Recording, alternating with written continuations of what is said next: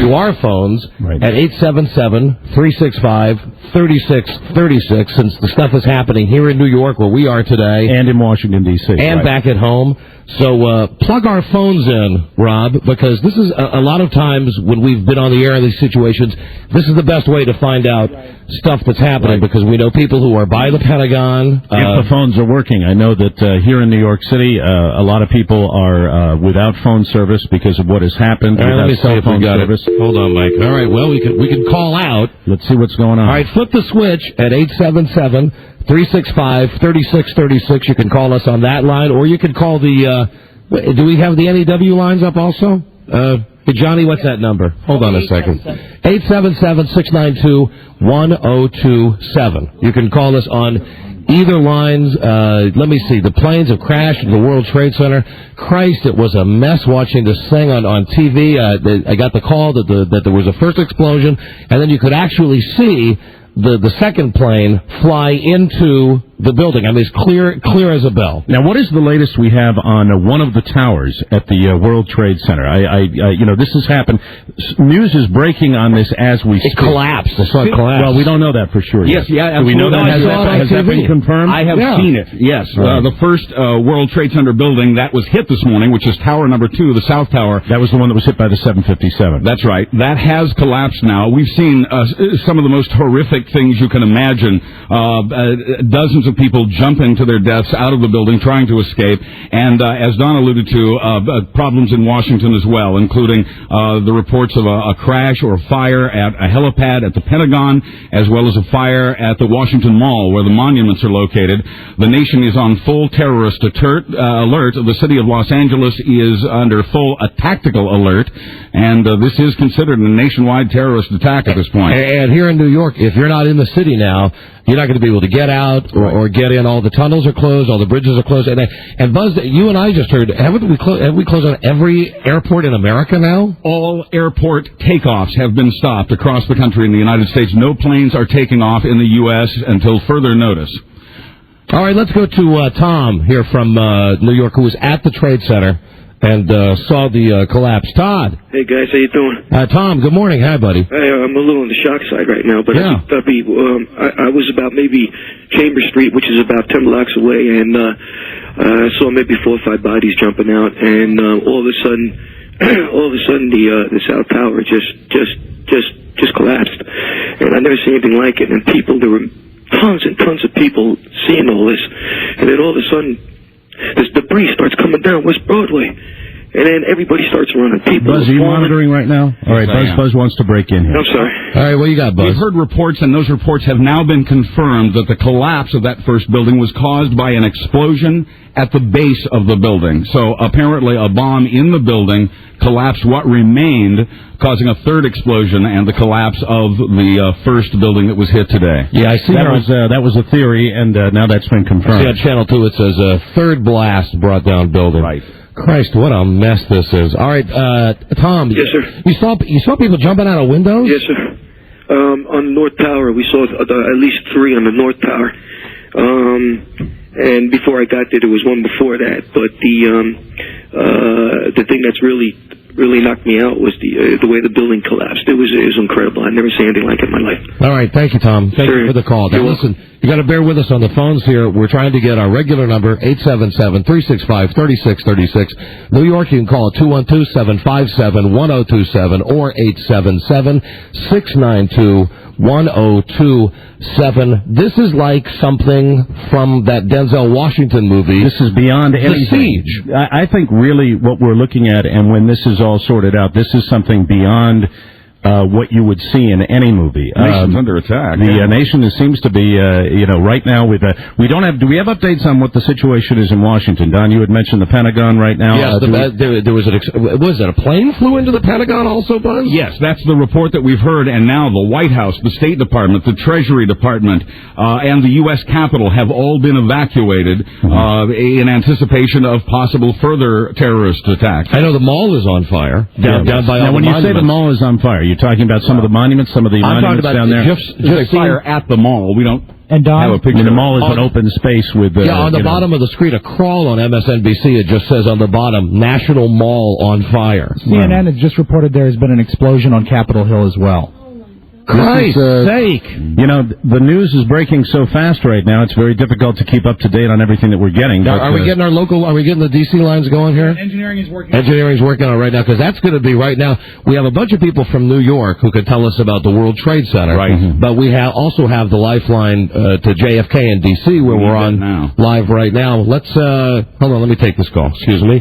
Hello, Donna Mike Show. Hello. Are we able to get any, have we, we've gotten one phone call through, and that surprises me, because a lot of the cell phones are shut down here in New York City. Let's try another one. Hey, Josh. Hey, what's up? Hey, you're on NEW and JFK. Hi. How are you? I just want to let you know on the president's status. He took off from Florida and was heading back to Washington, D.C. There were some questions about what the president was doing. And I would imagine with another explosion on the Hill, on Capitol Hill right now, that security precautions for the president are at an all-time high also. Now, didn't I see him on TV, though, about an hour ago? He was probably doing that from Florida when he said, that was when we had the initial attack, when someone had flown this plane into the World Trade Center, and he was ordering a full investigation. And that is before what has developed in the last, I would say, half hour, occurred. There's so many questions I have, and I know Buzz is monitoring our sister station, Winds in his ear.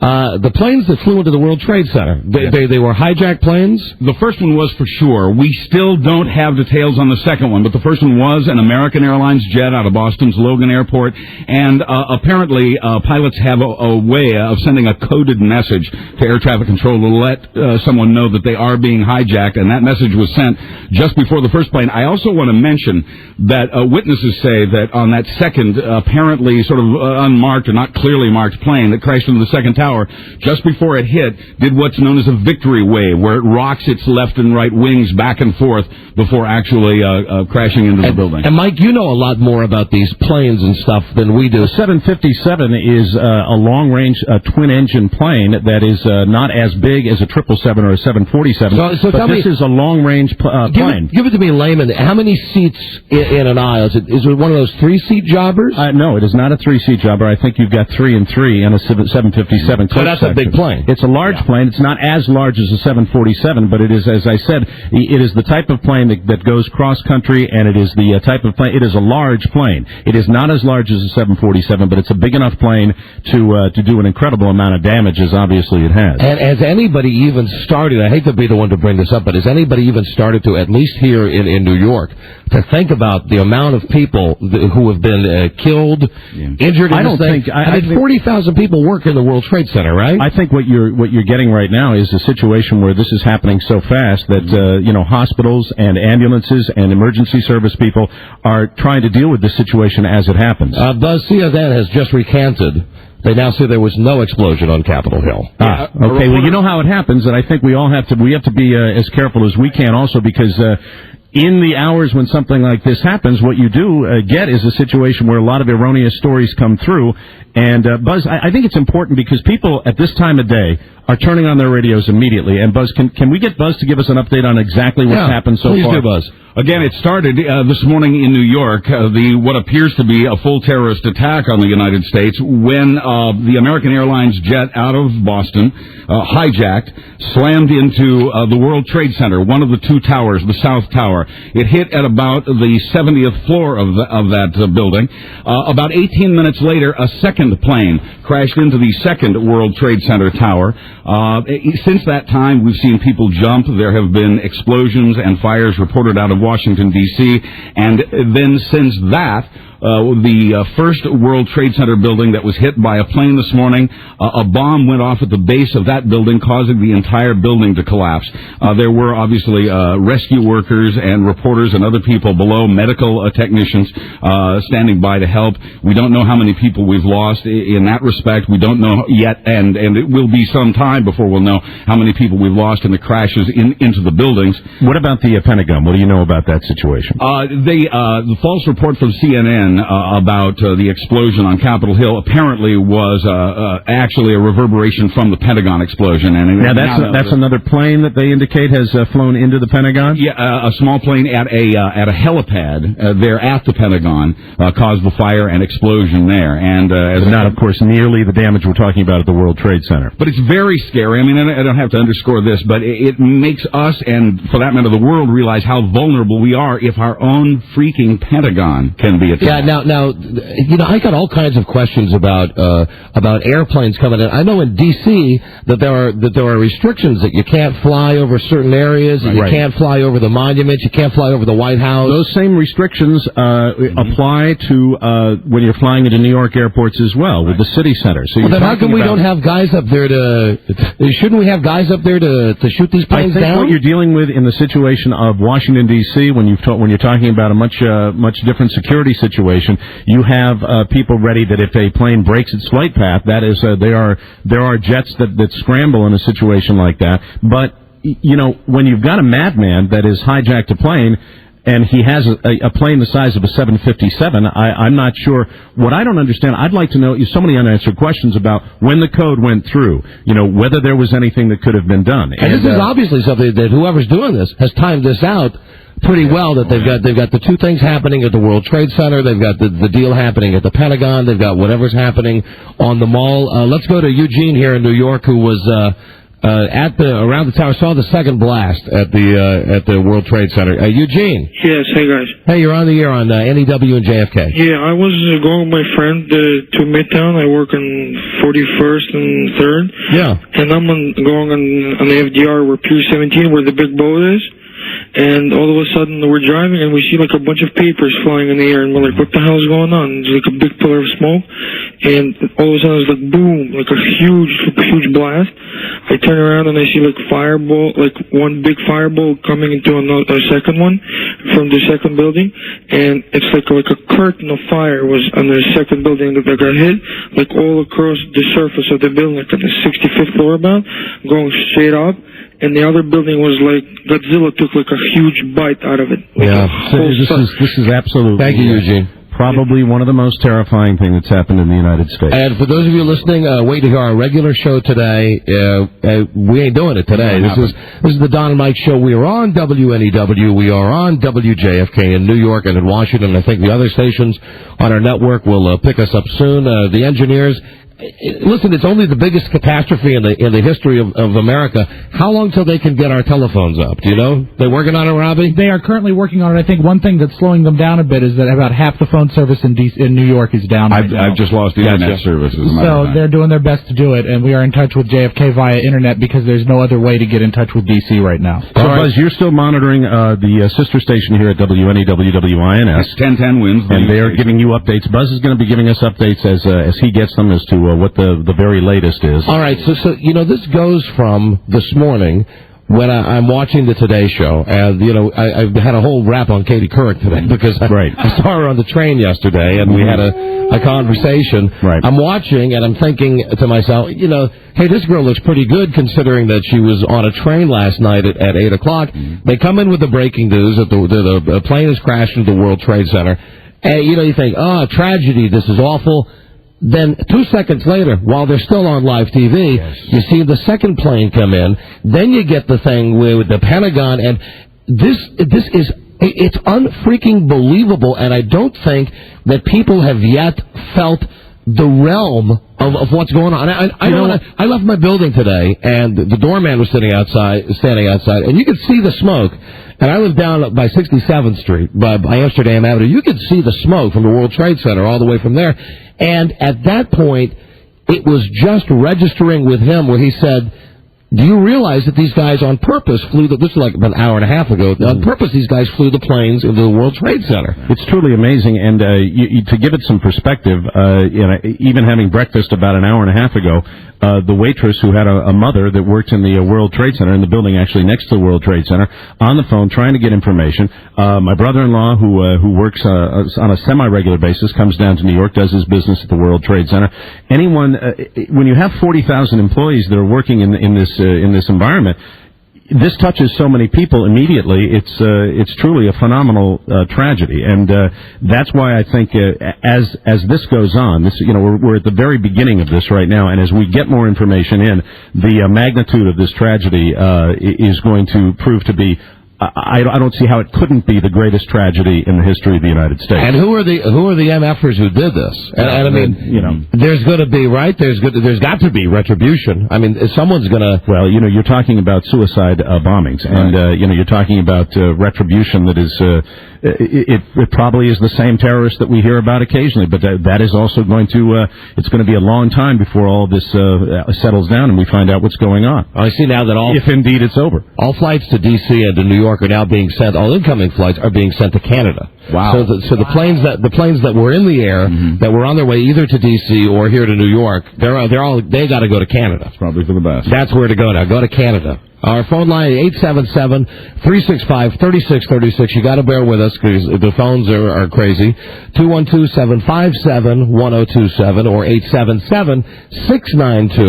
877-692-1027. Although I've been told now if you pick up the phone virtually anywhere on the East Coast, I don't know how it is on the West Coast, you can't even get a dial tone in some cases. Right, absolutely. This is like a war, and we don't know who the enemy is just yet. As someone mentioned, it's probably the usual suspects. The World Trade Center was the target of an attack by terrorists in 1993, but no one has yet claimed responsibility, and in many cases, nobody does claim responsibility for attacks like these. I do think, the United States has been aware of the threats from certain fundamentalist groups that have targeted the U.S. before, but I do think what you're seeing right now will be a fundamental change in the way our borders are looked at from this point forward. You are never going to see security in airports anywhere else be the same after today. This is amazing. I know that you got on me when I kid about this, about building that giant wall around America. Well, you know what? You might not be too far off there. It might be time. And let me give you a perspective as someone who was born and raised in D.C., and now we live in New York. We live in both places.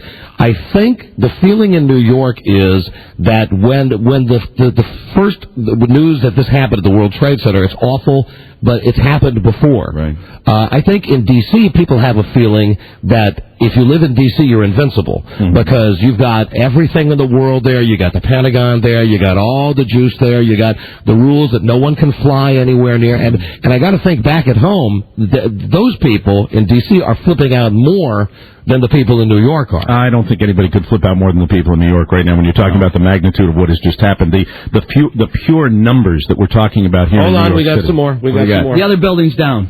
The other trade center's down? Both of them down. Unbelievable. Jesus Christ. Was that the result of another explosion or just the stress on the building? I saw it fall. All right, thank you. It would certainly seem so. That's what happened with the first one.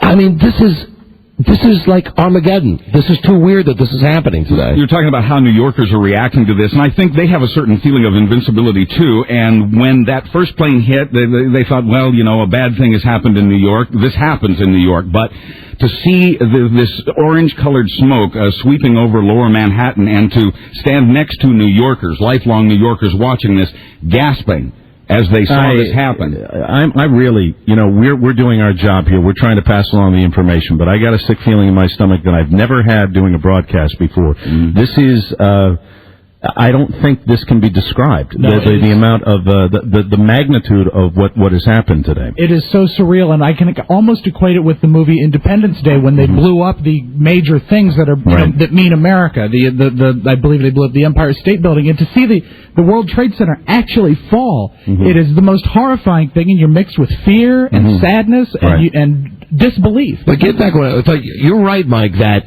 it's bad for everybody. It's bad for the people in New York. They feel awful. It's a tragedy. But back in D.C., where we're from, we've never had anything like this happen. I mean, the closest we've had is when, like, a nut will jump the gate at the White House, or when the one guy did fly his small plane into the White House. We've never had it. I mean, haven't you guys, like me, always thought the Pentagon is absolutely like Superman's... I hate to bring Superman. It's like the Fortress of Solitude. Our Defense Department, for crying out loud. Impenetrable. I mean, I know. And that, just so we update on that situation, we're talking about a fire at the helipad, right? Right. That's what happened at the Pentagon. That's what we've heard. And for you guys who aren't from D.C., you should know, I mean, you see the pictures of the Pentagon. You see the weird shape of it. But for those of us who live in Washington, You drive on 395, you drive through Arlington. Yesterday when Rob and I were making our way to the airport, we eventually had to take a train.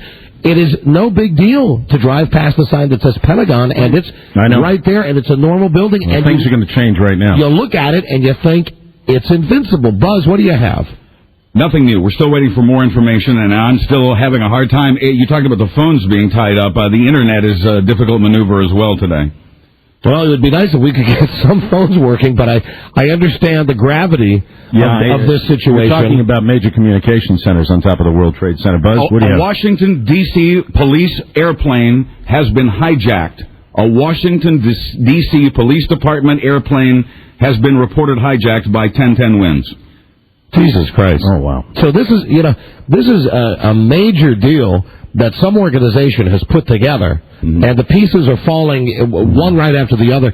I'd say, although, let's say you live in Chicago, which is another town I've lived in for a long time and worked in. You got to think that if they're hitting New York and D.C., Chicago might be next. How the hell do you stay on alert against something like this happening? You don't. That hijacked D.C. plane is headed for Washington. What its point of origin is, I do not know, but the hijacked Washington, D.C. police airplane that has been hijacked is now headed for Washington.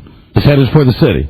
Yes, for the city of Washington, D.C. That's all the specifics we have right now. All right, you're listening to the Don and Mike Show. Right now we're on WJFK 106.7, Washington, and in New York City, 102.7 WNEW. Obviously, we're not doing our regular show because we're trying to keep you updated on all the information we have. Because we're at war, and I mean we can't even take telephone calls because the phone lines are down. And I've got to think, I know that we all, before we went on the air today, we were going through the same thing, trying to call our families. Yeah, I'd love to talk to my family and my extended family in particular. You know, maddening trying to get a cell.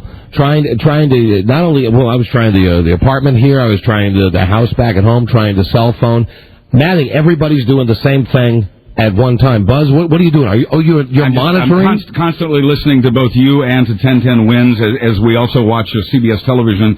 And I also tried to contact my wife and was unable to do so. So I called my dad back in Kansas and asked him to try. Maybe he'll have better luck than I have had. You know, I'm looking now at another picture here of New York, and the smoke now from both of the towers that have both collapsed is incredible. Unbelievable. Let's go to Tom. Hold on, we do have someone on the phone. Good. We do have Tom on the phone. One guy managed to get through. Here's Tom from New York. Hi, Tom. Hey, guys, this is Tom again. I told you that I saw the first tower. Yes, Tom. I saw the second one go down.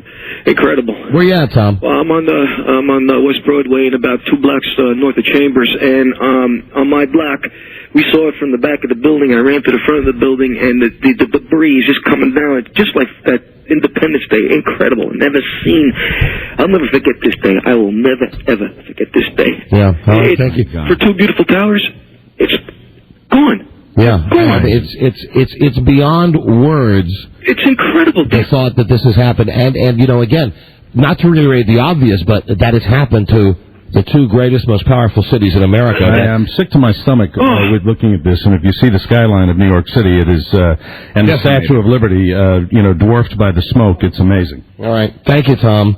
Now it's to the point now I'm getting handed notes by the general manager about what kids. What did Ken hand you there? Oh, it's a personal note. Okay. It just says I love you. Yeah, right. Well, it's nice to have support in a time of need. Let's go to Wally in Brooklyn. Wally. Hey, how you doing? Wally, you're on NEW and JFK. Hi. Hey, how you doing? Listen, I was just driving through Brooklyn. I was in Red Hook when, right after the first building fell, and I tell you, the suit's falling down all over the place. You can't even breathe out here. Yeah, you think it's bad in the city? Wait till the winds start pushing everything over. So in Brooklyn, it is also very, very, very smoky. Oh, smoky suit. I mean, it's all over the place. It's like grandma's old shelf. It's dust all over it. This is beyond. Beyond my wildest imagination. The realm of imagination. And all I can think of, again, is that movie with Denzel Washington, right. the movie The Siege, where there were terrorists that were blowing up stuff in New York City, and Bruce Willis came in with the army. And at that point, I remember watching the movie and thinking it's a good movie, but this could never really happen. You know, it's amazing to think this has happened to everybody. This is not the people that are directly affected right now. Everybody is experiencing this, especially everybody here in New York City. And I've never seen anything like it, and we're getting updates as we speak, but it seems to me if the other tower collapsed, there may have been another explosion. Buzz, are you getting any update on that? We haven't heard that yet, but because of the location of the explosion and the result that it brought, it would not be a leap of faith to believe that the second building was brought down by a bomb just and you're like not the first building. You're going to have information play out as this thing unfolds. AP is now reporting there's the car bombing at the State Department. A car bombing at the State Department. The State Department, fortunately, had already been evacuated, but that still is not good news. So whoever the guys are behind this thing, man, you know, again, you're talking about the scope of this is unbelievable. A hell of a lot of preparation, and then you've got to wonder at some point. Were any of us in on it? Were any of the good guys in on this? I've got to think. You could. All right, let's give these guys these morons the benefit of the doubt. But you could hijack a plane from Boston and get through and fly into the World Trade Center. Maybe you could do it twice. But then you hijack a police plane. You get the fire and the helipad. There's not the latest on that. We don't have, correct?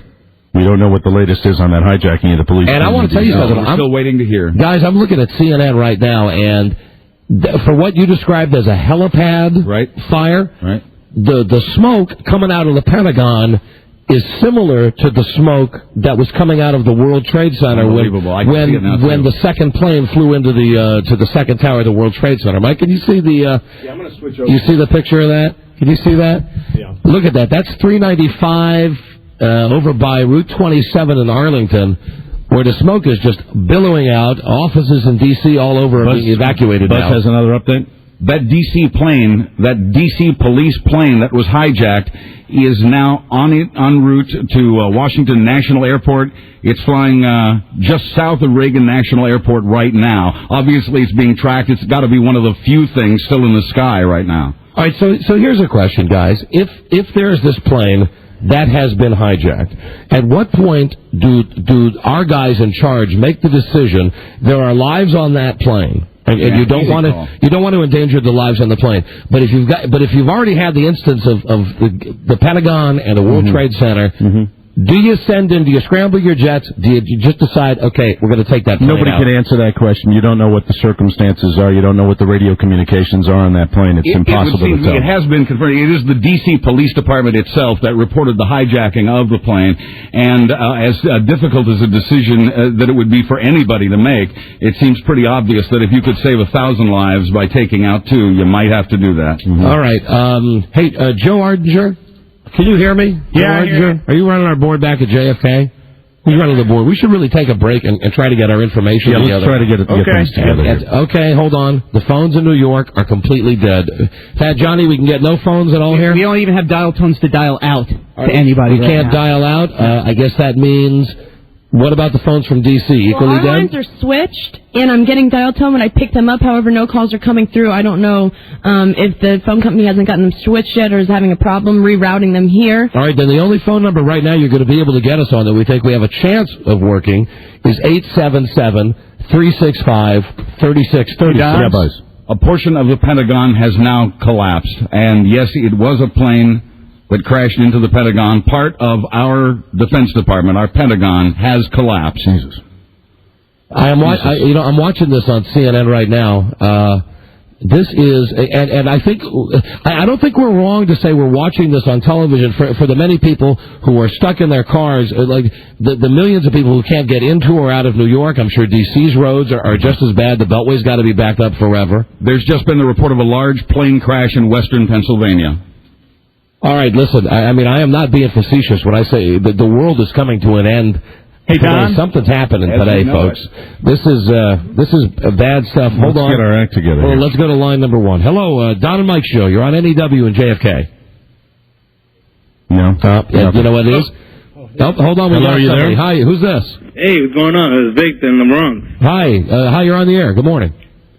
What's going on? I guess now the engineers have worked the magic. You can call 212-757-1037. 1027 to get through to us at WNEW. What can we do for you? Yeah, my TV's a blacked out. Any question on that? What's going on? Yeah, well, I know that Channel 7 had their tower on the World Trade Center. Yeah. So Channel 7, Regis is going to be pissed. Channel 7 got knocked off the air this morning. No, that's a minor thing. I know that our tower is on the Empire State Building, right? NEW. Hello, Don and Mike. You're on NEW and JFK. Hello. Hello. Hi, you're on the air. This is David out in White Plains. Hi, David. What's happening there? Actually, nothing. It's just that there's a lot of concern. Yeah, there is. Even being this far out of New York, and I tried calling Brooklyn, and I couldn't get through. The lines are down. I tried calling my house in Brooklyn, and it's down. So, yeah, now, I see our producer, Lisa, in the next room. Lisa, are you able to instant message on AOL? Is AOL still up? I mean, that would be a viable alternative, I guess, for some folks. Sure. If your phones are... You're still monitoring WINS? Absolutely. All right, thank you. Thank you. So you're on AOL? Yeah, I'm able to get an AOL connection, no problem, and I'm keeping up with people at home.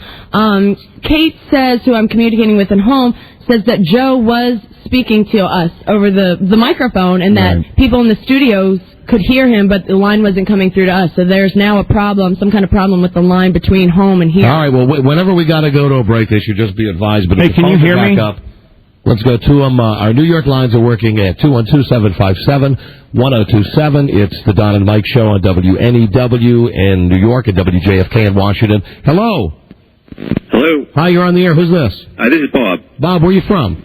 From Long Island. All right, Bob, what's happening on Long Island? Well, I happen to be on 38th Street and Broadway, and I just saw both of the towers go down. But I got to ask you, is there any way you're getting out of the city right now, either by the railroad or by subway? What does INS say about that, Buzz? I know this. Let me just tell you this, that my wife was coming in today on the train, and I called her. I was able to get a cell about right before we went on the air to tell her the train had just stopped in Newark. To tell her, turn around and get the hell out of here.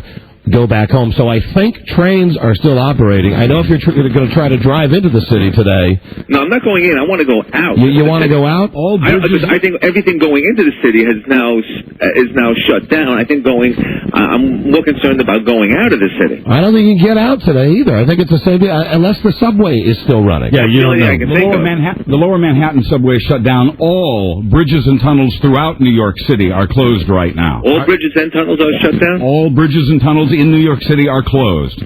Yeah, so if you're here, you're here. That sounds... I just want to say one thing, that you had a gentleman that just called on the phone, and he's worried about his TV set. Don't worry about your TV set. I mean, this goes beyond that. Can people be? I agree. I mean... Welcome to it. We're going to be here for 5 hours. People die, and he's worried about his TV set. Well, it's communications, and people are trying to keep in touch. I understand what you're saying, but people do want to know what's going on, and they are concerned about their loved ones and the safety of them as well. Shannon, you are on the air. Don and Mike Show on NEW and JFK. Hello. How are you doing today, Don and Mike? Hey, we're doing all right, Shannon. Hey, I'm down here in Fort Belvoir, Virginia. All right, so we got a call from back at home. What's happening in the D.C. area? Well, I'll be honest with you. I just tried to go through Fort Belvoir down here. They're in a level B. They've got, roads shut down. You can't go through Fort Belvoir. Obviously, I'm not with the military, so I had to divert and go around. I heard you say that report of a plane just went down in Pennsylvania. Mm-hmm. Now, my question is, you made a statement that all planes are being diverted to Canada at this point. Mm-hmm. Right. How in the world are planes still coming down? Yeah, it could be a plane that had been diverted. Planes that were in the air already. I think, didn't we have a report they were going to try to send all those planes to Canada? Absolutely. At least it was the planes that were incoming to either one of the 3 New York airports or one of the 3 D.C. airports. Right. So it's entirely possible that if a plane left 2 hours ago from Los Angeles, for instance, before this happened, they're still in the air, man. Right. They may be on their way to Canada. All right. Thank you. Buzz. For that guy who was asking how you get out of New York City, you walk. Right now, thousands and thousands of people are walking across the Brooklyn Bridge and out of New York City. All right, let's see. I understand now that we can take calls from D.C. if Joe pots them up on WJFK, right? We can try. We can try. I think this is a way we can... All right, Joe, give it a try. Punch one of the phone lines and let me see if we can take a call from D.C. Hello, can you hear us? New York City. All right, let's see. I understand now that we can... Now, that's the delay we're hearing here. Forget it. All right, let's go to Rob, who's down on Wall Street. Rob, hi, you're on the air. Hello. Hi, good morning. Good morning.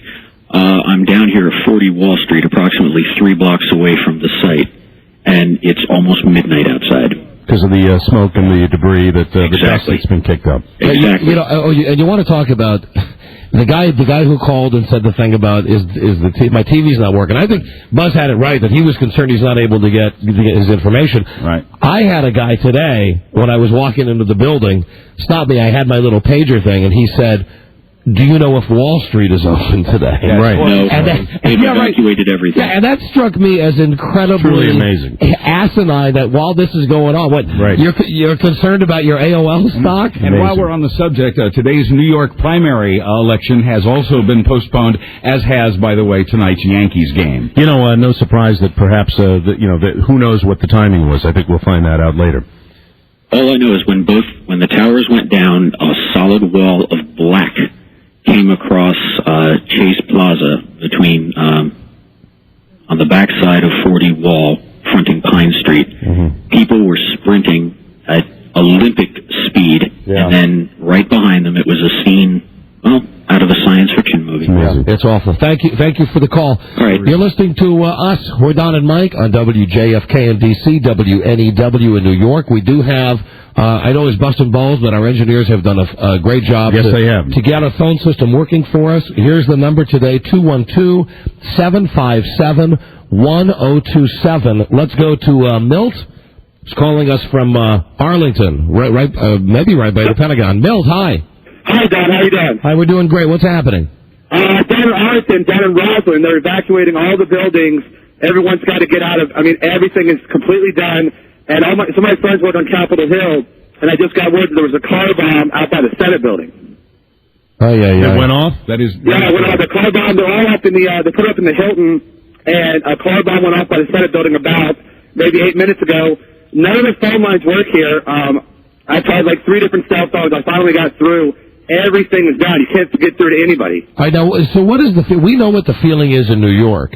The feeling in New York is not only sick to your stomach, but fear. There's fear in this city right now. And I'd like to know, out on the roads, for instance, what road are you on? Are you on 395, 295? No, I'm actually back home in McLean, right off the 495. All right, so you're right off the Beltway. How's traffic on the Beltway? Are people leaving the government offices? Are people going home? Everyone is evacuating D.C.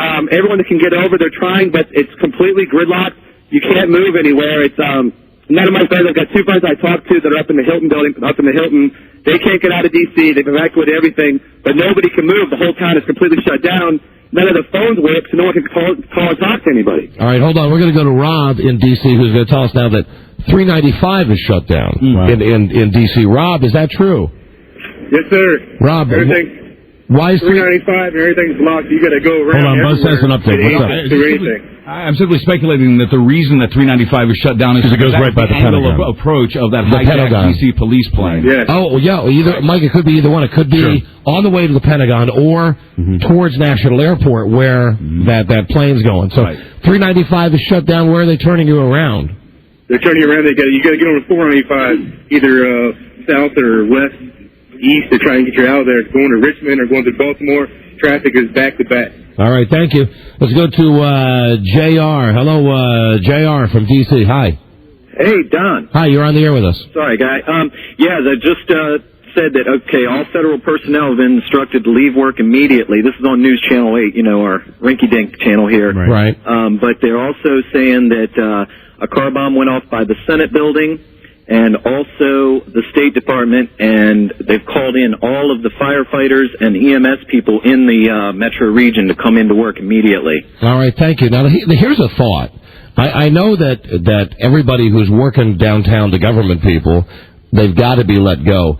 Are you creating more of an opportunity for disaster by letting a million people leave at I don't one think time? so. I don't think so. You're talking about the buildings that are targets, and that's what you have to do. You have to get people out of there. Because there are symbols, that's why they're targets. And I think it's a smart thing to do to get people out into the burbs where there's less likely to be an attack. And again, my only thought about that was when there was the blizzard in '78 in Providence, when the mayor, I know it's nowhere near a similar situation, the mayor of Providence gets on it and says, hey, everybody, there's a blizzard, leave right now, and you had a million people leaving the city at once. But you guys are probably absolutely right that those buildings are the targets. Here's a weird thought. What if they know that those buildings are targets and that we're going to let everybody go? You never know. You can't speculate. You really can't, because it's impossible to know where this originates from and how large a scale it's on. Yeah, you're right. All we're doing is guessing here. We're doing the same thing now that we bust balls on when we watch TV. Well, but what can we do? Until and Buzz, you have more information. I just wanted to say that the reason that I've been so vague about exactly what happened at the Pentagon is because everyone else has been as well. We now know, thanks to counterintelligence, spies from other countries have now informed us that it was in fact a plane that crashed into the Pentagon this morning, and it was a small plane that crashed at the end where the helipad is. So the pieces of information that we've gotten so far are coming together, but the south end of the Pentagon has crumbled, and we've seen a tremendous amount of smoke there as well. Nothing, of course, like what we're seeing in lower Midtown Manhattan. All right, let's go to Pip. Hi, Pip, you're on the air with Don and Mike. Hello. Hi, Don and Mike. How are you guys? We're doing all right, thank you. The thought I had was that if you ever seen the movie Gone in 60 Seconds, yeah, the whole idea of the stealing of the cars at night was to boost all of them. By the time they found the first one, the job would be done.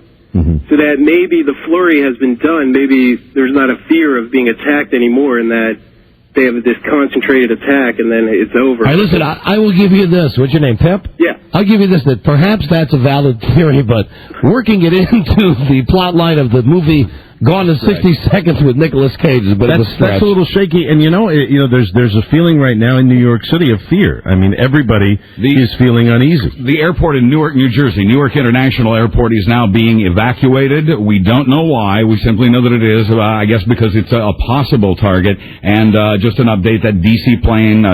police plane is still in the air, still south of Reagan National Airport. What it's doing, where it's going, I don't know. All right, you're listening to the Don and Mike Show, and we're on WNEW New York, WJFK Washington. The only line you can reach us on right now is area code 212-757-1027. We do have a ton of lines, and you're on the air. Hello. Hello. Hi, who's this? Jared. Jared, where are you from? New York, right in Manhattan. All right, what's happening, Jared? I was just looking at the news, and fighter planes have been scrambled in Washington, D.C. About that time. Yeah, they're probably going after the situation we discussed a while ago, that police plane that they hijacked. Yeah, and the D.C. police have confirmed that their own plane has been hijacked, and as sad as it is to lose whatever police personnel may be on that plane, at this point, I'm afraid we got to do it. All right, thank you. I don't think everybody's fully taken the whole picture into view, in that when those two buildings collapse, they also have other buildings. So you don't only have the World Trade Center collapsing, you get other buildings hit and higher casualties. For New Yorkers, let me say there are 3 high schools nearby the World Trade Center. The students were all kept inside, and they are all okay at last report. Well, thank you. It's nice to get some good news. I'm still looking at the pictures. What they're doing now is they're replaying. Oh, they're going to love doing this for the next 3 days. Oh, yeah. They're replaying the building crashing. Let's go to Chad from D.C. on WJFK. Hi, Chad. Hey, Don, how you doing? Hey, we're doing okay, Chad. I just heard. I had heard that the State Department bomb. The State Department was denying that there wasn't a bomb that went off in front of the State Department. Now I don't know about the. Now we had a story. CNN came in and said that they were recanting that. So this is going to happen in this situation where there's there's stuff that gets reported by CNN or MSNBC, and they just go on the air with it, much like we will if we hear it, because everybody just wants to know as much information as they possibly can. Sorry, go ahead, Buzz. The State Department was evacuated. The Capitol's been evacuated. We have, since all that discussion, had the report of a car bomb at the Capitol. We're still, of course, waiting for more information. All right, let's go to Frank. Hi, you're on NEW and JFK. Hello. Hello? Frank, good morning. Hello, Don and Mike. Turn down your radio, please, Frank. Go ahead, Frank.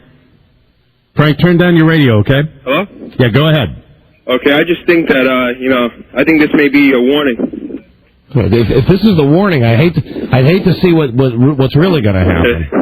Well, I think next time now we're going to be on alert. I think they may have some serious business here.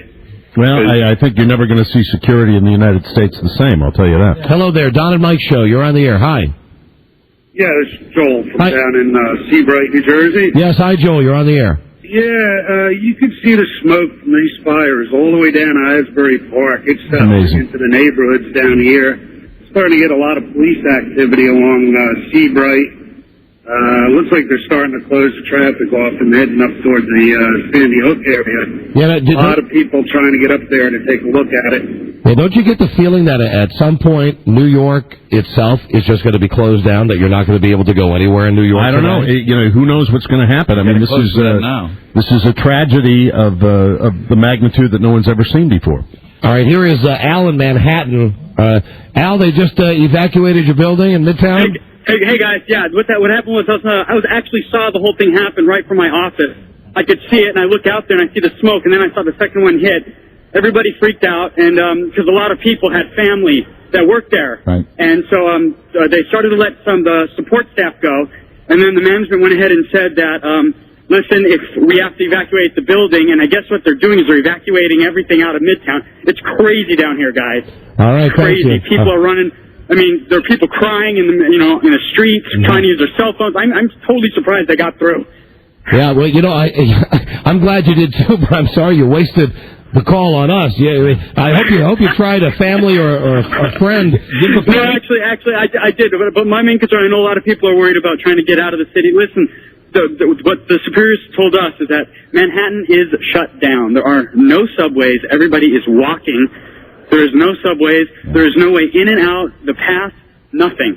Everything is shut down. There's a total block on Manhattan. They're evacuating a lot of the high-rises, mainly Midtown, because it's such a popular area. I mean, that's the heart of the USA, man. That's where we are, Don. Thank you, my friend. Yes, and that's where I live, Mike. Right. That's where I live. Now it's inconveniencing me. Me personally. Share the phones. People are scrambling for phones in Lower Manhattan. It's nice to think and nice to know in a situation like this. Some of the businesses in the area around the World Trade Center have opened their doors to provide water and whatever comfort they can to the people in the area. All right, we're going to go to Christy now, who's in D.C., stuck on the Beltway. Christy, where on the Beltway are you stuck, honey? I'm right on the north side, right by Georgia Avenue. Are you in the inner loop, outer loop? Inner loop. Now, is that by where they split the lanes for all the construction and junk? Yeah, that's probably part of the problem. Okay, so yeah, that's not necessarily a great representative sample because I think on a normal day at 11 o'clock in the morning, that's going to be backed up because of the construction there. Did you leave work or you're just out? Yeah, I work out near Dulles Airport, and they evacuated us. And the toll road was moving, but it was heavy. I think they're evacuating most of the businesses around here. All right, thank you, honey. Thank you for the call. Let's go to Mike on WJFK in D.C. Says he saw the Pentagon go down. Mike. Hey, guys. How's it going? Okay, where were you, Mike? I was in Roslyn. Our building overlooks the Pentagon, and actually I worked in the Pentagon for 10 years. We had a lot of employees over there. Did they get anybody out of that building before that happened? We were unable to contact any of our folks. We tried calling, and the phones were down. Another question I would have also would be how many people did they get out of the World Trade Center before this happened? Well, there was 40,000 people work there. And, I know that the evacuation, I'm sure, started shortly after the plane went in there. And the plane hit, where, on the 16th floor, was it? No, or was it higher up? The plane hit the first tower at about the 70th floor, and the second plane hit the second tower at about the 55th floor. Well, I don't know where I heard the 16th floor. I'm just out of my mind with this. Let's go to Sean in D.C. WJFK says he saw the plane go into the Pentagon. Is that true, Sean? Hello. Did you see the plane hit the Pentagon? Yeah, I work in Pentagon City. What kind of plane was it, Sean? What kind of plane? It was an American Airlines. Oh God. I don't know how to classify the plane, but it was like, a passenger plane. All right, hold on. You know what? You guys got to give me a second here. Hold on, Sean. We are going to do a sync up live and go on our network in approximately 14 seconds. All right. Okay, so while we do that, let me say that Buzz is here. He'll give us a total update as soon as we sign on our network. That we have probably, you don't have to give me the countdown. I can read the clock, for goodness sakes. There we go. Hi, and welcome to the stations on the network. It's the Don and Mike Show. Today from 102.7 WNEW in New York, also live on WJFK in Washington, D.C. If you are tuning in to hear our regular Wacky Gab Fest, you ain't going to hear it today, folks, because we are live in New York City, the scene of one of the greatest tragedies in national history, the collapse of the two World Trade Center towers. And back at D.C., the Pentagon has also been hit. There is a plane that is a hijacked police plane that is flying towards D.C. There's been reported bombings. We will tell you that Manhattan is closed down. You can't get in. You can't go out. Washington, D.C., all of the government workers have been excused from work. The Beltway is a mess. If you're joining us right now, live, and you're just hearing about this, let's go to Buzz and get a total update on everything that's happened to Buzz. And there have been evacuations in Washington as well. It started at about 9:45 Eastern Time this morning, a widespread terrorist attack on the United States, starting with the crashing of an American Airlines commercial passenger jet that had been hijacked out of Boston's Logan International Airport, crashed into one of the two 90-some-story World Trade Center towers here. About 18 minutes later, to the disbelief of everyone, a second plane crashed into the second tower at about the halfway point. Since that time, bombs have gone off at the bases of both of those buildings, causing both of them to collapse on the rescue workers and many of the people below. Dust and a crumbling building, ash and paper scattering across lower Manhattan, much of New York and into New Jersey now covered with smoke. As Don mentioned, there have been attacks in Washington, D.C. as well. U.S. counterintelligence has confirmed that a small plane crashed into the south end of the Pentagon near a helipad, causing part of our Defense Department, our Pentagon, to collapse. There have been evacuations of the White House, the Capitol, the State Department, the Treasury Department. There has been the report of a fire on the Washington Mall, and many evacuations in Washington, as well as now the report of a car bomb at the Capitol as well. We know that planes in Los Angeles, the United States Air Force put on full tactical alert, and we understand now that planes are scrambling in Washington, D.C., apparently in an attempt to intercept a hijacked Washington, D.C. Police Department airplane that is on its way to Washington's Reagan National Airport. No airplanes are being allowed to take off anywhere in this country, or for that matter, now land. Any planes in the air with U.S. mainland destinations are now being diverted to Canada. We have also had the report of a large plane crash in western Pennsylvania. Now, as it turns out, this was part of our broadcast schedule to do the show from our New York station this week. So we are based in Manhattan, 102.7 WNEW, and we're also live in D.C. on WJFK. And now our network is on the air. The only phone number you can use to get through today, because the phones are screwed up, please keep this number, 212-757-1027. That's the only number you can use to call us today. What we are going to try to do is take as many of your phone calls as we can to get updates from here in New York City, and also with Buzz continually giving us updates. He is monitoring our sister station, WINS, here in New York City. They are giving us continuous updates. This is a breaking story. Things are developing as we speak, and Buzz has brought us up to speed on everything that's happened. All right, and I just want to add that although there are no official counts of casualties, do not be surprised. Numbers in excess of 10,000 people, judging from the number of people who work normally in the World Trade Center and considering all the other points of attack today. All right, so we'll get your calls from both D.C. and New York City and the other cities that have joined us. Just let me say, this is WNEW New York and WJFK FM Manassas, Washington. Let's go to Jason. Let me see if I got this right. Jason, hi, you're on the air. Jason from D.C. Yeah, Don and Mike. Hi, you're on the air. Hi, how you doing? Okay. Just left Northern Virginia, Alexandria. I was down at the Hoffman building. They've evacuated basically every federal government building in Maryland, D.C., as well as Virginia now. The Beltway, it's just a mob scene. I just hopped off of it, as a matter of fact. I'm now on River Road, and it's even backed up. You know, and I've got another question, and I'm sure it's a question that parents, not only in New York, but in D.C. have as well. If you got a kid in school, at what point do they make the decision even if a school is not a target, is nowhere near any of the buildings in Manhattan or the monuments or the Pentagon in D.C., at what point do the schools decide they're going to call it off, and then what a mess getting... It's a question of getting parents to pick up kids, and in a tragedy like this, that's what always happens. And I know here in Manhattan, if I can imagine if you've got a kid in school in Manhattan and you live on the island or you live in Connecticut, or vice versa. Well, Buzz had mentioned that the city is so shut down here in New York that people are walking across the Brooklyn Bridge. Is that correct? Right, yeah, walking out of the city. I guess that's what you do if you live in New Jersey, and your kid goes to school in New Jersey, and you made it into the city today to go to work. And the city shut down, you walk. If they're letting people walk, obviously, across the Brooklyn Bridge, there's no car traffic going in or out of the city right now. That's correct. All right, let's go to Tony. Okay, let me figure this out. Tony, hi, you're on the air on JFK and NEW. Hello. Hey, Don, Mike. It's an unfortunate scene that we have to tell you how great you two guys are on such a tragic day. Well, I got to tell you something, Tony. Being here in the city right now and seeing people here that live here full time, the magnitude of this tragedy is what I cannot begin to fathom. It is just I don't think it's going to hit us. Don't you agree? We sew it all up. The numbers, and you see people getting taken out of these buildings. Right. I was leaving Columbia Pike area, and I heard a huge bomb go off.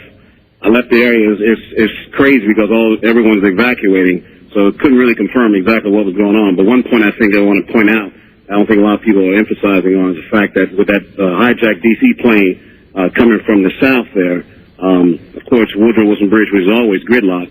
It can create another big problem. Well, you're speculating, and I appreciate that, but who knows what the what this guy is saying is that if you get the Wilson Bridge back, that's a target. But really, you never know. It can be a target because of the simple fact that if we can't divert that plane to hit its target, it will try to do what it can do to create more havoc. With a lot of cars always going there, always gridlocked. But let me just say, Tony, at this point in D.C., with the Beltway, as we know it, any point on the Beltway at this point could be a target, not just the Wilson Bridge. You're talking about the Cabot-John Bridge, the American Legion Bridge, Georgia Avenue, the Mixing Bowl in Springfield, anywhere where there's a concentration. David, in New York, let me find him, line number 9. If you're not in a car, don't get into one. And nationwide, people would be wise to stay off the telephone to clear up as many phone lines as possible. Hello, Dave. You're on the air. Hi. Don and Mike on NEW and JFK. Hello. Hello. Hi. How you doing? We're doing okay, thanks. Okay. This is David from the Bronx. Yes, David. Okay. The reason I'm calling is because I'm very concerned because all the officers, all the cops and firemen are going downtown. Yes. And that leaves room for vandalism in the city. I've seen it happen before where vandals just break into stores and all that. Is all the cops going up to the city, or is there any protection for the people in the city? Right now, we don't have information as to where the manpower in the city of New York is allocated. Obviously, I got to think there's a backup plan at some point. You've got plans in place for this. You don't leave your stores and your banks wide open. Right. Although there's no doubt that most cops are going to where they're needed. Sure, of course. But I would think that by this point, the New York police, same with the D.C. police, they've called all the guys who have the days off, and they've said, hey, guess what? Exactly. Strap it on and come to work. Let's go to Mike, who's out at Andrews Air Force Base in Prince George's County. Mike, hi. Hey, how you doing? Hi, we're doing all right, my friend. Yeah, it's crazy down here. They're kicking all the contractors off the base. Planes are flying. Air Force One left, and now the president's just flying in. That's why they're kicking everyone off the base, all civilians. It's crazy. The National Guard's just been called up in New York through a request from Mayor Giuliani to Governor Pataki. All right, let's go to Vance, Fort Washington. Vance, what's happening in Fort Washington, Maryland? Hey, buddy, Don, you guys live down here in this area, and besides the guy that just said those, besides the military planes, it is so weird. I mean, the hair is up on my arms. It's so weird to look up in this D.C. sky and not see like 25 planes at once all over National, PWI going to Dulles. This is the weirdest feeling, and it was so strange. I had a job I had to go look at today, and I would have gone up Route 1 right by the Pentagon, but I got called and had to go look at another job. And, man, when I found out, I got back in the truck and I found out what was happening. I was listening to the morning show here in WJFK, and this is just a spooky feeling, man. I feel terrible, what's going on. I mean, it's like I said, I think tonight everyone's just going to get this big lump in their throat and it's going to hit home, and it's an amazing thing. All right, thank you, my friend. Hey, Oh, hold on, we lost him. What's the latest, Buzz? What do you have? Anything? I don't know. There's just been a problem with my headphones. I lost the feed just now. Nope. There, you got it back? Not yet, no. Okay, I don't think that's it, Robbie. I will check into it. Our phone number is 212-757-1027. It's the Don and Mike Show on WNEW and WJFK. Let's go to Tony. Tony in New York. Tony, hi, you're on the air. Yeah, I just want to know, like, where's the security in New York City, man? How can all this happen in one day, man? All right, well, Tony, let me play devil's advocate with you. Yeah. This is the biggest city in America, one of the biggest cities in the world. How do you possibly plan individuals? You're talking about individuals that did this. It's impossible to stop that. How do you plan two guys from flying airplanes in the World Trade Center? Yeah, but you want to know something? This is what we get for helping other countries, man. Well, I think what we're hearing from Tony, listen, this is going to be days of this. You're going to hear the anger. You're going to hear people upset. You can't stop this type of thing. That's been proven before. All right, thank you, Tony. No problem. All right, let's go to Krista, who's calling us from Rockville, Maryland on WJFK. Krista, hi, baby. What's happening? Oh, it's totally crazy down here. There's a total mass exodus. I'm on 355 just trying to get back home. I wasn't even trying to get out of the city, and it's like a mass exodus here. 355 is a total parking lot. It's ridiculous. I'm wondering at what point are they going to do in D.C. what they did in New York? At some point, are they just going to shut the Beltway down and say... I think eventually you're going to see the transportation come to a standstill because they have to deal with this situation and get the areas secure. Like they're trying to secure New York, which is no small task, and secure Washington D.C. I think the good news is that we've been on the air now. We went on before our shift started today. We've been on a little over an hour. Mm-hmm. Nothing new has happened in the last hour. God, yeah, it seems like it's calmed down. We shouldn't get too happy, but yeah, it does appear that things have calmed down for now. All right, let's go to Mario, who's calling from New York. Mario, you're on NEW and JFK. Hello. Don and Mike. Hi. Hey, how you doing, guys? Okay. I'm a little freaked out right now. Join the club. Just waking up and then finding out that my fiance's working down on 40th Street downtown. God bless you. I hope our prayers are with you, my friend. Thanks a lot, guys. I mean, really. Thanks a lot. And to make even matters even worse, then I find out that her father's working downtown in, well, you guessed it, World Trade. Well, so many people work there, and our prayers go out to everybody in the city of New York that has family, and not necessarily in the city of New York, because the World Trade Center has people all over the country. And it's anyone that's had anybody in their family that has worked there, our prayers go out to you. Absolutely, guys. Absolutely. So you can imagine I'm making like 15, 20 phone calls already. I woke up at like 9 in the morning. Buzz has an update. Buzz has something. Just a pinch more information. Thank you. American Airlines will be having a news conference in about 17 minutes in which they're going to talk about the fact that the FBI was already investigating a hijacking, apparently through them, just before the first plane crashed into the World Trade Center here in New York this morning at about 8:45 Eastern Time. And they will be talking about that. Obviously, FBI offices across the country have been put on alert. All FBI agents in America, regardless of their location and regardless of what they were working on or what they normally do, are now working on investigating this. Okay, and Robbie, you're going to get that so we can pull that up. We're going to get that live. I'd like to give... my first Donnie of the day, the statuette that I give out to the networks.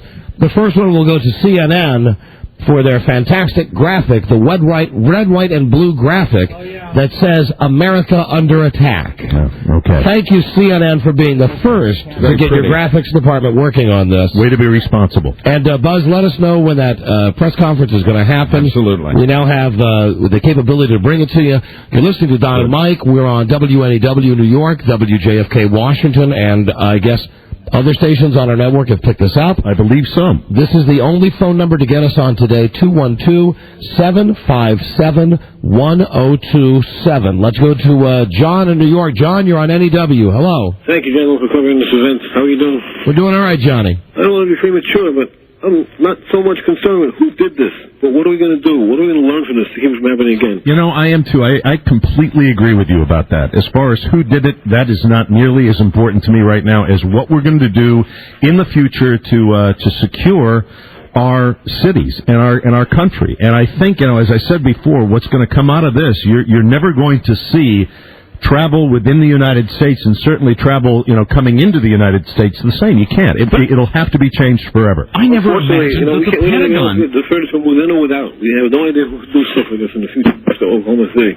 I never imagined that the Pentagon could be attacked. I mean, how do you prepare for that any more than having the Pentagon on the case? Well, you're talking about an airplane, Buzz. Right. You're talking about, when an airplane, gets hijacked and it's in a flight pattern, where they go. They fly right over the Pentagon. Anybody that's flown into the national airport, that's the way it works. And they, when they're hijacked, that answers your question. It takes mere seconds to divert that plane, but it's just hard to fathom that our own Defense Department could be attacked. Hey, guys, while you're talking, I'm watching CNN, and the shots now of the streets of Manhattan are like something seriously out of the movie Independence Day. With people running around. Yeah. Same thing in downtown D.C. People are running out of the buildings like crazy.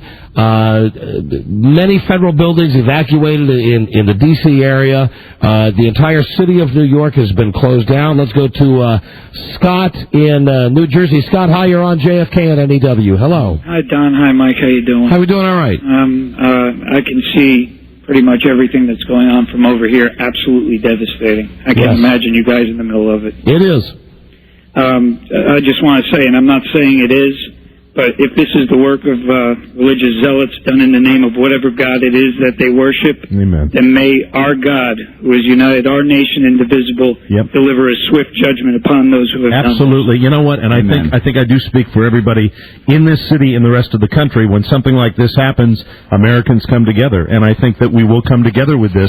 And if you're doing this, as I said before, if you happen to be, we're speculating right now, a religious zealot saying you're doing this in the name of God, there is no God that wants this. And I sure don't want to hear, and I'll probably be one of the people doing it myself, 2-3 months down the road from now, after this is forgotten, and after it's in a rearview mirror, we're trying to move... If it can be. No.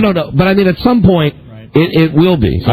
Trust me, I'm not trying to make light of the situation, but I'm saying I know you're not. 2 or 3 months from now, when it's not right up there in the front, I hope that people, myself included, don't bitch about at the airport being stopped to have someone look through your bags. Look for your air travel never to be the same. Because I know that I'm one of the guys that you would hear me getting on the radio bitching saying I was trying to get on a plane today and I couldn't do this. Right. Let's go to Rich.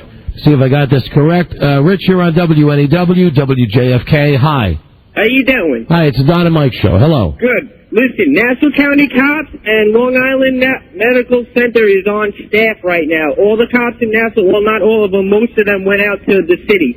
They're sending out Suffolk County cops, too. And our prayers and our best wishes go to all those emergency people that are going to be working in the city of New York and in Washington, D.C.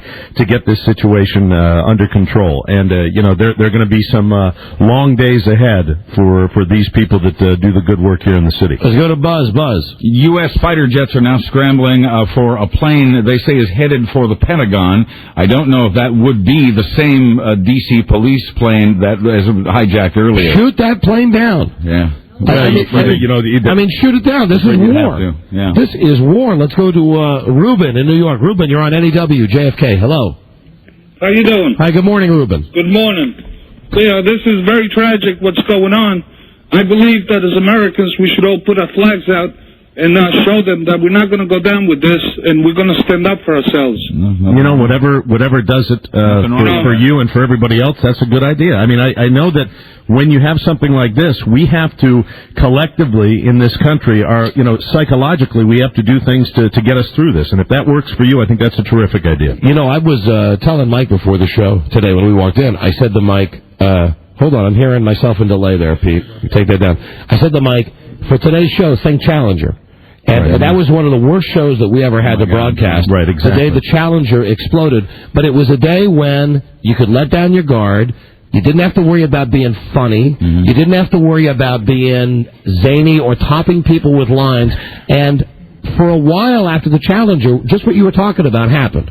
Everybody came together. Mm-hmm. Right. What I'm wondering is, how long is it going to take after this happens for people to stay together. Like I said, 3 or 4 months from now, I'll probably be the type of guy that's bitching at the airport. Well, you never know. And I think when, literally, and I'm not trying to make a pun here, when all of this settles and we see the magnitude of this tragedy, this is going to be like nothing that's ever happened to the United States before. And that is when things are going to change. And, something like this does not happen without major change from, airport security all the way down to, the way we live our lives. And how many of you, like me, let's look at this from a different standpoint for just a second, felt as I watched this unfold this morning and I saw Bush go on TV. Take aside the way you feel about politics for a second. Right. Let me ask you a question. Right now, who would you rather have in charge with this going on, Bush or Clinton? And I know we've goofed about this and we joked during the elections. For some reason, I feel more secure with Bush in charge. Even though the guy's a dope. Right now, whoever the person is in charge, we have to stand behind that person. I agree. And I think that we are the country, the greatest country in the world, and I think we have to band together. And right now, who's in charge and who's taking care of things, it sure as hell matters to some people. But for the people that are affected by this tragedy down at the World Trade Center, it doesn't really matter to them right now. I think it's the military leaders at this point who are really come into play more than the president himself. I mean, obviously, he makes the final call. I would venture to say the president of the United States is being told what to do right now. Absolutely. And that would be regardless if it was Bush or Clinton. It wouldn't matter who it is, because certain things take place, certain precautions, protocol take place. All right, let's go to Andrew here on NEW and JFK. Andrew, hello. Hey, Don and Mike. Hi, you're on the air. Hi.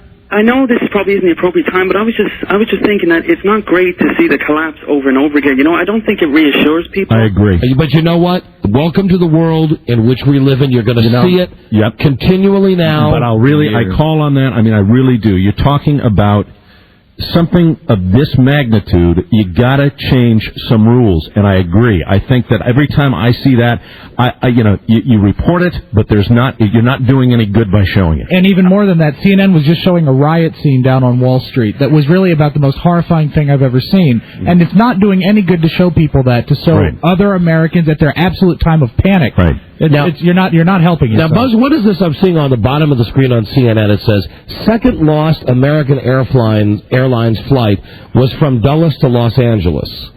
Second lost American Airlines. That is new information. American Airlines confirms loss of 2 flights. What is that about? That would be the one that went down in Pennsylvania, perhaps? It could be. We're just going to have to wait to hear from them. And United Airlines passenger jet crashes near Pittsburgh. Okay, that's the one in western Pennsylvania. So apparently, and American will confirm or deny this in about 7 minutes, apparently both of the planes that went into the World Trade Center, although this doesn't make a lot of sense. I know that the first plane that crashed into the first World Trade Center tower was an American Airlines jet from Boston to Los Angeles was its original destination.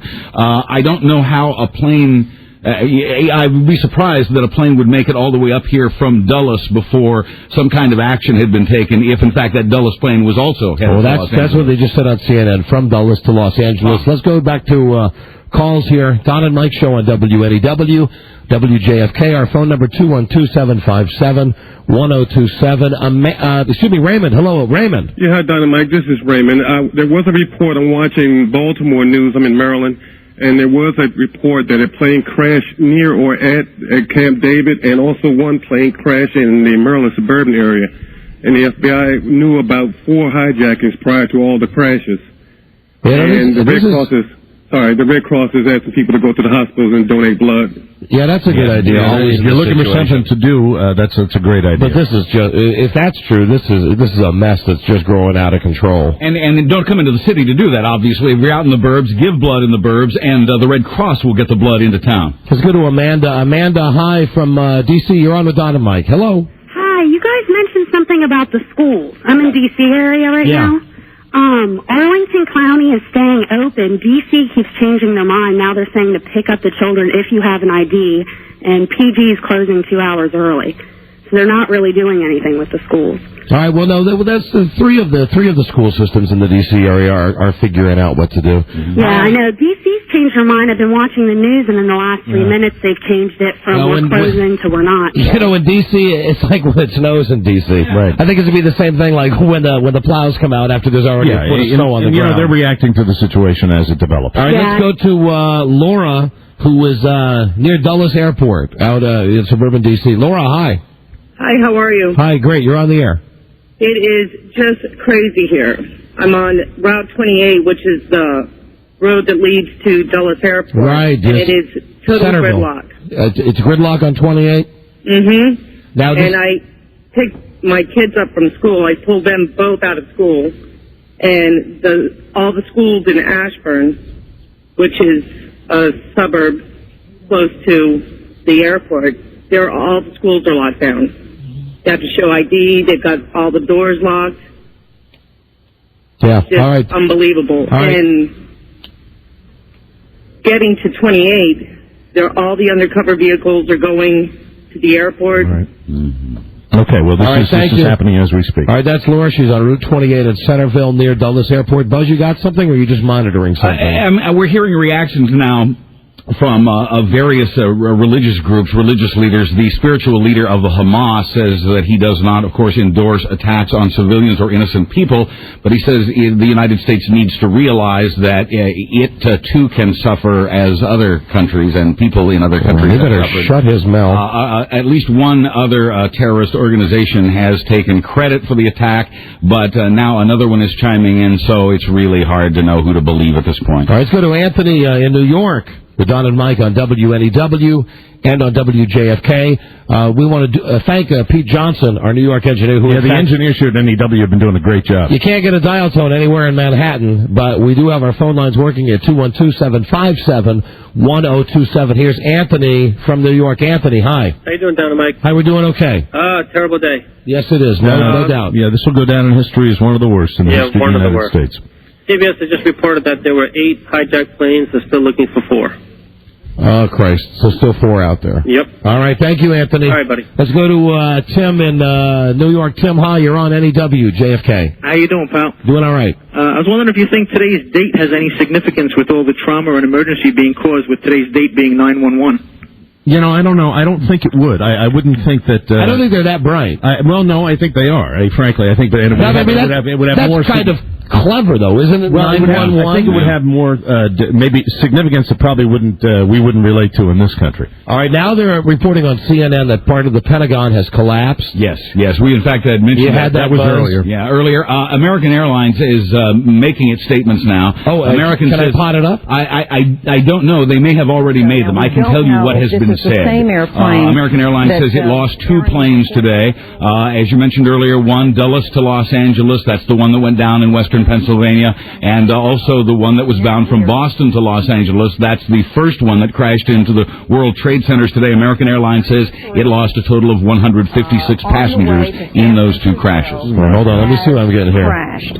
So we now have at least 2 commercial airline companies in the United States. American Airlines reporting 2 of its passenger jets down.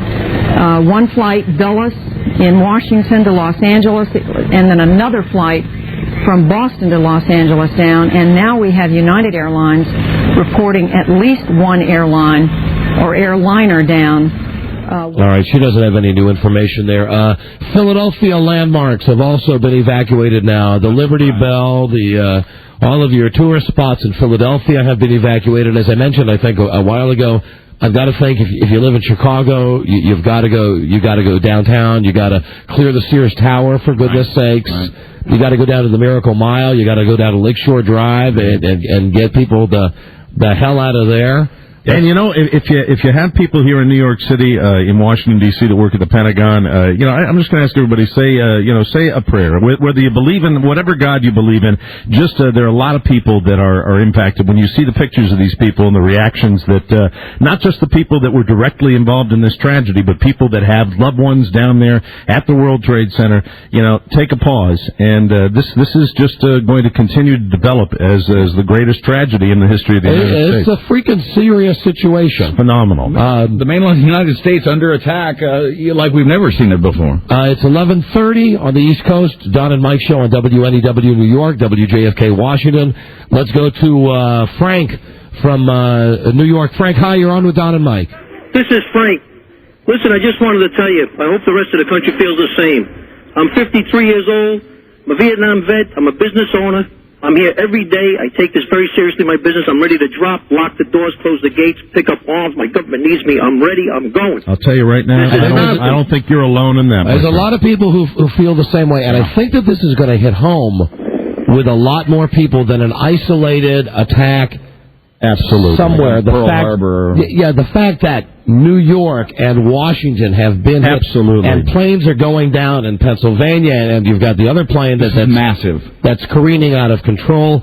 Absolutely, yeah. I got to feel the same way. Let's go to Gary from D.C. on WJFK. Gary, hi, you're on the air with Don and Mike. Hello.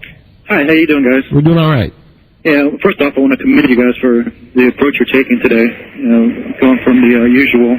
Oh, well, listen, how could you possibly get on the air today and do a regular show? We've got, you have bigger fish to fry on a day like this. This is, I don't think anybody, I don't remember anything that remotely approaches this. And everybody's reacting to it, and being here in the middle of New York City is, it's a strange feeling. It's a feeling that you get in the pit of your stomach, and we're all reacting to it at the same time. Someone just done some research. It's the first attack on D.C. since 1812. I think that would be the last time we've been attacked. Yeah, I mean, I know I said that in New York before that the World Trade Center has been terrorized before, but in D.C. really, I think we had a feeling of invincibility that.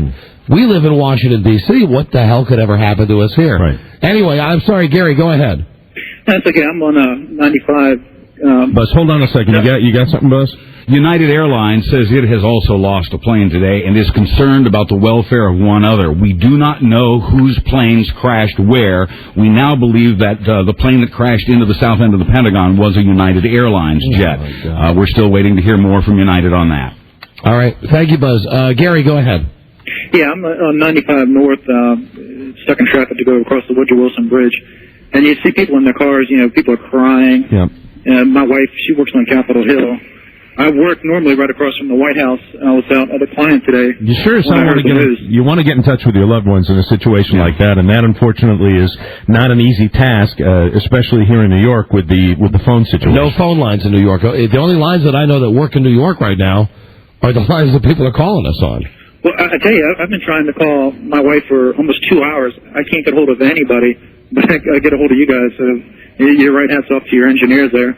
But I just, I know you guys don't have the answer to this, but want to know, where do we go from here as far as how does the government determine when to reopen, the district and other areas? Well, I would say in Manhattan, you're talking about God knows how long until things get back to normal. Absolutely. You have no idea. I mean, you're talking about the center of the financial district of the world that is gone, that is destroyed. And the sad thing about this is that I think even if you reach a point today when you think it's over, right? And I know that Buzz has just told us there are 4 more planes in the air, you don't know if it's over. You don't know. You can't fight against an unknown opponent. You can't fight against someone you don't know. Right. So at what point is tomorrow? Do you say to you guys, hey, government workers, all you GSers, go back?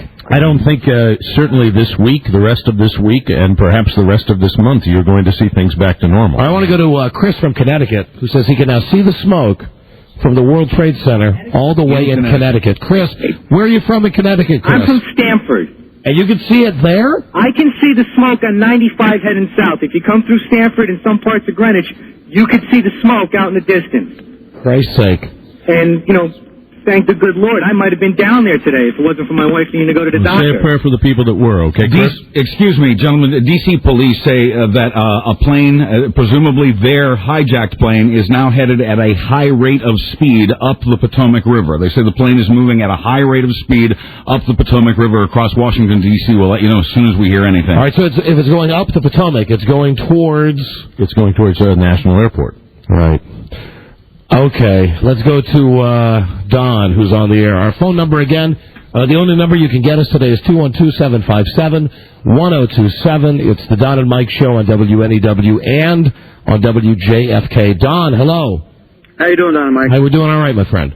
Some of the eyewitnesses in D.C. said that it was an American airline that crashed in the Pentagon. I kind of found that ironic that they used American that crashed in the Pentagon, and the two that were the World Trade Center were also American. How it's kind of ironic that they used American Airlines. It should be mentioned that there are reports of two United Airlines planes that were hijacked. Yeah, I think we know of 2 American Airlines crashes. We know of 1 United crash, and United fears that another crash is pending. What isn't clear at this point, except for that the first jet was an American Airlines jet crashing into the World Trade Center, we don't know yet for sure whose jets crashed where. And to that point, aren't we giving these guys too much credit to think, whoever it is, to think, okay, they picked 911 as the day, and they're going to fly American Airlines planes. No, I think that the planes that were hijacked were the planes they could hijack. Yeah, right. And that was my point. That's why I don't think 911 was a significant day. I don't either. And I don't think that it was an American Airlines plane into an American building. You're absolutely right. It's the planes that were flying this morning. And they're going to have to look at the security considerations around that. Right. That will be part of the investigation. When all tend to look for coincidences. I think as a kind of comfort, Lincoln's secretary was named Kennedy. Kennedy's, none of that stuff applies here yet. Charlie, New Jersey. Hi, you're with Don and Mike on NEW and JFK. Hey, how you doing, Don and Mike? All right. My question for you, I guess when all the dust settles and, everything clears, do you think that warrants us to attack any well-known terrorist areas or in the Middle East? I think if we get definitive proof who did it, I think I speak for everybody now. God damn, we come down on them hard. We've done it before. We've searched for these guys before, and everybody's filled with anger. Yeah, but we've got to have definitive proof. You have to. You can't go out. Who did this? We're talking about loss of innocent life, and you don't, create loss of innocent life for loss of innocent life. I think what you do is, what's been done before. You're going to have to change the way we protect this country. Charlie, we're very relaxed. Yeah. Thank you for the call, Charlie. We're going to go to Holly now, who's on Army Navy Drive in Virginia. Holly, hi. You're on with Don and Mike. Hello. Hey guys, I've been listening to you since I was probably 10 years old. Hell of a time to call you though. Yeah, I was here slightly after it happened at the Pentagon. It's friggin' incredible. Traffic is backed way up. The smoke is still really visible where I'm at now. So and it just covered Arlington. You can still see the smoke from the Pentagon? Oh, sure. No, no problem. There you go. I got a live shot on CNN. Yeah, it doesn't look as bad as it did before, but there was smoke still pouring out of the middle of the Pentagon. So part of it collapsed, not the entire structure. Right. I was here before they closed down all the traffic, so, you could get up close, but now they've pretty much closed everything down. It's just stagnation on the roads. Can't do anything. All right, but thank you. It's just crazy. Holly, thank you. Thanks for the call, honey. Let's go to Andrew in New York. You're with Don and Mike on NEW and JFK. Hello. Hey, how you doing? Hi, we're doing okay. My name's Andrew Wilkinson. I'm calling you from Brooklyn, New York. Yes, Andrew. Hi. I saw both buildings go down because we were on the roof over here in Brooklyn, right across from the bridge. Right. My question, and somebody has to come straight with this. 8 planes were hijacked today, right? Right. At least. One plane gets hijacked in the country. We all know about it. How can 8 planes get hijacked? There's no warning or anything. Okay, nobody knows anything. There's no radio reports, nothing. Now we're getting all these reports afterwards saying, hey, United's missing 1 plane and American's missing 2 after the fact.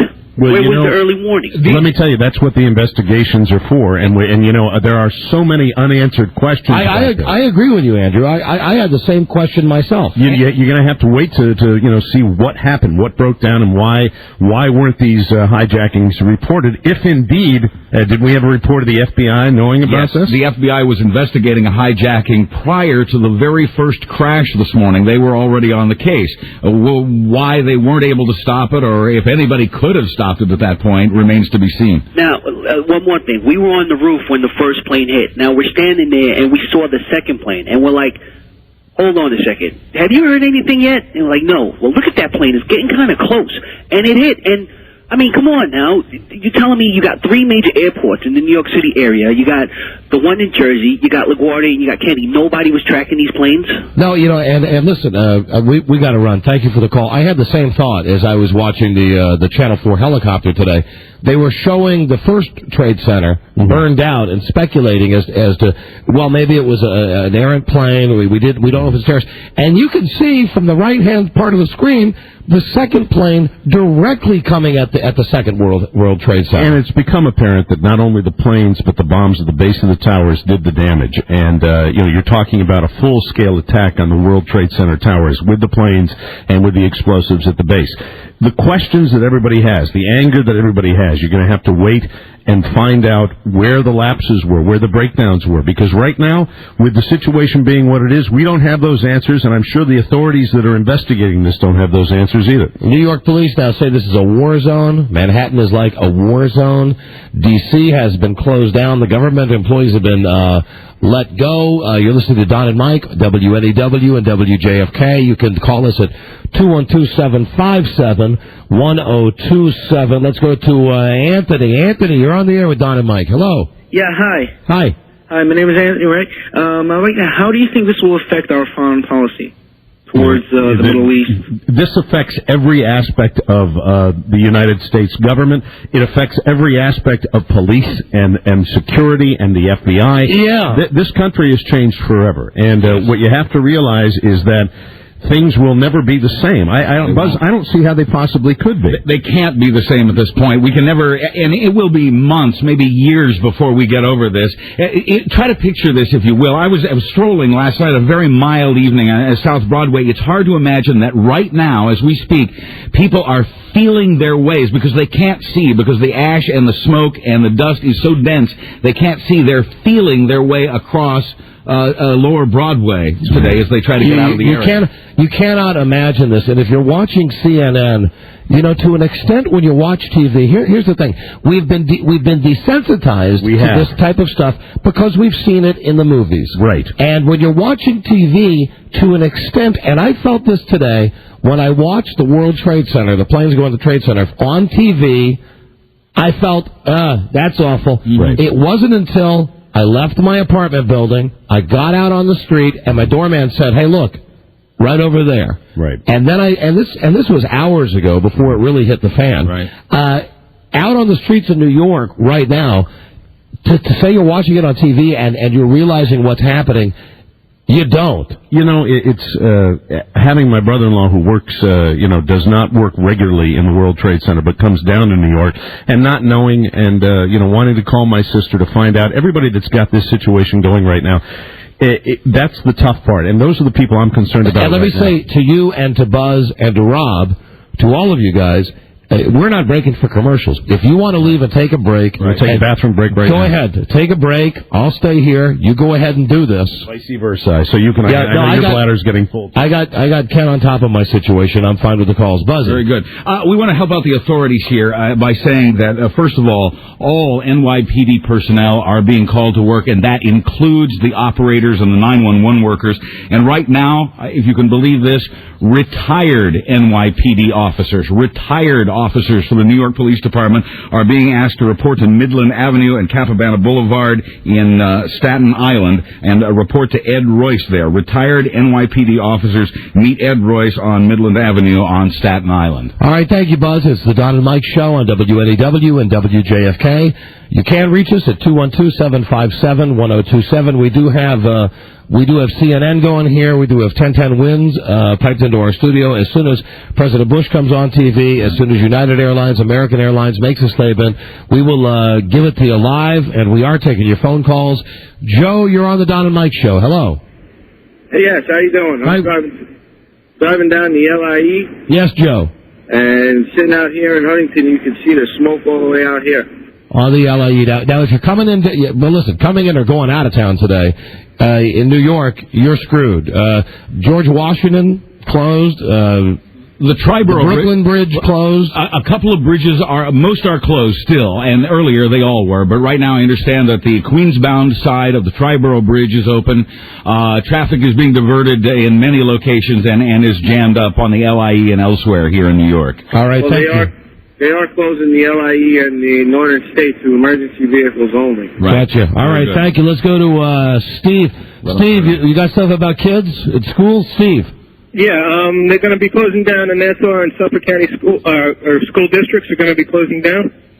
All right, now see, this is where I think, as a parent, this is where it gets me feeling nutty that if you're a parent and you're in the city and you can't get out and you have to walk over the Brooklyn Bridge and they're letting your kid out of school, that's where you got to be going crazy thinking, is my kid going to get home by himself, by herself? Yeah, how do you handle that situation? I am sure that at these schools what you're going to do is have a situation where the kids that aren't picked up, where, if you have, the transportation, that's going to get the kids to their homes, but if it's parents picking up children, I'm sure that these schools will have certain contingencies to have the kids watched until, they can get in touch with their parents. Now, I understand that we can go to calls via Slow Joe. This is an experiment. It should work. All signs point that they should be able to press All signs point to yes. Let's go to, let's see if we can take a call from D.C. on our regular line. Hello, Don and Mike Show. Hey, Don and Mike. Hi, you're on the air. Hi, yeah, I'm out on 295, right at Bowling Air Force Base. That was a bad sell. Right. But I do think now we have a second set of phone lines up. But, Joe, punch another one up, and let's see if we can take another one on 877-365-3636. Hello, Don and Mike Show. Don and Mike, this is terrible. This is a terrible tragedy. Yeah, it is. I was up on Mount St. Alban, as you know, that's the highest point in D.C. And scary looking out over the city. You know what? From the Pentagon. The reception on that cell is awful. I think we're gonna have to stick with our main number here in New York. Absolutely. At 212-757-1027. Randy, line 11. Is this Randy? No, I'm sorry, I don't know who this is. Oh, here he is. Randy. Hi, Randy. You're on the air. Don and Mike Show. Hello. Hey, how you doing? We're doing all right. I was working at the Monmouth Mall in Eatontown, New Jersey. Yes, sir. We went up on the roof because we're doing a building over there. Yeah. You could see the smoke from there, and I mean that's 30, 40 miles away from New York City. Right. And you got like 100 people working in this building because they're doing a renovation, and a lot of people just left. They went home. They're worried about their families and friends that work there. I have a friend that works on Wall Street.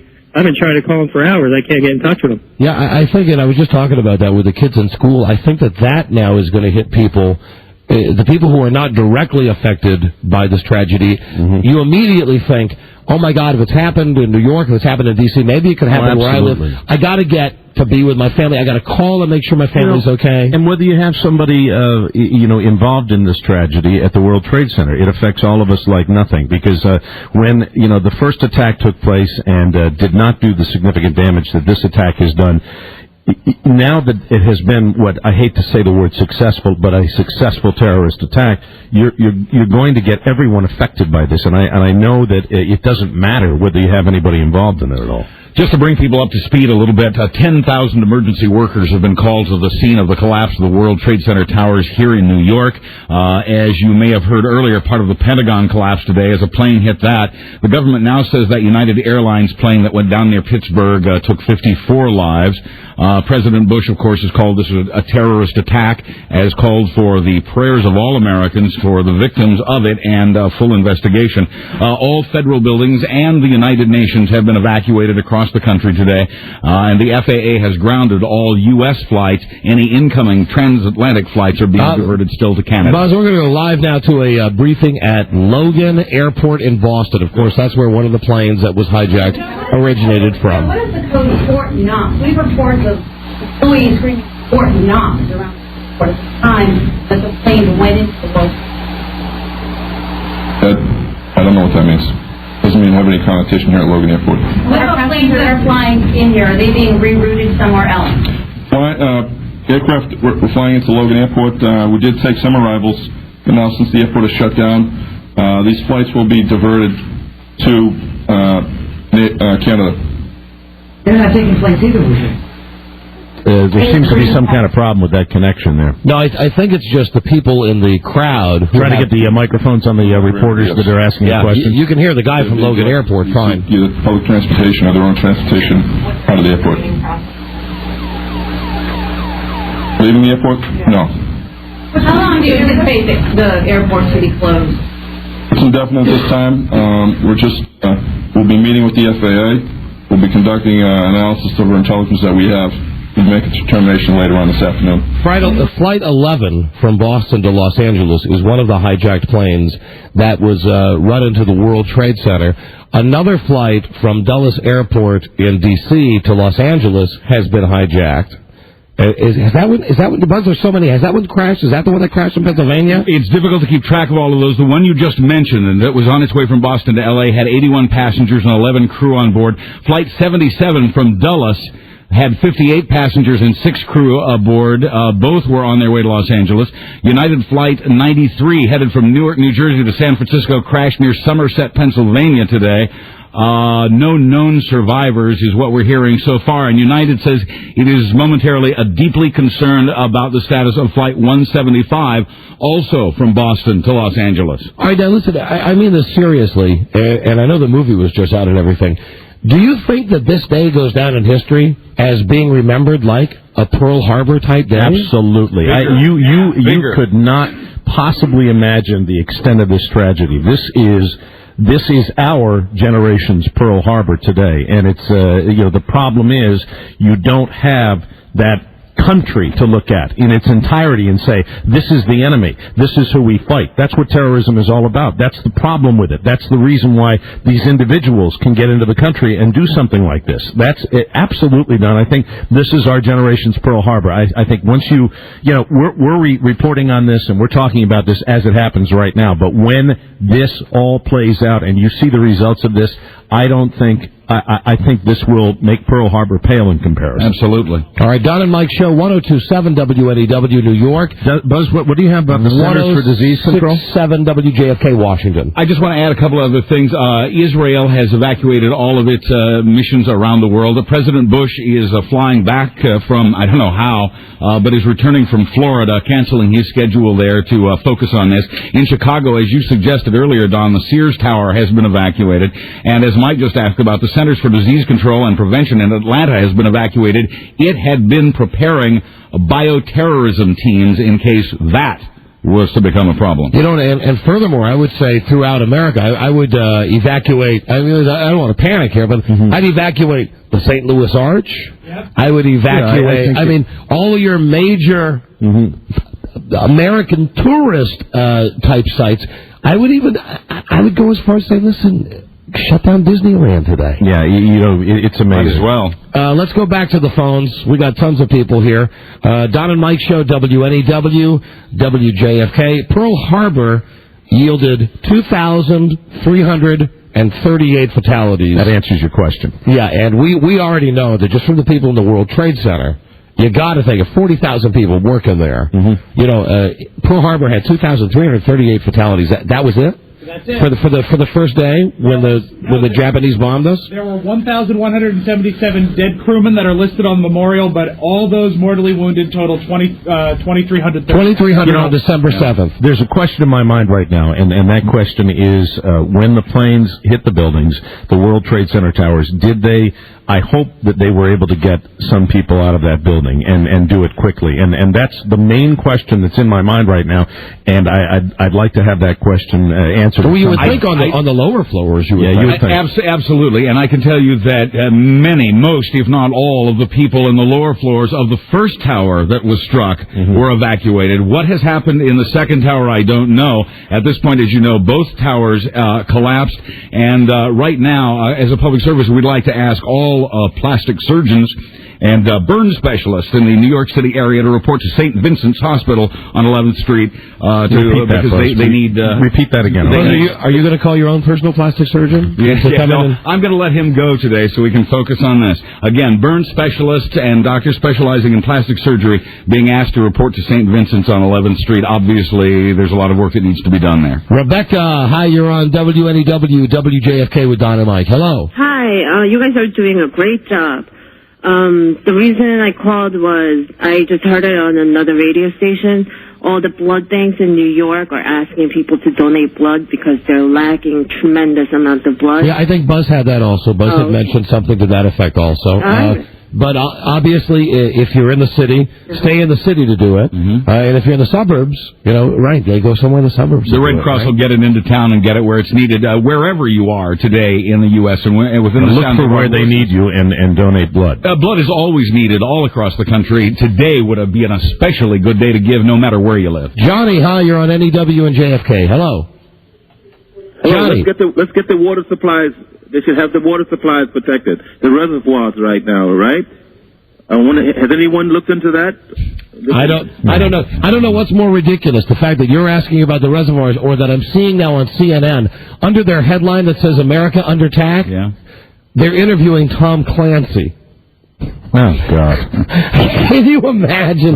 Can you imagine a more ridiculous situation? It is only the biggest disaster in 50 years in America. I mean, this is when you don't want speculation. This is when you want to get as much information as you can. Report, as I always say to these guys in these circumstances, report. Get some facts out. You don't want a guy who writes books. Rob, get me Elmore Leonard on the phone. Right. Elmore Leonard immediately. I love his book, Get Shorty. Garrison Keillor on line 3. Let's get him. Buzz, you got anything, or should I go to a call? Just the latest report from Washington, D.C., that military jets are combing across the capital area, apparently in an attempt to screen out that D.C. plane, which, as hard as it is to believe, is apparently still headed toward D.C. What the status of that plane is, I don't know, but I do know that military planes are constantly fanning back and forth across the capital area. All right, let's go to John in D.C., who was working, they're constantly renovating the Kennedy Center. They're giving it a facelift. John was working on the Kennedy Center today, right down by the Rock Creek Parkway. Johnny, you're on the air. Hi. Nope, just lost him. Just lost him. He had something to say, too. Let's go to, I don't know who this is. Hi, Donna Mike. Hello. Hello? Hi, who's this? Lori, actually. I'm calling from Manhattan. Yes, hi, Lori. You're on NEW. Hi, yes. I'd like to know if you can tell me if the 59th Street Bridge is open for walkovers. Hey, I know Don, you've can you hear mentioned that the Brooklyn Bridge is. Joe. Oh, hold on. Joe? All right. Yeah, Dad, I got Bart on the line.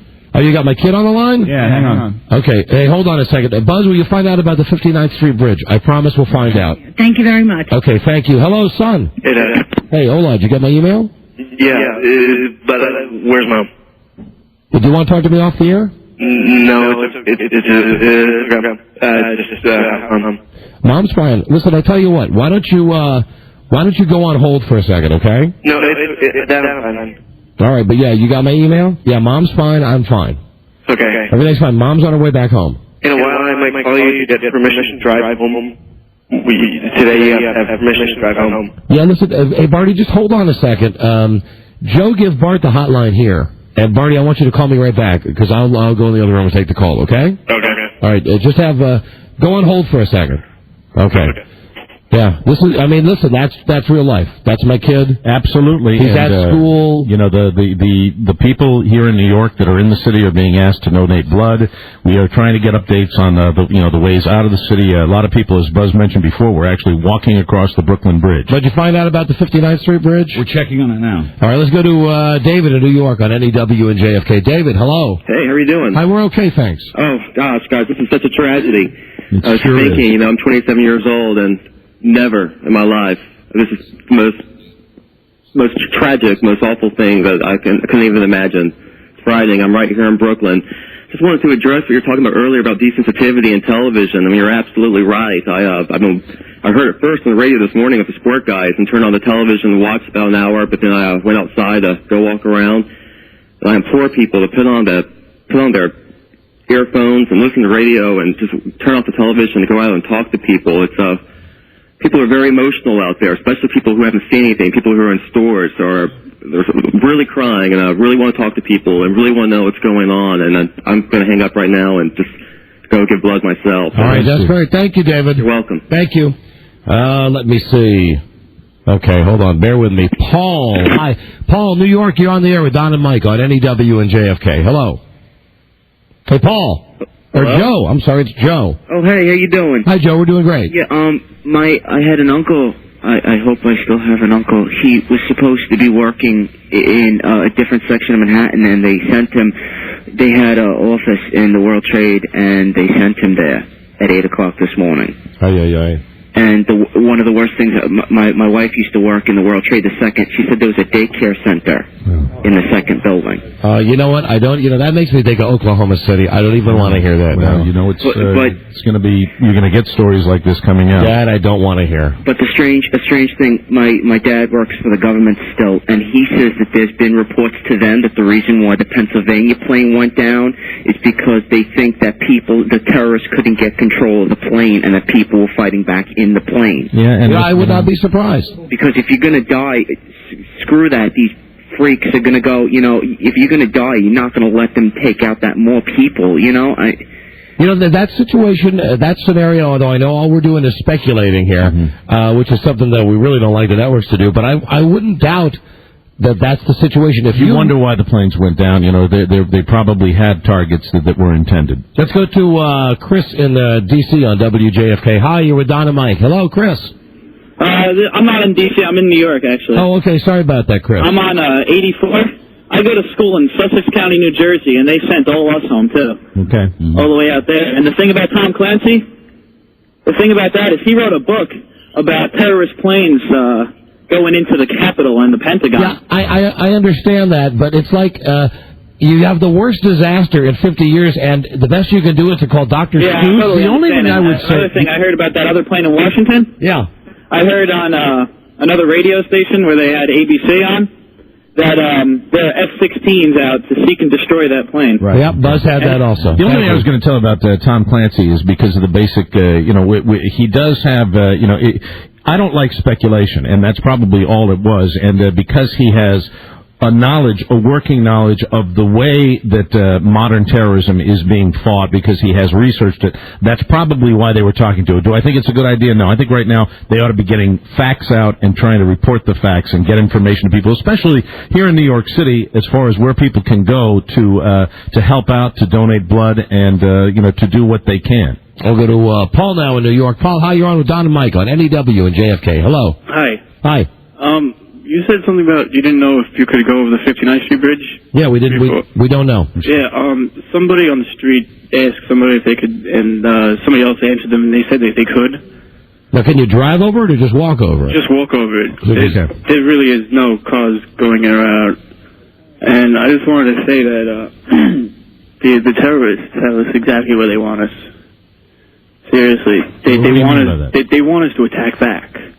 So we should give them, if President Bush is listening to this, we should give them a taste of their own medicine. Well, I think we've discussed this. I think most Americans feel the same way. If we can find out definitively who's behind this, but and you can bet we will retaliate. And I will tell you, we've had that before. Don't do it with nuclear warheads, though. Where we've tried to find people. The more important factor is, I think, at this stage of the game, what's going to come out of this is how, in the name of God, do we protect ourselves in this country? How do we secure our borders? And you joke about the wall. Build a wall. I'll tell you right now, it's just amazing how we live in such an open society, and that's why I think something like this can happen. And what's going to come out of this is we're going to have to develop a new game plan as far as how to protect our citizens. Bill in New Jersey, hi, you're on with Don and Mike on NEW and JFK. Hello. Hi, Don? Yeah, hi. How you doing today? We're doing great, thanks. Great. I was actually in Newark when it happened. I go to law school down there. I saw pretty much the entire thing. It's sick to my stomach. What I can tell you is this. I have an uncle that works in the Port Authority for New York and New Jersey. He works at Newark Airport. Yeah. And at the point that the second plane crash happened, all of the bottom levels of the second trade tower were evacuated within about 10 to 15 minutes, he said, which means that the loss of life in there hopefully has been, reduced. Good. Well, that is maybe some good news. Yeah, I'd like to hear he that. said that at this point, 3 or 4 days before the airport's open again. All right. Yeah, all right. At the very least. Our phone number where you can reach us is 212-757-1027. It's the Don and Mike Show today, WNEW 1027 New York City and 106.7 WJFK FM Washington, D.C. Buzz, we are going to do a break here. Do you have anything before the break? Nothing new to report. We'll keep gathering information. All right, then we are going to take a brief break, and we will be right back. This is the Don and Mike Show.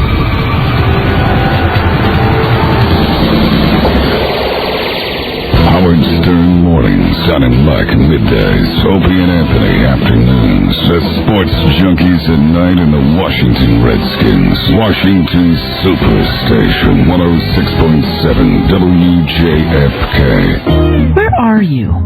Are you tired of all the hidden charges that can add up so fast?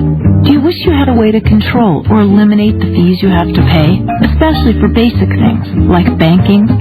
We are Wachovia, and we are here to tell you about a checking account that can actually free you from fees. Wachovia Access Now Checking.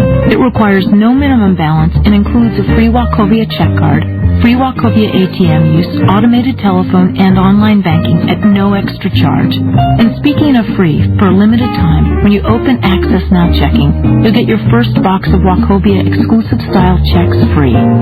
Wachovia Access Now Checking. Freedom from fees. Visit a branch near you or call 1-800-WACHOVIA for more information. Wachovia. Let's get started. Wachovia Bank is a member FDIC. Account subject to approval. Wachovia charges a fee for the use of non-Wachovia ATMs. Running a trencher is a tough job. You have to know the machine, where each line needs to be installed, and how deep it needs to be placed. And that's the easy part. The hard part is knowing where utility lines already are and how to work around them. Thankfully, you can leave that to Miss Utility. Miss Utility notifies all member utilities involved in your project to come mark their lines. Just follow their guidelines, and you won't have to worry about breaking the law, being fined, disrupting service to neighborhoods or even entire communities, or risking injury to yourself and those around you. So dig with care, Virginia. That means call before you dig at 1-800-257-7777. Allow required time for marking, respect the marks, and excavate carefully. Check us out on the web at missutilityofvirginia.com. And please, always dig with care. It's the law. This message is brought to you by the Virginia State Corporation Commission. International Motor Saab in Falls Church, Virginia is renovating its showroom and everything is coming down. Walls are coming down, ceilings are coming down, and the prices and interest rates are coming down. Interest rates are coming down as low as 0% APR on remaining 2001 9.3s and the acclaimed 9.5 sedans and wagons, which have received the Consumer Digest Best Buy and the Euro NCAP 5-star safety rating. Leases are coming down as low as $299 per month on a brand new 2001 Saab 9.3 Turbo for 36 months. The only thing left to come down is you. To International Motor Saab in Falls Church, Virginia. Just call 703-534-7222. That's 703-534-SAAB. 0% APR cannot be combined with other Saab offers and excludes 9.3 Biggin. Lease based on MSRP of $29,170. 12,000 miles per year for 36 months. Cap cost reduction of $19.99 and bank fee of $5.95 due at lease inception. Rate included. Tax additional. Offer ends 9/30/2001. In the time it takes to watch half a dumb sitcom, you could be doing something valuable, reducing your car insurance rate. Call 1-800-947-AUTO. Welcome, what is it you seek? Oh, wise and powerful sage. Yeah? I seek the answer to... Hey, wait a minute. You're a greyhound dog. You were expecting what, a llama? Well, He's on leave. Besides, the answer you seek is a Greyhound Super Friendly fare. With it, you will achieve freedom to travel to thousands of places for as low as $49 when you plan ahead. You, see all this? I see all things in black and white. Super Friendly fares from $49. Call, walk in, or log on for details. Conditions apply. If you think you've seen some wild rock and roll stories on VH1, you ain't seen nothing yet. Introducing Strange Frequency. Every week, different stories, different stars, different victims. Hosted by Roger Daltrey. Who are you? VH1 Strange Frequency. Rock and roll's Twilight Zone. Every Saturday night at 10, 9 Central. I think he's dead now. Only on VH1. Another My VH1 Primetime weekend premiere. Infinity Broadcasting WJFK FM Manassas, Washington, D.C. Partnered with GMR, a Sun Microsystems I-Force systems provider of storage solutions. At Geico Direct, our mission is clear. Like a butcher sharpening up his meat cleaver, our job is to cut the fat. Not pork loins or fried ribs, mind you, but car insurance bills. You could save 15% or more with some of the leanest rates possible. And we throw in a few extras, too, like complete 24-hour service. Call 1-800-947-AUTO. 1-800-947-AUTO. It's the filet mignon of car insurance at a hamburger price. Geico Direct, the sensible alternative. Let's face it. 1 minute your schedule is packed, Next, it's looser than cream corn. What's a time-crunched globetrotter to do? Well, simmer down now. Just hightail it to Priceline.com, name your own price, for airfare to the destination of your dreams, and usually get your answer in 15 minutes or less. Priceline.com. Relieve stress on contact. Save up to 40% or more on airline tickets. Priceline.com. Hi, it's Jamie Lee Curtis for VoiceStream. It seems your wireless company thinks you're nocturnal. Why else would they restrict your calls during the day and give you way too many minutes to use at night? Seriously, you're not a bat. You don't sleep upside down during the day. So why do most wireless calling plans give you a ton of minutes you can use at night, but not enough time to talk during the day? With VoiceStream's Get More plan, you get the most minutes that are truly useful. They're called Whenever Minutes, and they're good 24/7.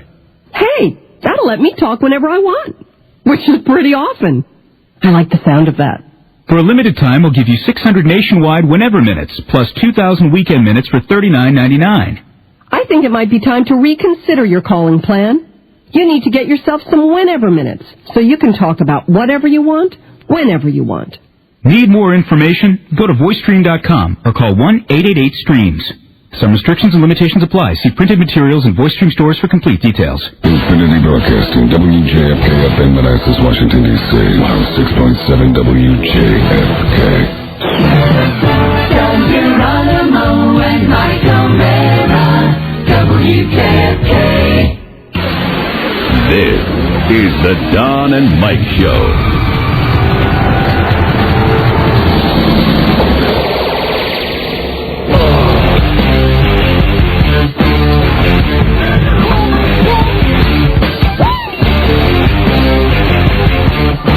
We're back. That was kind of a CF. Well, you know, we're doing the very best we can. We took a short break for everybody to get their act together, and bathroom breaks, phone calls, as best as anybody can make a phone call on this day of tragedy. I think for a brief moment there, you might have been hearing commercials from Washington and New York, both on the air at the same time. We apologize for that, and we also apologize for taking a break in the first place, but we did have to do that. And, you know, we really are reacting to these developing stories. And right now, do you have anything that's the latest, Buzz? No, I'm waiting to hear the latest on that D.C. plane. I can tell you right now, here in New York City, doctors and nurses are being asked to report to the hospitals in Jersey City, New Jersey. Many of the victims being taken across the river to Jersey City. So all doctors and nurses who work in Jersey City are being asked to report right now. I do know that Mayor Giuliani will be addressing New York in a moment. We will carry live coverage of that. You may have already missed it. I just heard some taped comments from the mayor in which he said he does not know of any casualty figures yet, but that he expects it to be a horrendous number of casualties. Craig came in and said he thought he was going to make a giant he may be speaking again. The tape I may have heard, the tape that I did hear may have been to an individual radio station. Gotcha. The Don and Mike Show, we're in New York today at WNEW, also simulcast on WJFK. This is the only number to call us on today, 212-757-1027. What you just said, what? We just heard the report of a possible explosion at or near the U.S. Supreme Court.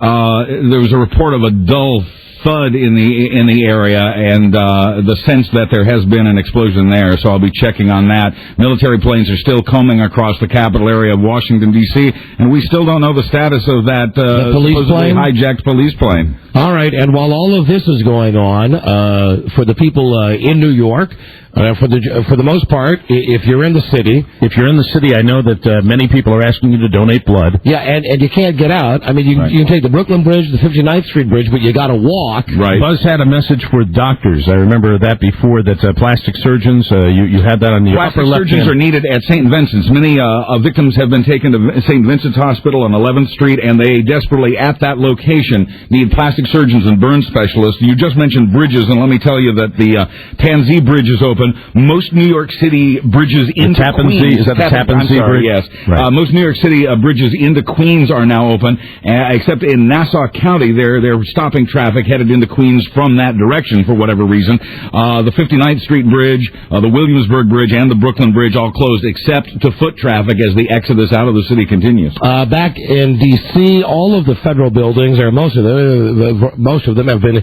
evacuated. The Beltway is at a standstill. I imagine lots of parents in D.C. are going through what you heard me go through with a moment ago on the air and then off the air, where my son wants to leave school. They won't let him leave without parents' permission. Without parents' permission, and I'm in a weird... Which is a good thing to do. I'm in a weird position because I'm on the radio right now, and my wife was coming up this morning, taking the train to New York. She got to Newark, and I finally got her on her cell and said, Glad you were able to do that. Go back home. That's great that you were able to do that. So, yeah, she's on her way back to take care of him. So, I mean, I empathize with the parents who are now trying to get a hold of their kids.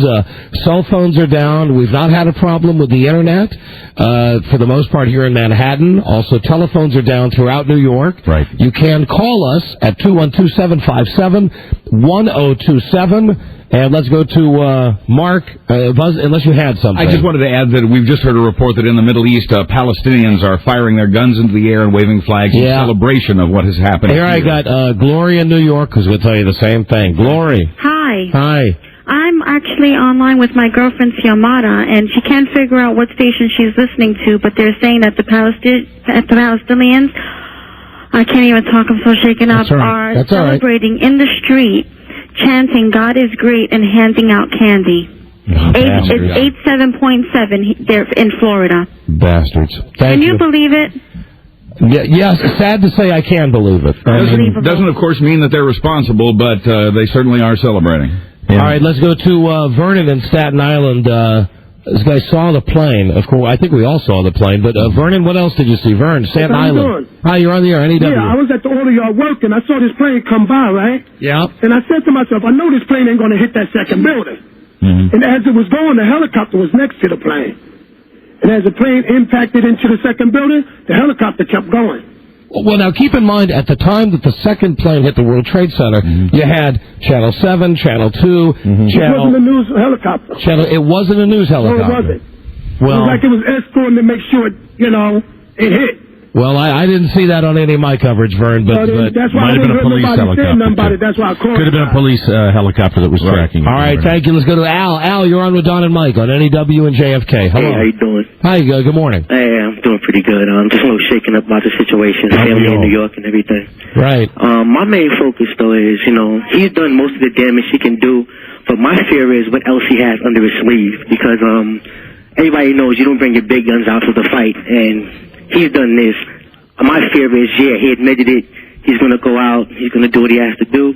My fear is what else is, the worst is yet to come, All right, now, well, first, I want to ask, when you say who, that's a rhetorical who, right? That we don't really know who the who is. And exactly. And second, I would say, God damn, I think the fact that the World Trade Center has been virtually taken down to the ground, and that the Pentagon has been attacked, and that all these planes have been hijacked, I think this guy, again, we're just using this guy, he's shooting his load. I mean, this is... You never know, and then that's what I'm afraid of. God, I would pray that it couldn't get any worse than this. And that's the thing about it, my fear is, everything going on, chemical warfare, everything going on nowadays. What else does this guy has up his sleeve? For him to do what he did, to take a piece of American history and just ruin it, that's my phobia, Right. No, we're with you. And you share that with a lot of other Americans, especially people here in New York. Yeah. Gotcha, Al. Thank you, my friend. I appreciate it. You have a good day and be safe. Thank you. We're trying. Let's go to Amy in the Bronx. Amy, you're on with Don and Mike. Hello. Hi. I just want to say I live all the way in the Bronx, and I can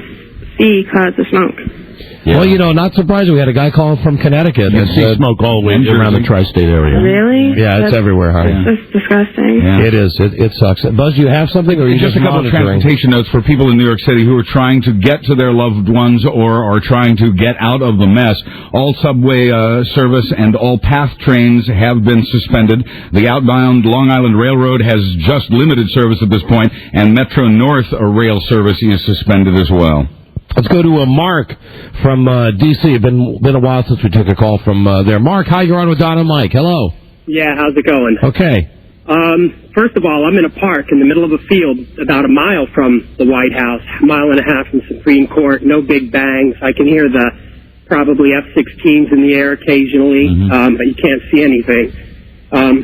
but I want to make 2 comments. Sure.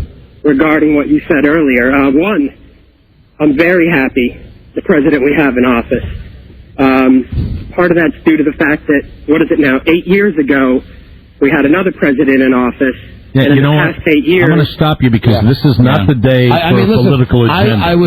I was just asking a rhetorical question about if you feel confident. Don's comment had nothing to do with politics. You know I don't want to make this the Rush Limbaugh show. This is not a day for that, my friend. Let me tell you something. It is not a day for a political agenda.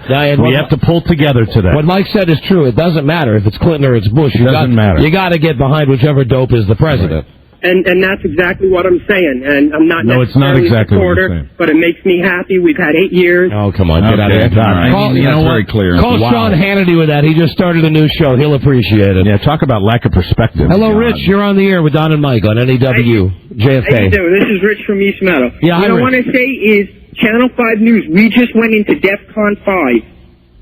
Well, now, if Channel 5 reported it, can we believe that? Isn't that the Fox station? Right. Yes, that is. DEFCON 5. Could that just be a tie-in because they're Fox 5? Does you want to say we moved to DEFCON 5? You never know. And how would Channel 5 know if we moved to DEFCON 5?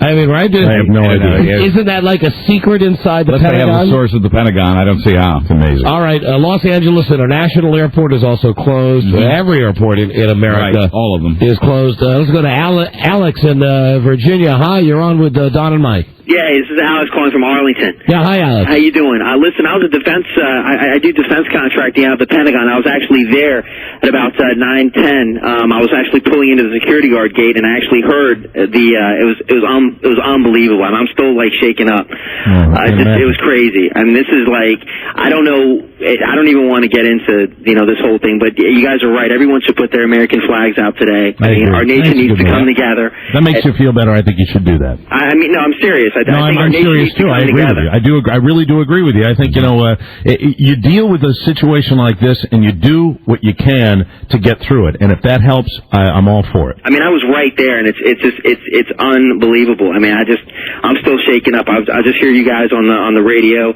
I'm still stuck in traffic here. I mean, I'm coming up. I live out in McLean, Virginia, and I've never experienced anything like this. And I know other countries, deal with this on a day-to-day basis as far as explosions and things like this. And it's ridiculous that the amount of money that our government has and the amount of money that our military has that, we can allow people internally to do things like this. I mean, this is just unbelievable. All right.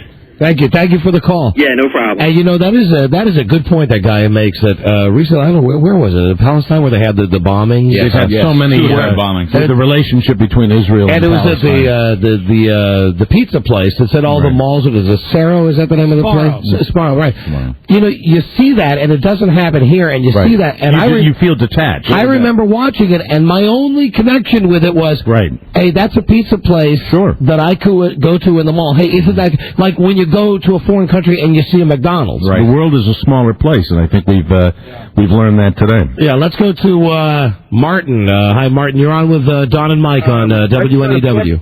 I just read a book on basically, the jihad and the holy wars, and everything comes down to significant numbers.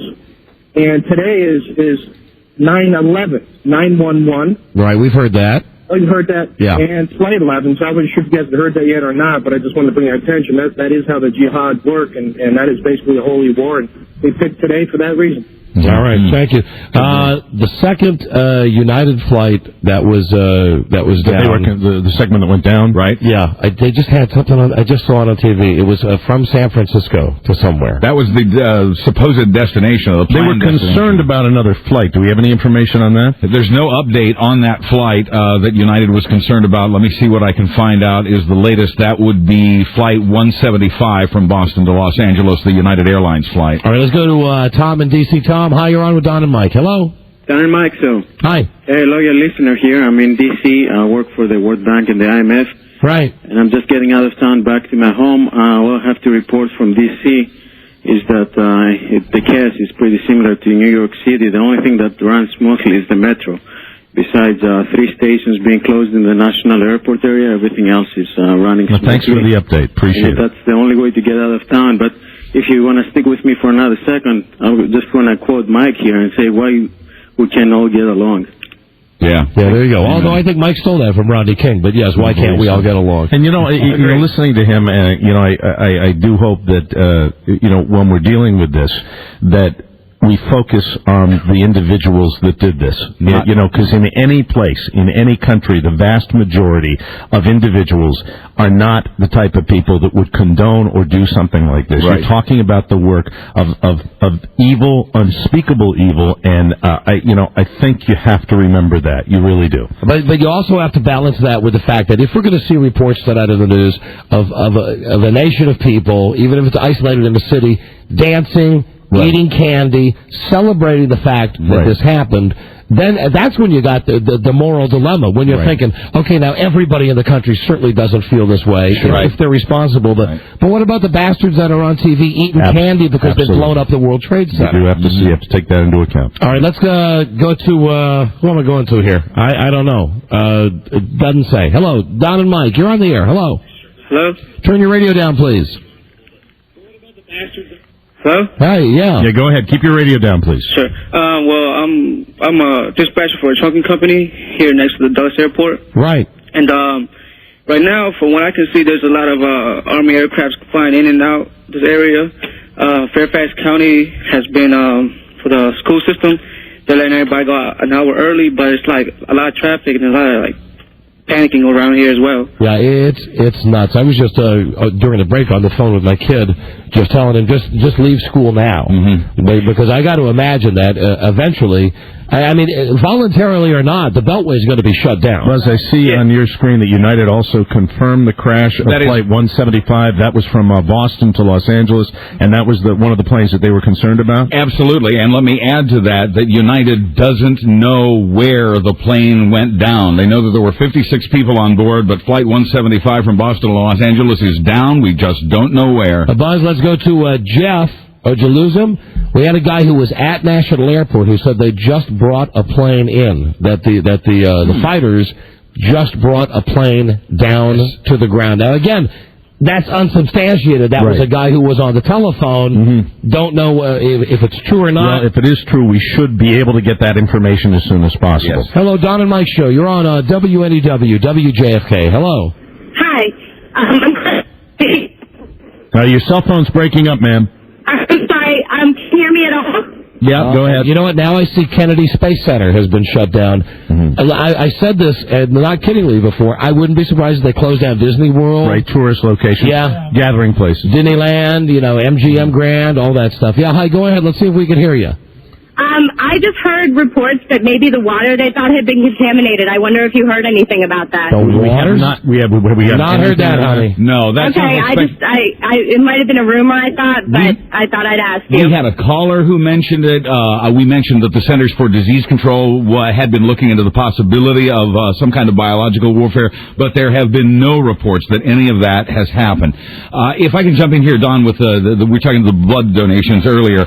In Hudson Valley and the Bronx, to find out where you can donate blood, call 914-339-5525. In Long Island and Queens, 516-478-5012. In Manhattan, 212-468-2030. In Brooklyn and on Staten Island, 212-468-2186. In New Jersey, 732-220-7004. And the number for the Red Cross anytime, 877-RED-CROSS. We'll repeat those numbers later if you need them. All right, let's go to Brian from D.C. Brian, you're on with Don and Mike, NEW and JFK. Hello. Hey, Don and Mike, how you doing today? All right, my friend. Well, listen, I work in the mall right across the street from Pentagon City, and we've evacuated the mall as well. Right. The whole building shook when we felt it. It was a terrible tremor. But all the highways are closed in this area. 395 is closed northbound. It's impossible to get on 395 south or anywhere near Washington Reagan National Airport. So it's a terrible tragedy in the U.S. today. I got to say that. Yeah, thank you. Let's go to, we do agree. I'll go to Sharon. Hi, you're on with Don and Mike. Hold on a second. Let me see. Southern part of Manhattan. Got Mayor Giuliani right now. As many lives as possible. We've been in communication with Governor Pataki, who's listening to Mayor Giuliani.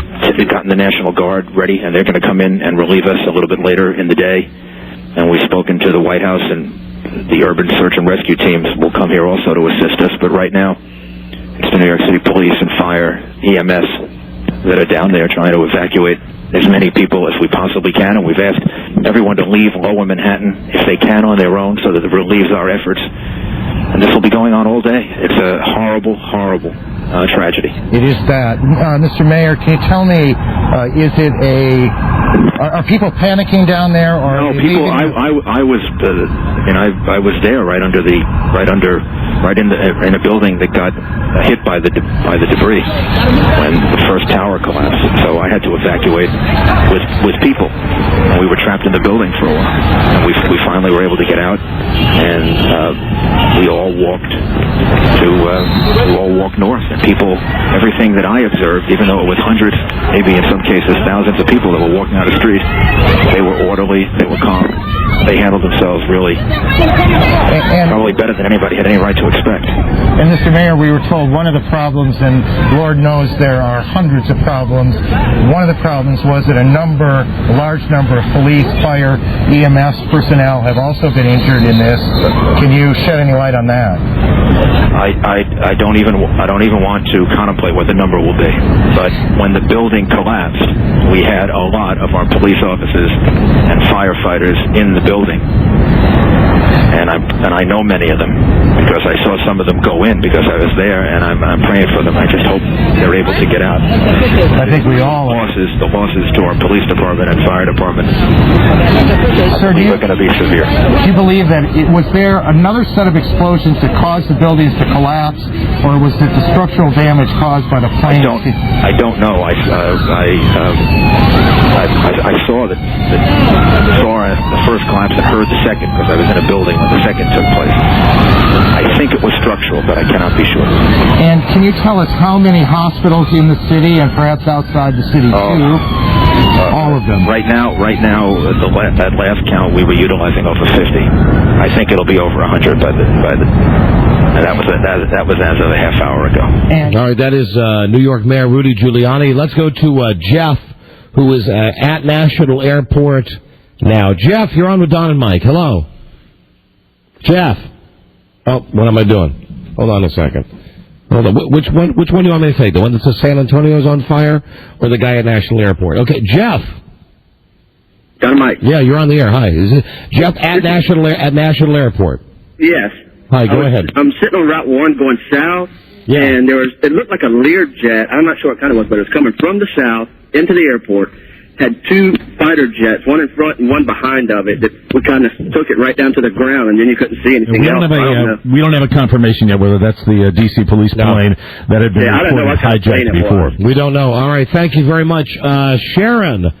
Hi, Sharon. I'm sorry, we started to go to you when we went to Mayor Giuliani there. That's all right. I'm still here. I can't believe this, man. I'm like stressed out. I can't believe it.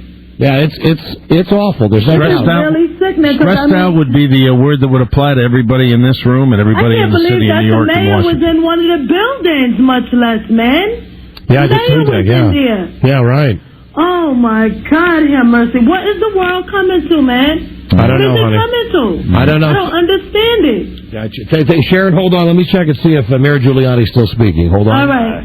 East and then north, which is essentially the way I walked out. I was right below the World Trade Center when it collapsed, and then we walked up to Greenwich Village. People should walk out of Lower Manhattan, get above Canal Street, for safety reasons, but for a second reason. We need people out of there so we can get thousands of ambulances in and out over the course of the next couple hours. And the fewer people we have there, the more lives we're going to be able to save. Mr. Mayor, are the subways operating? The subways are operating outside of Manhattan.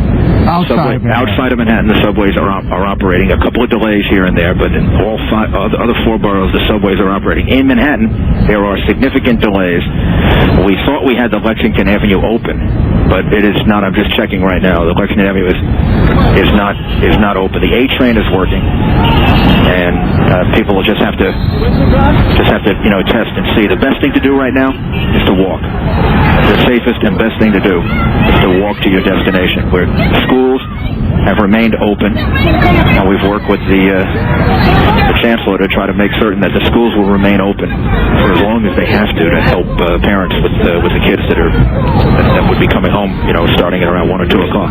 All right, that's Mayor Giuliani, and again, his message in essence is to be calm and get out of Lower Manhattan. Evacuate Lower Manhattan. Buzz. He was talking about walking out of Manhattan. There are some buses running, believe it or not, in Manhattan above Houston Street. Buses are operating in each of the 4 remaining boroughs, but are experiencing, of course, traffic backups in many locations.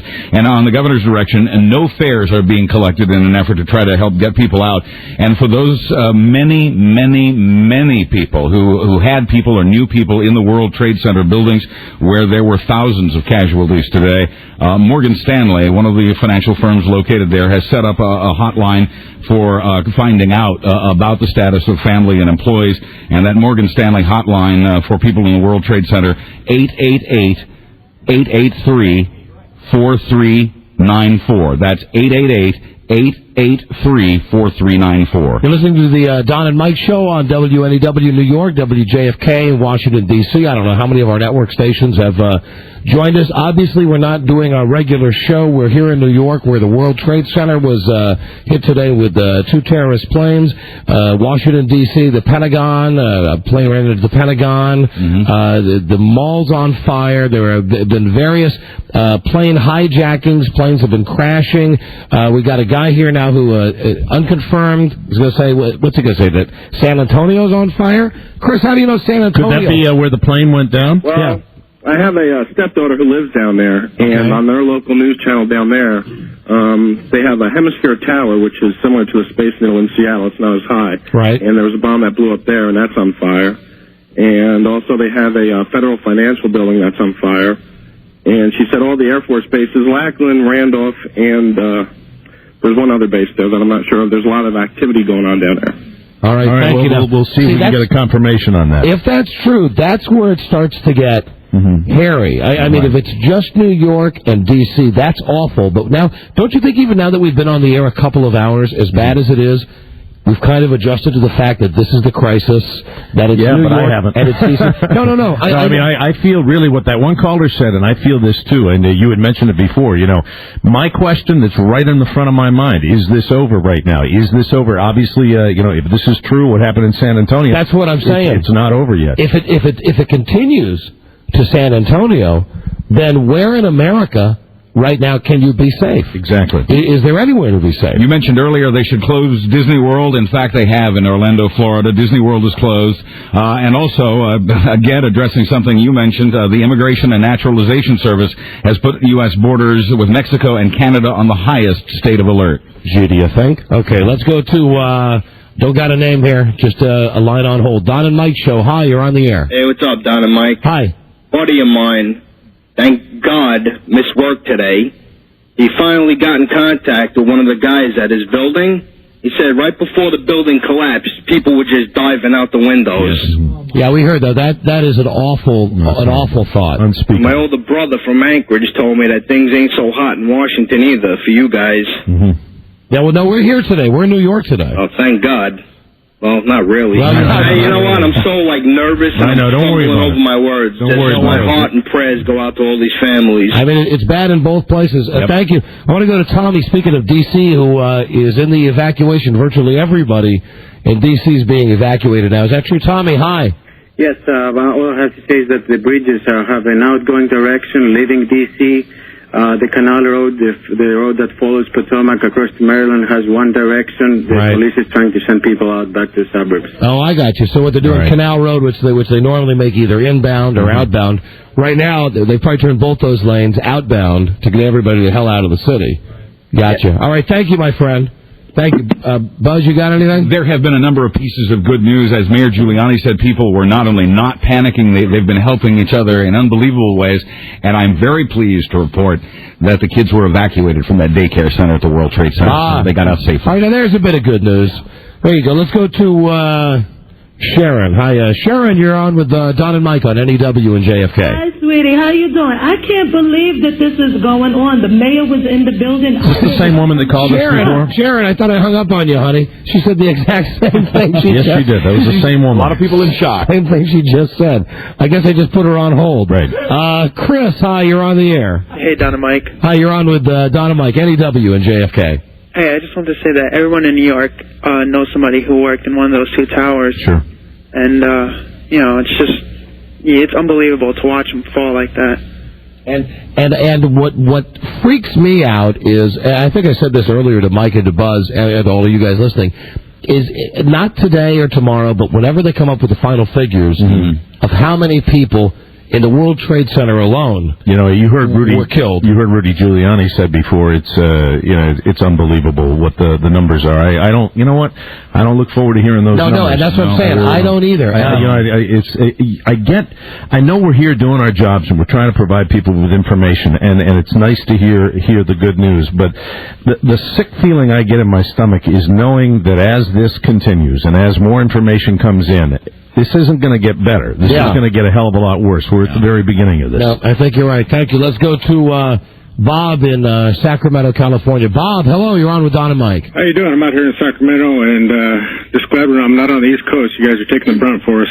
Well, now listen, I mean, and you're lucky. Don't get happy. Yeah. True. But you never know. We got a heads up on it anyway. Hey, don't you think the crew could be involved in that? They'd have to be somehow, don't you think? Not necessarily, not in the hijack situation, but anything's possible at this point. You never know, and that's what there are going to be investigations on top of investigations to find out what the deal is. This, because there are people that are breathing right now that probably had something to do with it. I would give, I think for the most part, the crews and the people on the planes the benefit of the doubt with the thought that we had before. Someone called and said the reason the plane probably crashed outside in the suburban area of Pennsylvania rather than in a city was because the passengers and the crew or the pilots or the pilots revolted against the guy and said, you know what, you can kill us, but you can't make us kill a bunch of innocent people. But to override those controls, you got to know a lot of technical things about the plane. To override the controls, all you got to do is get behind the guy and put a gun in his head. That's how you override the controls. And say, take this plane where I tell you. So you never know. You never know what happened, and that's speculation. You know something? That's something where you probably won't know the answer. 4 planes, 2 airlines. It's hard to say. Let's go to Dave in New York. Dave, hi, you're on with Don and Mike.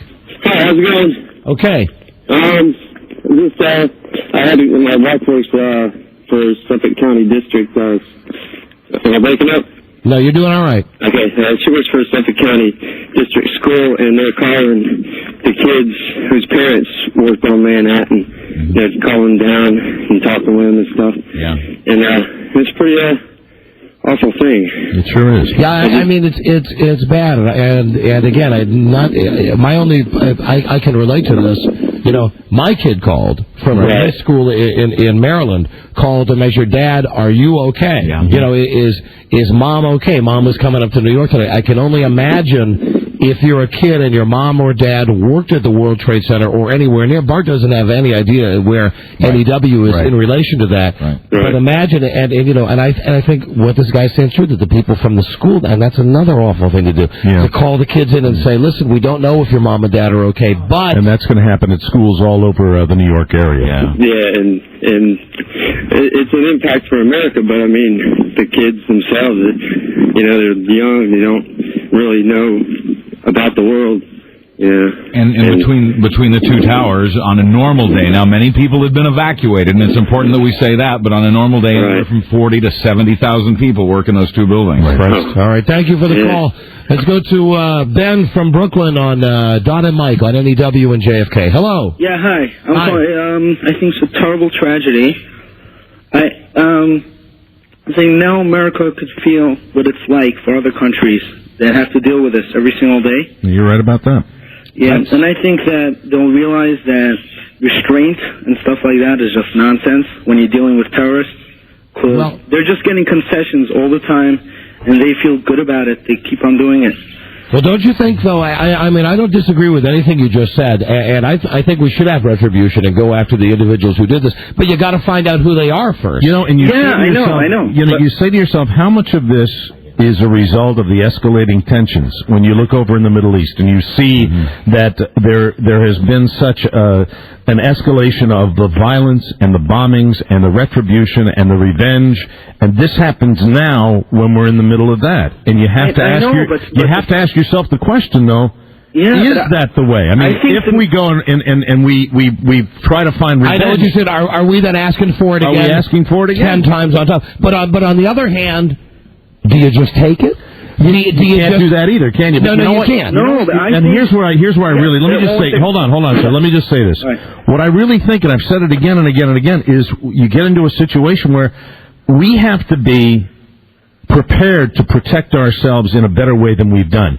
I don't think you fight this kind of enemy. I don't think it's possible. I think it is. The way you fight this is you protect yourself as best you can. Yeah, I don't think that security and the way our borders are set up right now, I don't think that's going to be the same ever again. That's going to change. Let me ask you, because I feel both sides of this. Now, let's say, though, that I'm talking to you on the phone. What's your name? Ben. Ben, yeah. All right, Ben, let's say that we find out it's country Spiewak, for lack of a better country. All right. That it's someone from country Spiewak. Right. Are you advocating that we go in and nuke them, that we bomb the crap out of them? No. I think we stop all funding to all terrorist nations. Every nation that funds a terrorist, you don't say they have a worthy cause. They don't have any worthy causes. All right? You stop all funding. You stop calling them militants, and you call them terrorists. What they really are. You can say that, but then you look at that and you say, well, they're going to get funding from other countries. You know, it's all right, but at least you don't show support for them. You don't tell them that they're poor and they're being occupied, and that's why it's right. You know, it's weird. Do you feel like I do? It's just weird to get political on a day like this. You know what I mean? I agree. It doesn't matter. It doesn't matter those people, that have family in the World Trade You're right, Buzz. We don't know who did it. We have no idea. Right now, all signs point to country Spiewak. Right. As far as I'm concerned. Get 'em, boys. Hello, Don and Mike Show. Hello. Hello. Hold on. Turn your radio down. You got to turn your radio down. You want to be on the air. Hello, Don and Mike Show. Hello, guys. Now I see on CNN they do have footage of the United Airlines passenger jet that crashed near Pittsburgh. They show a rubble in a forest area, and that's where at least the speculation here is that the crew or the passengers, someone brought that plane down before it could do damage, or perhaps the terrorists themselves might have been at the controls. You never know. I mean, it's impossible to tell. But you got to think if they're close to Pittsburgh that they were going to aim somewhere in Pittsburgh. You never know. Somerset, Pennsylvania, I believe, just southeast of Pittsburgh. About 15 miles away. United Airlines Flight 93 headed from Newark to San Francisco. Gotcha. Hello, you're on the air. Am I on the air, guys? Yeah, you are. Hi. Listen, how you doing? Listen, my prayers go out to all the families involved. I hope I don't find out of any friends who were lost. But I just wanted to say this didn't take 2 months to plan. You can talk about the escalation in the Middle East, but this definitely was a long time in the planning. Yeah. Oh, listen, that's one of the first things that I thought when these things started happening, like dominoes falling. I mean, when you've got two planes within 10 minutes knocking out both of the World Trade Centers, and 15 minutes later, a plane that attacks the Pentagon, and then the thing on the National Mall, and then the plane going down in Pittsburgh. No, absolutely, this is somebody who's planned this out for months and years. You can't do something like this at the same time, simultaneously, without having a plan. Gotcha. Lanny, hi, you're on with Don and Mike. Hello. Don, Mike, I'm dying listening to these little people just saying, oh, no, stop the funding. Don't give them any money. Bomb them. Kill them. Make them suffer like we're suffering. I cannot believe people are just saying, oh, no, it's okay. It's not okay. Kill these people. I tell you, everybody's angry. Everybody's feeling strongly. But I got to reiterate to you that this is not the day to get political about this. This is the day to say prayers for the people that have lost lives in the World Trade Center. And I'll say on behalf of Lenny, I agree with what you said. Right. But I say also that I feel to an extent the same way she does. I mean, you're lashing out. You don't even know who you're really lashing out at. Exactly. Right? That's the frustrating thing. And you're lashing out in part because you feel the way that you just said. This woman says bomb them, and you say, who? Right, but who's responsible? But at this point, you're not rational. You're thinking, well, I don't know who, I know. But just find out who, and then bomb the crap out. And you know of what? And I also ask the question: can we?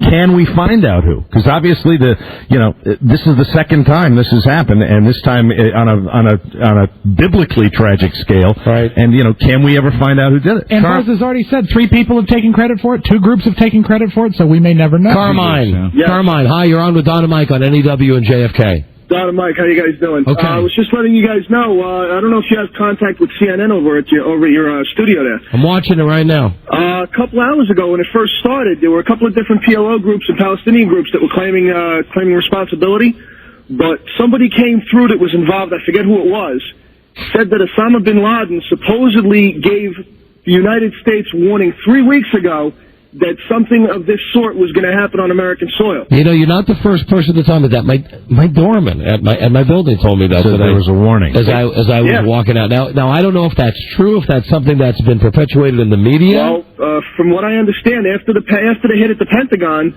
this all came to light because there was a couple of people that were involved with national security that came up and started talking about how they had heard that supposedly through different sources, and they didn't want to verify, who the sources were as usual. All right, but hold on. Let's stop for a second and say that this is true, that Ben Laden said that this is going to happen. Right.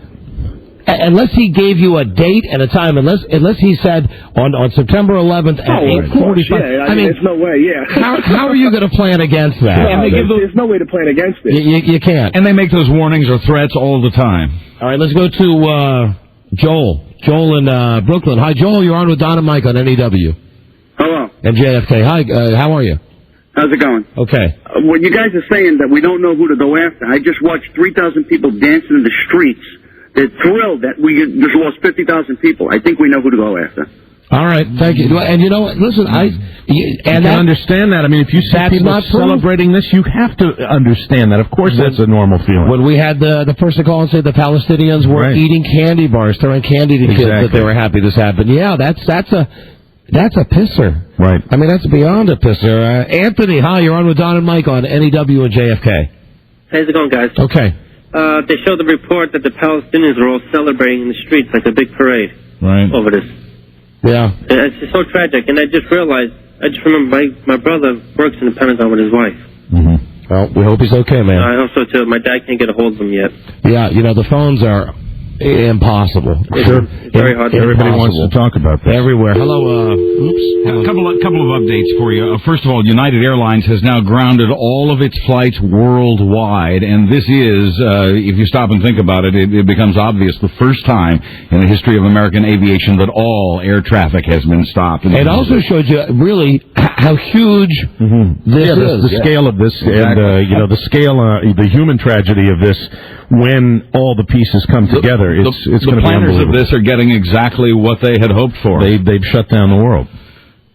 D.C. closed in the District of Columbia all the above-ground metro trains now, as well as all the federal buildings we mentioned earlier, the museums, the monuments, and all of the embassies along Embassy Row. Why would they, as well. In D.C., why would they close the above-ground metro but not the below-ground metro? I don't know the meaning of that. All I know is what I'm being told. All right. Take the southeast-southwest freeway to get out of D.C., I'm being told now. VRE and MARC are shut down in the District of Columbia. You think New York is a mess right now. It's going to be as big a mess in D.C. today. Absolutely. Getting out of there. We don't want to understate that, although, we're here where the incredible tragedy of the World Trade Center towers collapsing has taken place because of a terrorist attack. Let's go to Barbara in the Bronx. Hey, Barbara, hi, you're on with Don and Mike on NEW and JFK. Hi, guys. How you doing? Hi, we're doing okay. Hi, I just first off want to say I really feel bad about what's happening and what's going down. But it's kind of crazy over here as well. I work in a clinic in the Bronx. Yeah.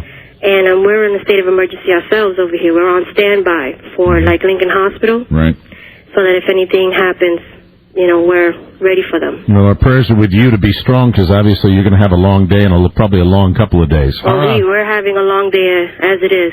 All right, hang in there, Barbara. Our phone number is 212-757-1027. That is the only phone line that we can get to work. I know it's long distance, but that's the only line you can reach us on Buzz. Yes, I was just going to say that you've heard about these underground safe havens for government officials. A number of government officials, including Defense Secretary Donald Rumsfeld, are in those bunkers now. Oh, the caves! And as are many federal lawmakers and New York State lawmakers in Albany as well.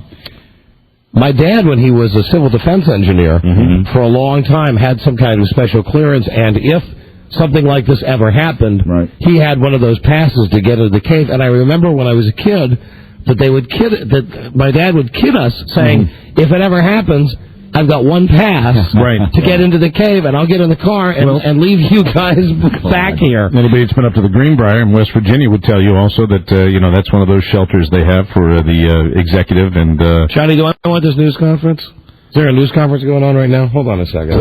By video phone from Afghanistan. And I am not hearing, and perhaps you guys are, but I am not hearing him.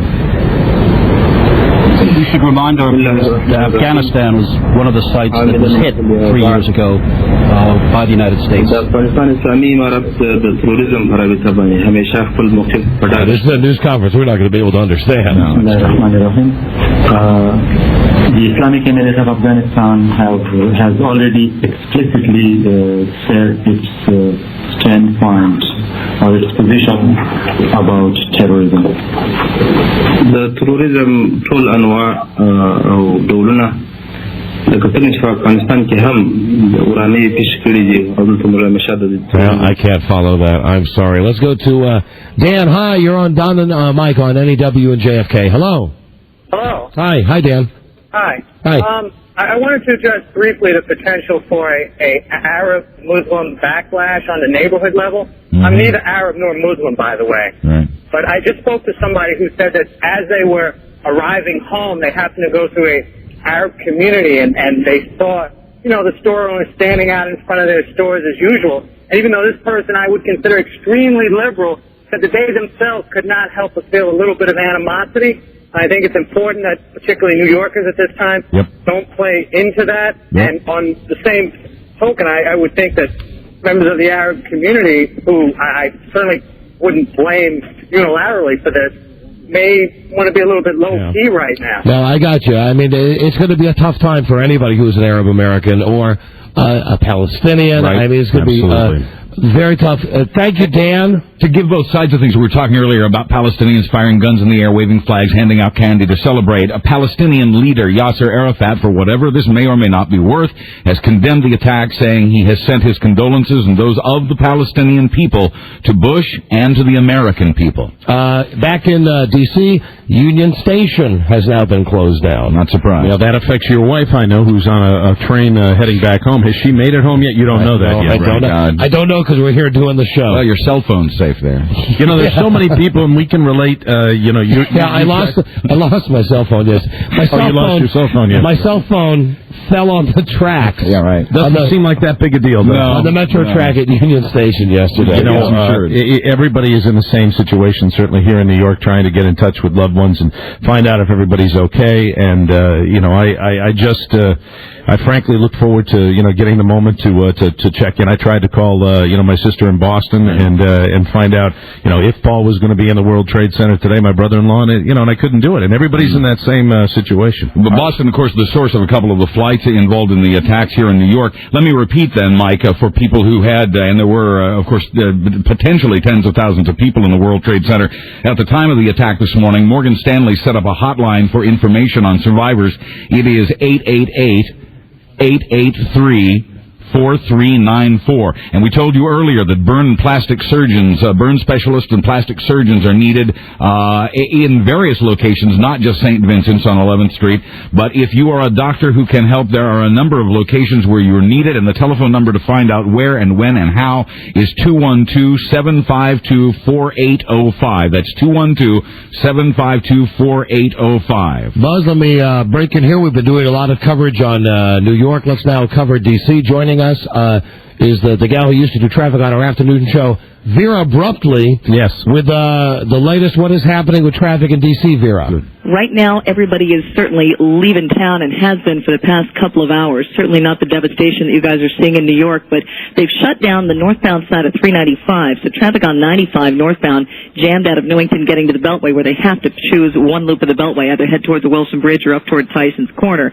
Southbound 395 is open out of the city. I'm looking live from our camera atop the Willard Hotel at Pennsylvania Avenue, 14th Street, virtually, of course, isolated and desolate right now because very little traffic is allowed through here or around the White House. Though these areas around the White House and south of there on K Street, streets that cross headed east, have been jammed as people try to exit the city. Now they've closed down a stretch of the GW Parkway, and certainly all access to the Pentagon and the routes around at 110 and Washington Boulevard remain closed as they continue to fight the fire at the Pentagon from the explosion, from the crash there.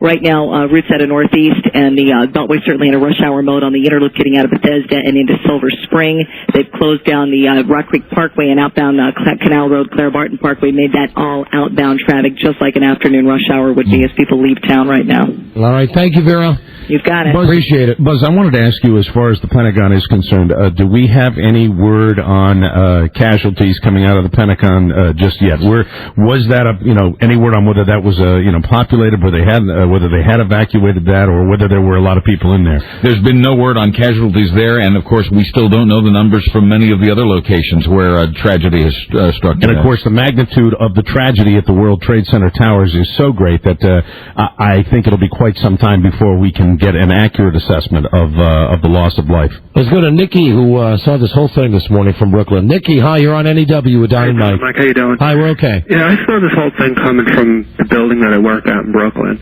And it was surreal. It was like watching it from a movie. Mm-hmm.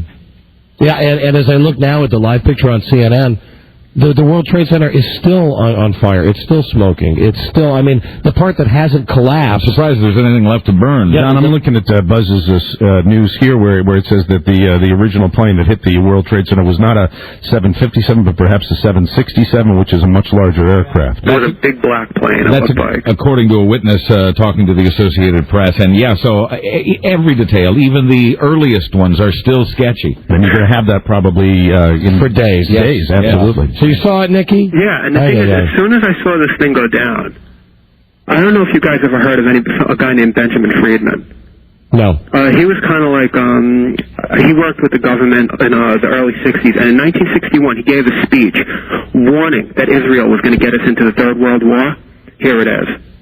Well, we are at war. It is a war-like We're at war with somebody. We are at war. We don't know exactly who we're at war with, but I think that all of the military bases and all of the alert stages that you're getting around the country right now are similar to what they would be in a state of war. Absolutely. Will, hi, you're on with Don and Mike on WJFK and WNEW. Will. Hey, what's up, guys? Hi, guy. They completely suspended the train service here. I got cut off at a place called Union Street. Where are you from, Will? I'm in Brooklyn. All right, so no train. Well, yeah, obviously no train. Yeah, no trains going either way. Right. And it looked like it was snowing in Brooklyn. Mm-hmm. Oh, there was ashes coming down all the way in Brooklyn. Right. Christ, and there were no public buses running either. We got one of the private buses stopped for us.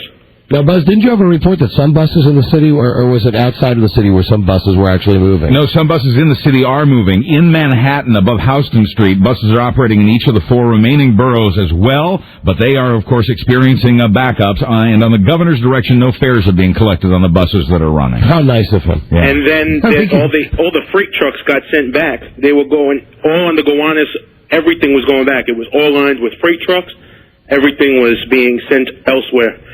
And it was like, I felt like I was in the movie Die Hard with a Vengeance almost. Yeah, very much just so. like right? that. Very much Only so. worse. Thank Bigger. you, my friend. Thank you. And I'm pleased to report thousands of people are donating blood now. They're going to need more, so keep it coming. If you are in Manhattan, I do want to reiterate that get out and find out where, is there a phone number or is there any information on where people can donate blood? Because it's extremely important that people that are still here in the city do that. There are a lot of phone numbers. Let me give just one right now. Give the main one, Give some others later. That's for the American Red Cross. Call 877-RED Cross. That's REDCROSS. Don't leave off the last S. It's 877 REDCROSS. What? Don't leave off the last F for savings? Right. What's going on? You know, I sure hope that they're able to give us maybe some locations as well, because with the phone service being what it is, it's very difficult for people to get through on any phone number. Right. You are listening to the last two stations I'm sure that you ever expected in the world would be covering this. Stations WNEW-FM New York, WJFK-FM Washington. It's the Don and Mike Show. We are it's a couple minutes after 1 o'clock on the East Coast. Let's take a quick break. We'll come back. Buzz will bring us up to date on absolutely everything. Mm-hmm. I think we have, of course, more of your phone calls coming up. And then we have the soundbite of the actual building collapsing and some of Mayor Giuliani's comments to the people of New York. We will be right back. This is the Don and Mike Show.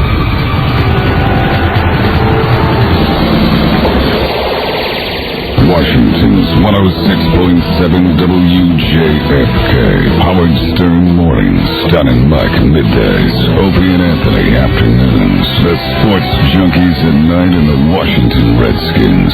Washington Superstation. 106.7 WJFK. Lady Luck here with some gardening tips. People ask me all the time if there's a trick to growing lucky four-leaf clovers. Well, I could tell you, but then I'd have to turn you into a toad. So just relax and let nature take its course, because things just naturally grow fast here in the South. Whether it's four-leaf clovers, kudzu, or Lotto South, new from the Virginia Lottery. It grows faster than I can turn a toad into an announcer. I mean, thank you. Top prize chance is 1 in 14 million. Current jackpot, $2 million. This message is just 30 seconds long. By the time it's over, a NASCAR pit crew will have changed 4 tires, refueled, cleaned the windshield, and made any other necessary adjustments, with 10 seconds to spare. If you can keep up with that pace, send a non-winning pole position scratcher ticket to the Virginia Lottery's Pole Position Speed Stakes. It's your chance to be in the pit in Martinsville on October 14th. No purchase necessary, must be at least 18 to participate. Odds of winning based on number of entries. Pit crew duties will vary. Time's up. Put down your wrenches. At the Soft Sales event this September, you won't get the sound of tubas. You won't hear a bass drum pounding. And there won't be any bells, whistles, dancing ponies, explosions, or hucksters. And none of those. What you will get is a very attractive price for the car that was ranked Best Mid-Luxury Car in Initial Quality by J.D. Power & Associates. It's as simple as that. Lease a 2001 Saab 9.5 sedan. 36 monthly payments of $399. Total due at lease inception $2,892.90. Tax, title, insurance, and registration extra. Program expires 10/1/2001. For details and J.D. Power & Associates award information, call 1-800-SAAB-USA. Visit your Washington area Saab dealer today. One 15-minute call to Geico could save you 15% or more. Call 1-800-947-AUTO. That's 1-800-947-AUTO. Geico Direct, the sensible alternative. The cheers, the fans, it's all kind of crazy. Meet the coffee cake muffin, the fresh new star at Dunkin' Donuts. Let's go beyond its cinnamon streusel topping and follow its rise to the top. One day nobody knows I exist. The next day everyone wants a piece of me. Traditional coffee cake had always struggled for mainstream acceptance. It seemed the only gigs out there were tea parties and bingo games. But then Dunkin' Donuts added the big hearty upstart to their lineup. Soon, everywhere. A new generation reached for this legend in the making. Blueberry and corn, they're legends. I'm just happy to be on the same rack as them. Discover the sensation for yourself. Stop into Dunkin' Donuts today for the new coffee cake muffin. Available solo or with our delicious coffee in a value combo. Only at Dunkin' Donuts. Stop by Dunkin' Donuts today and try the delicious new coffee cake muffin and medium coffee value combo at participating U.S. shops only. Buy and hold. Investing online is not a new thing, but investing online for the long term is. Buy and Hold is a young company with an old way of doing things. Buyandhold.com. And a proven investment strategy that's easy. Unlike other online brokerage services, you don't need to have thousands to invest because there's no minimum balance. Buy and hold. And their fees are among the lowest. Buy and hold. Not sure how to begin? Visit the site at www.buyandhold.com. It's a simple process service with lots of support and guidance. Buy and hold. Information at its best. Interesting columns like Dish from the Dolans, B&H 101 by best-selling author Chuck Carlson, Wall Street History, and Retirement Perspectives, to name a few. Buy and hold. Named Best of the Web for Online Brokers by Forbes and U.S. News and World Report. Buy and hold. Forbes, February 2001, U.S. News, November 2000. Buy and hold Securities Corporation, member NASD, SIPC. WJFK is all over Washington. Enter to win a 2002 Volkswagen Beetle GLS in the AT&T Wireless Services Kickoff Promotion. If a Redskins player returns the opening kickoff of the first or third quarter for a touchdown, that week's chosen contestant will win a 2002 Volkswagen Beetle GLS. Each contestant automatically wins an AT&T free-to-go wireless prepaid phone kit, including a 5165 Nokia phone. Mail a postcard with your name, age, address, and daytime telephone number to AT&T Wireless Services Kickoff, care of WJFK, P.O. Box 3649, Washington, D.C. 20007. You must be 21 years of age or older to enter. Pick up your free copy of the WJFK 2001 Gridiron Guide at your local Safeway Food and Drug. Don't miss out on your chance to get your hands on NFL Weekly Schedules, NFL Trivia, a Darryl Green bio, and Skins History. You will also find the 106.7 WJFK Redskins Radio Network broadcast schedules and discounts on 6-foot subs and party platters from Safeway, and much more. The 2001 WJFK Gridiron Guide is available on supplies last in the deli section of Safeway Food and Drug. Infinity Broadcasting, WJFK FM, Manassas, Washington, D.C. If you lost your job today, how long could you maintain your current lifestyle? A week? A month? A year?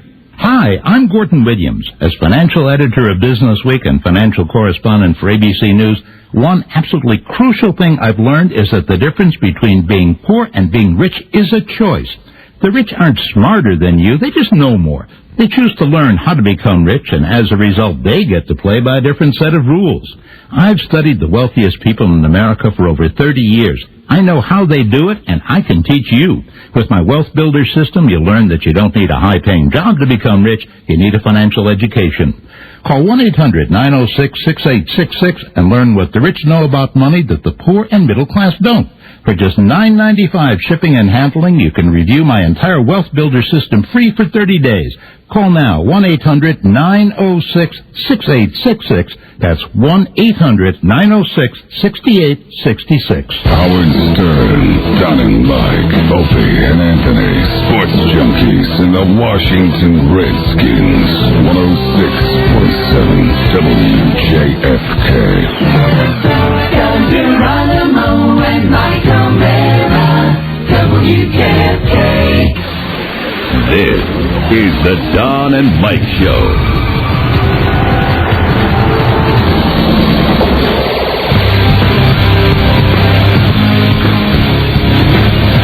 Don and Mike Show.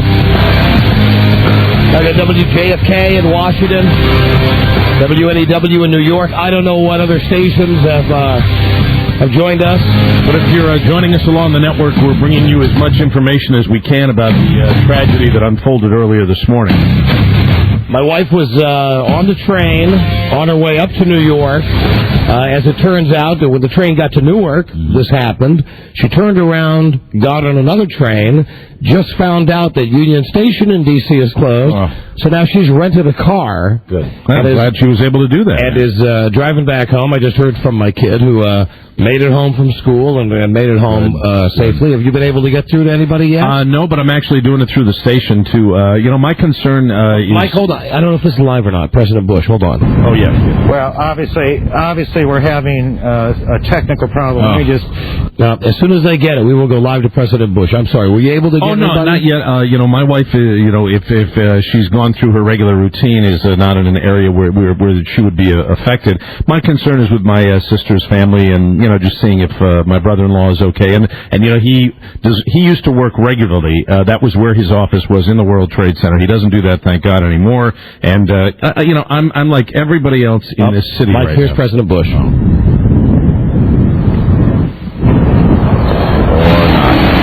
I'm sorry. This is coming to us from the broadcast pool. It's traveling with the president. They keep screwing it up. I'll let you know when we get President Bush on the line. Mike's doing a smart thing, and that's to try to relay messages back and forth through other people. Today, for a lot of people, thanks for giving me a credit for being smart. I don't have a choice in this city today. Well, you know what? You probably have right now the best way to get a message to someone. Laura, I'm fine. On the radio. Same with your sister. Absolutely. I would think that maybe someone in Connecticut or something would hear you and make a call up to the Boston area. Absolutely. Buzz, would you please bring us up to date? Hold on, we're going to try to see if we have the president. Is the president trying to broadcast? Yes. Are working to assist local authorities to save lives and to help the victims of these attacks. Make no mistake, the United States will hunt down and punish those responsible for these cowardly acts. I've been in regular contact with the Vice President, Secretary of Defense, the National Security Team, and my cabinet. We have taken all appropriate security precautions to protect the American people. Our military at home and around the world is on high alert status, and we have taken the necessary security precautions to continue the functions of your government. We have been in touch with the leaders of Congress and with world leaders to assure them that we will do whatever is necessary to protect America and Americans. I ask the American people to join me in saying a thanks for all the folks who have been fighting hard to rescue our fellow citizens, and to join me in saying a prayer for the victims and their families. The resolve of our great nation is being tested. But make no mistake, we will show the world that we will pass this test. God bless. President Ford. All right, there is the President.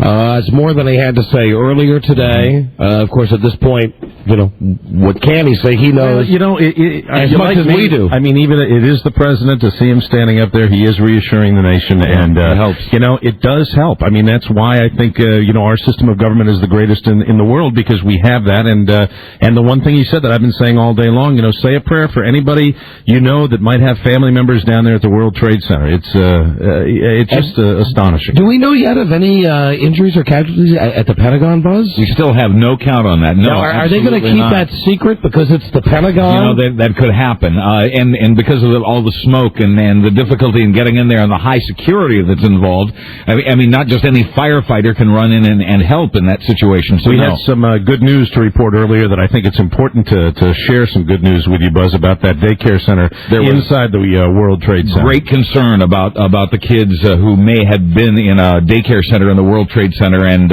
we have received a report that those kids were safely evacuated. Many people were safely evacuated from the World Trade Center, at least from the first tower that was hit by a plane today, but no casualty reports from there either, and it will be some time before we know. I just want to say, if you turn on the radio now and you're expecting to hear our regular show, not today. Right. I mean, not today. Hopefully tomorrow we'll be able to ease back into a bit more of a regular format. But frankly, this happened an hour before we went on the air today. We came on the air an hour early in New York, and we preempted Howard in D.C. to go on an hour early on WJFK, because this is a story that affects the two cities that we live in and broadcast in, New York and Washington. Right. And we only have one phone number.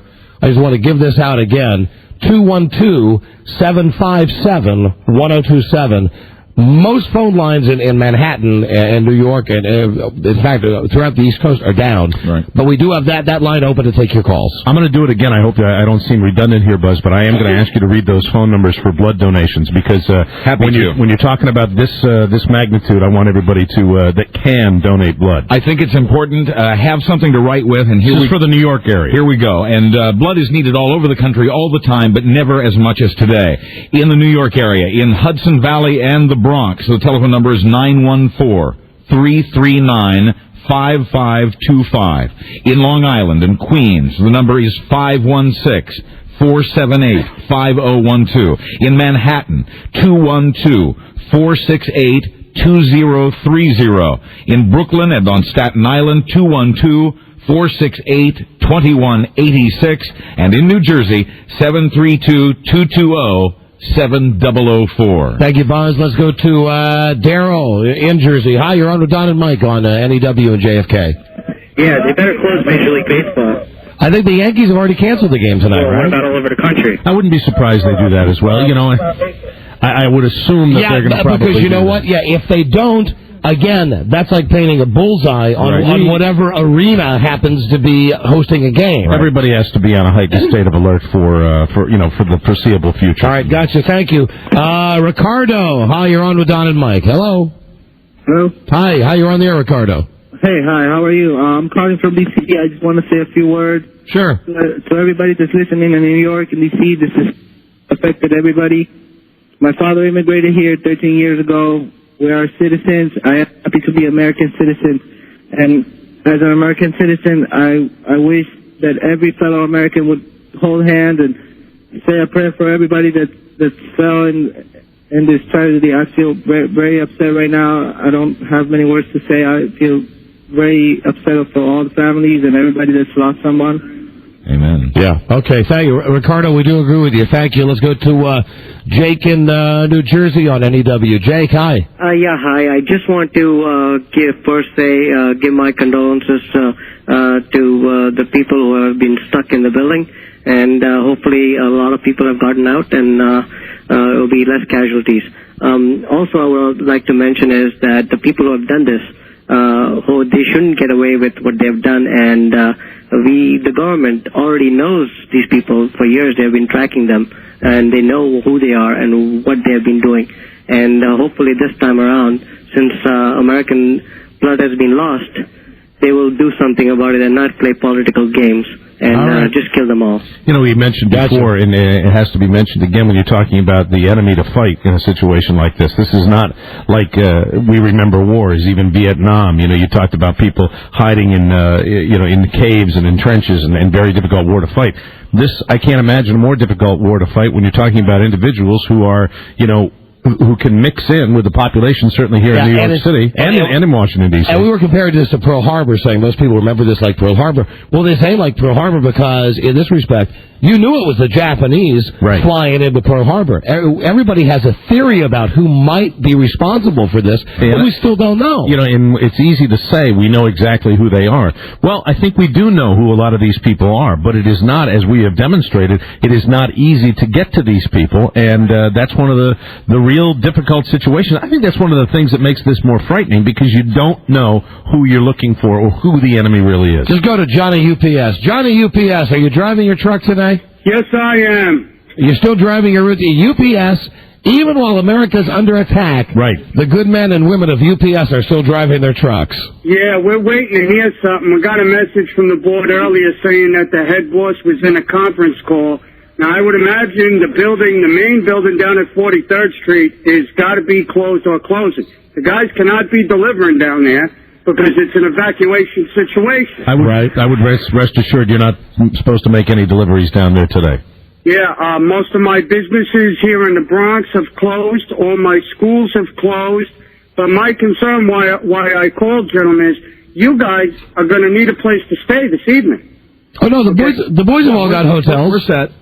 Yeah, we're here. Are you going to be able to get to them? Yeah, we are. They're very close. Now, Johnny, I'm the only one that's going to be inconvenienced, with perhaps, and I don't know how. Might be a longer walk for you, right? Rob, perhaps to get the rickshaw ready, because I may have a 12 to 15 block walk after the show to get home. It's too bad you don't have a bicycle. Oh, poor you. No, Frida was bringing my bicycle up today, as a matter of fact. All right, well, Johnny. listen, I'll keep you guys posted if anything happens out here, but but the people in the town, it's just everybody's going nuts. So people crying in the streets. There were 4 or 5 car accidents. Thank you, Johnny UPS. Okay. Yeah, you know, from that standpoint, we don't, even though we're in the middle of New York, we really don't know because we're isolated. We've been isolated all day. On the 10th floor of our building. We don't even get a sense of it. You know, what we're seeing is what we're seeing on the television monitors that we have. The wire service reports tracking the information coming out of our sister station, WINS.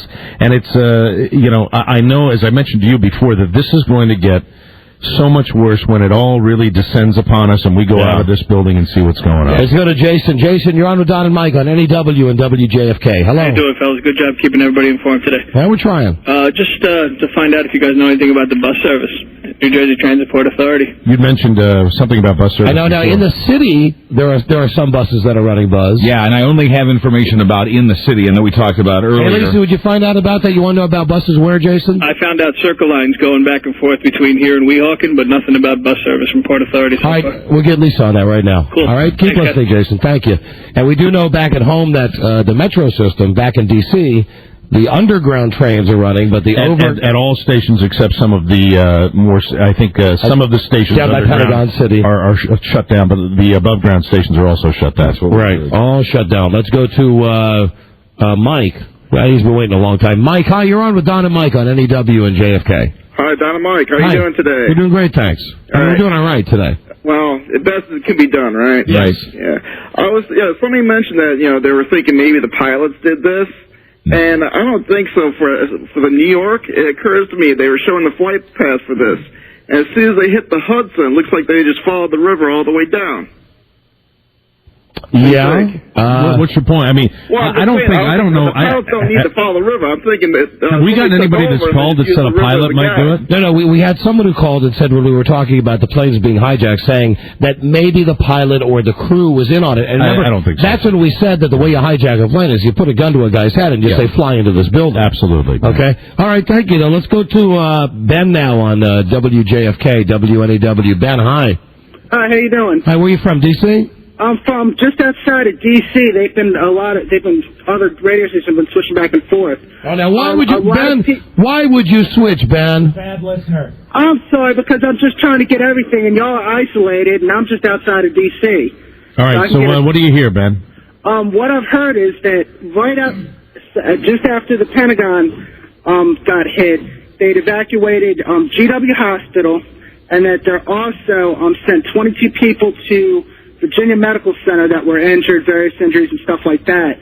And they sent the 5 most severely burned to the burn center, Western Hospital Center. So these are people, allegedly this guy's talking about people from the Pentagon that were hurt in the Pentagon? That would seem to be the case. That would account for some, but not all of the injuries, I'm sure. Oh, no, not nearly, but that was the far worst from what I've heard. Right. All right, thank you. Let's go to Angel here in New York on NEW. Angel, hello. Hey, how you doing, Tom? Hey, Angel. This is a tough day, I'll tell you that. But I'll tell you one thing. This is, I think the president said it best. It'll test our resolve, and this shows that we're all Americans. And even I was just on my way into work, and I was caught just short of the bridge when this thing all went down. And I just said to myself, no matter what color we are, who we are, what we practice, what we do, we're all Americans. And I was ready to go down there to help wherever I could, man. Yeah, all right. You heard the numbers from Buzz. The best way to help right now is and you know what? I'm O negative. They need a gallon from me. They're free to have it. All right, you got it. Let's go to Steve in New Jersey. Steve, hi, you're on the air. Hi, Don and Mike. How are you? Hi, we're doing okay. Listen, is there any, direct numbers to get in touch with any agencies for assistance in helping dig, in helping sort, in helping with names, numbers, what have you? Yeah, that's a good question. I don't know if there's only so many people, let alone the rescue workers who were killed, okay? But there's got to be the need for just able-bodied people to dig. Yeah, but you know what? I don't know if you'd be able to get through on a phone line to the people who might want the help. But probably Red Cross. That would be where you'd start? I think it's foolish to speculate right now because when that is needed, when they want to go public with that, they will do that. That's what they're doing. And if that is necessary... I'm sitting on Route 80 and heading to I want to reiterate, sir, that the one thing that we have heard so far is from the mayor of New York, Rudy Giuliani. He is advising people to get out of Lower Manhattan so that they can let the rescue workers do their jobs. Right. I saw 40 ambulances heading 80 east from all different western New Jersey municipalities. So help's on the way. All right, and now both towers of the World Trade Centers could have collapsed. They have collapsed. Yeah. Both of them, I might say, could have collapsed. Right. The two planes hit within, I believe, within 15 minutes of each other. About 18 minutes, right? That is that's nuts. Let's go to Rob in New Jersey. Hi, you're on with Don and Mike on NEW and JFK. Hello. Hey, guys. How you doing? Hi, Rob. Hey, I just wanted to call and say, I've never been much of a person to go out and fight in a war, and I've always been kind of against that, but after seeing this, it's like, sign me up. Yep. Bring on the draft. Yeah, there's going to be a lot of guys, I think, at least in the short term, and this is where I was concerned about what's going to happen 3 or 4 months from now, but right now, tomorrow, next week... Right. Oh, yeah. Absolutely. I mean, you want to talk about Americans coming together? And, we do. Speaking of in our moments of tragedy. Straight out America, everyone just pull out the American flag, let it fly. That's a great idea. I think that's a good idea. All right, thank you. Appreciate it. Thanks for the call, my friend. Let's go to James. Hi, you're on with Don and Mike on NEW and JFK. Hello? Hi, you're on the air, James. Hi, this is James. I just wanted to call. This is the first time I'm calling, and I wish it didn't have to be under these circumstances. I just wanted to let you know my brother is a transit cop in Brooklyn and Manhattan, and he called up a little while ago, and he said that there's bombs and bomb scares all over the city, all over Brooklyn, all over... Well, now, are there actual bombs, or are they just He bomb said scares? that on the station he's at, there's a box on the station, and there's actually, it looks like a pipe and wires coming out of it, all sorts of electronics. And he said that on top of the box is a book that says, "Why Do I Hate People?" Well, and I got to wonder at this point, and I don't doubt that your brother's telling you what's going on, and there's every reason to be concerned. I don't doubt that there's that certain idiotic element of our society that wants to get involved in this and say, hey, this would be a great time, to make a fake bomb, and certainly to call and make the bomb threats. I think that comes with the territory with this also. The scary thing is, too, I mean, this is just one station in Brooklyn. There's no way you're going to get bomb squad or K-9 units down there. They're all at the airports, so he just said everyone's just standing back and they just got to wait. And, thank you for the call, James. We're looking at this just from the standpoint of two cities, New York and Washington. But all of the airports, every airport in America now, you can't take off, right? And that's never happened before, which is just incredible. So the whole country is paralyzed. You got Disneyland closed down. Right. You have the guy, which I guess was unconfirmed, calling about the thing in San Antonio. Well, you also, as this call demonstrates, you have the crazy factor, too. And, as amazing as it might be to believe, you're going to have people that are going to do that kind of crap. San Antonio is still unconfirmed. We have received word now, not surprisingly, that there are fatalities at the Pentagon, but still no word on that. But the Navy has confirmed fatalities, and everything now is just a sort of a mishmash of mismatched facts. The city of New York will be restoring subway service soon, and that will help people get around and get out of Manhattan. Right. The Board of Education here in New York, schools are open and closed at the same time. What that means is that kids can go home only if they board a yellow school bus or if their parents pick them up, but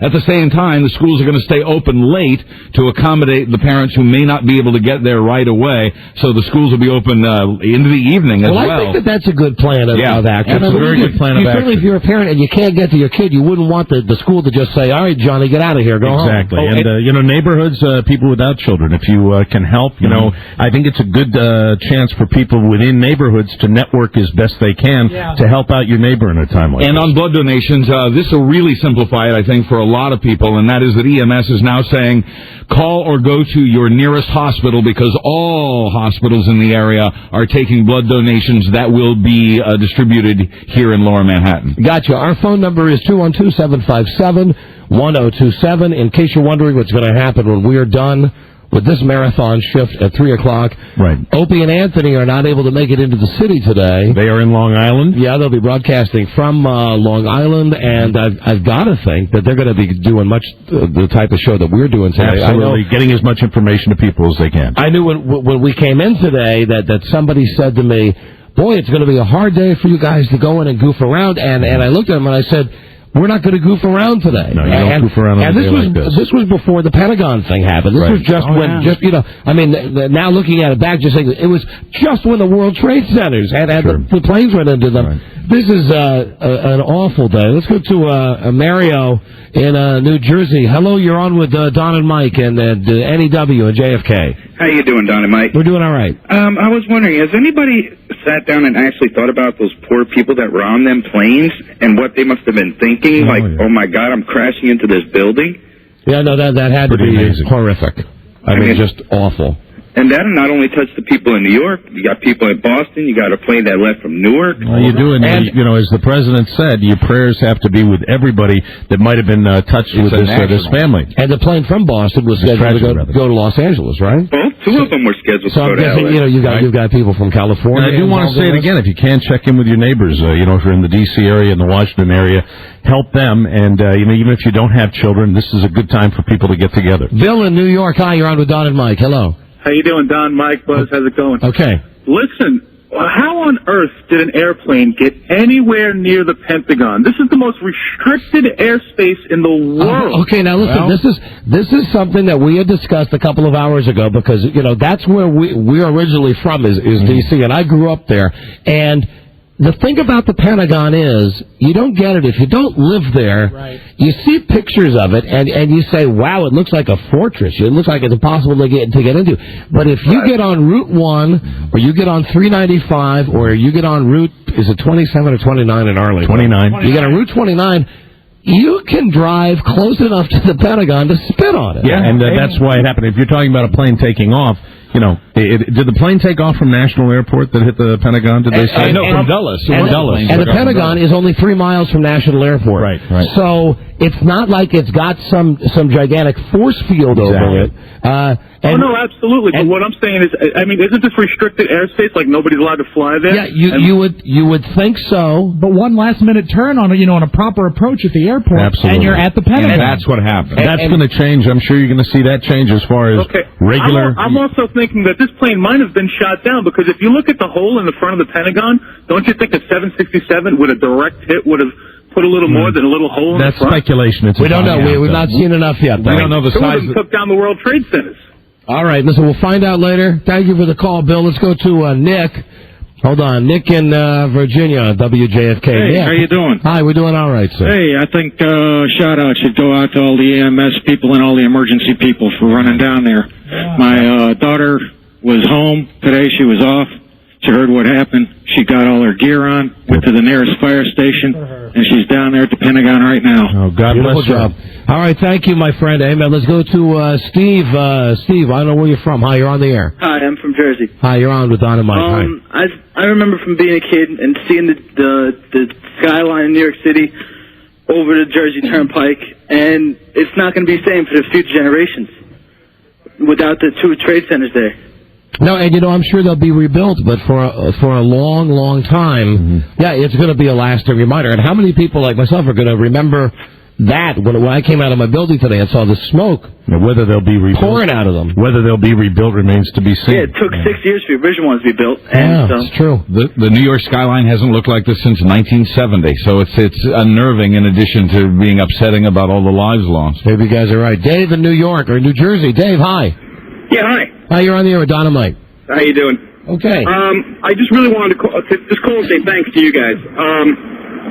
There's all this talk about let's go bomb them, and we don't really know who they are, right. And you guys bringing it back and saying let's focus on what's really important.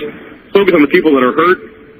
I'm actually driving now to the hospital with a couple of friends to give blood. Hey, good for you, man. Way to go, man. Yeah, it's just when I first heard this and it first hit that it was an actual terrorist attack. My first thought was, geez, where do I sign up? Yeah. How do we get back at them? And I just happened to be listening and I forget exactly which caller it was, but somebody said something about bombing them back. But you know what? I think to an extent, everybody feels that way. I feel that way. It's just I don't know who to your reaction to rage out at. You react at that, and then you think about it, and then when you think about it, you realize that who is the enemy? Who are we? That's where this is so terrifying to me because it's difficult to point out. This army or this force of another nation. It's not. These are individuals. These are zealots. These are people that do this that we can't always control. It's terrifying. It sure does look like war. Every time I turn and look up at the monitor at CNN, I see The streets of Manhattan look like a war zone. I see the streets of D.C., and now understand the streets of D.C., you don't see the billowing smoke because, for those of you who don't know, the Pentagon is virtually in the suburbs as far as Washington, D.C. itself is considered. But you see people running out of the office buildings in D.C. They had the copter up in the air where you see the beltway just blocked for, like with a 15-mile backup going around that thing. This is like something that nobody could have ever dreamed would happen in America, right? It's terrifying. I mean, it's America. It looks like what we've seen in movies, but it's a much eerier feeling to see and know that it's real life. The District of Columbia and the state of Virginia have now both declared states of emergency. We're getting finally some casualty reports trickling in. Of course, they represent a very small part of the number that we're going to be seeing. St. Vincent's Hospital reports that it has 2 dead, 15 in critical condition, and hundreds of injured. Another hospital reports 3 deaths, so that's a total of 5 so far as the count begins. Yeah, and I mean, we're not even taking into account the people on the airplanes. We lost a couple of hundred there easily today. Christ, and then the Pentagon, and let's see, let's go to, here's Jim, who claims to be a terrorism expert. Jim. Yeah, hi, Don. Hi, Mike. How you guys doing today? We're doing all right. Well, I'm pretty upset. I'm out near Dulles Airport. For those of you listening, if you hear anything out of me, it may be my opinion, and my opinion only, not the radio show. There was an aircraft about 15 minutes ago that you people out at Dulles Airport in Virginia may have seen flying by. That was a military aircraft, so nobody needs to be concerned about that. I appreciate that. Number 2, addressing what the president said earlier, the president certainly was not prepared to make a speech. He is on Air Force One, obviously, flying around at high altitude. That's probably the safest place for him. I believe he probably came down and landed in Louisiana at an Air Force base to give a speech to let the public be comfortable. I just hung up on that guy. Well, that guy wants to get his own radio show. Yeah, Tom Clancy calling. That's exactly. right. Right, thank you. Enough of that. Thank you, Tom C. Hello, Mark. Mark in New Jersey. You're on the air with Don and Mike. Hello. Hey, how's it going, guys? Hi, it's going okay today.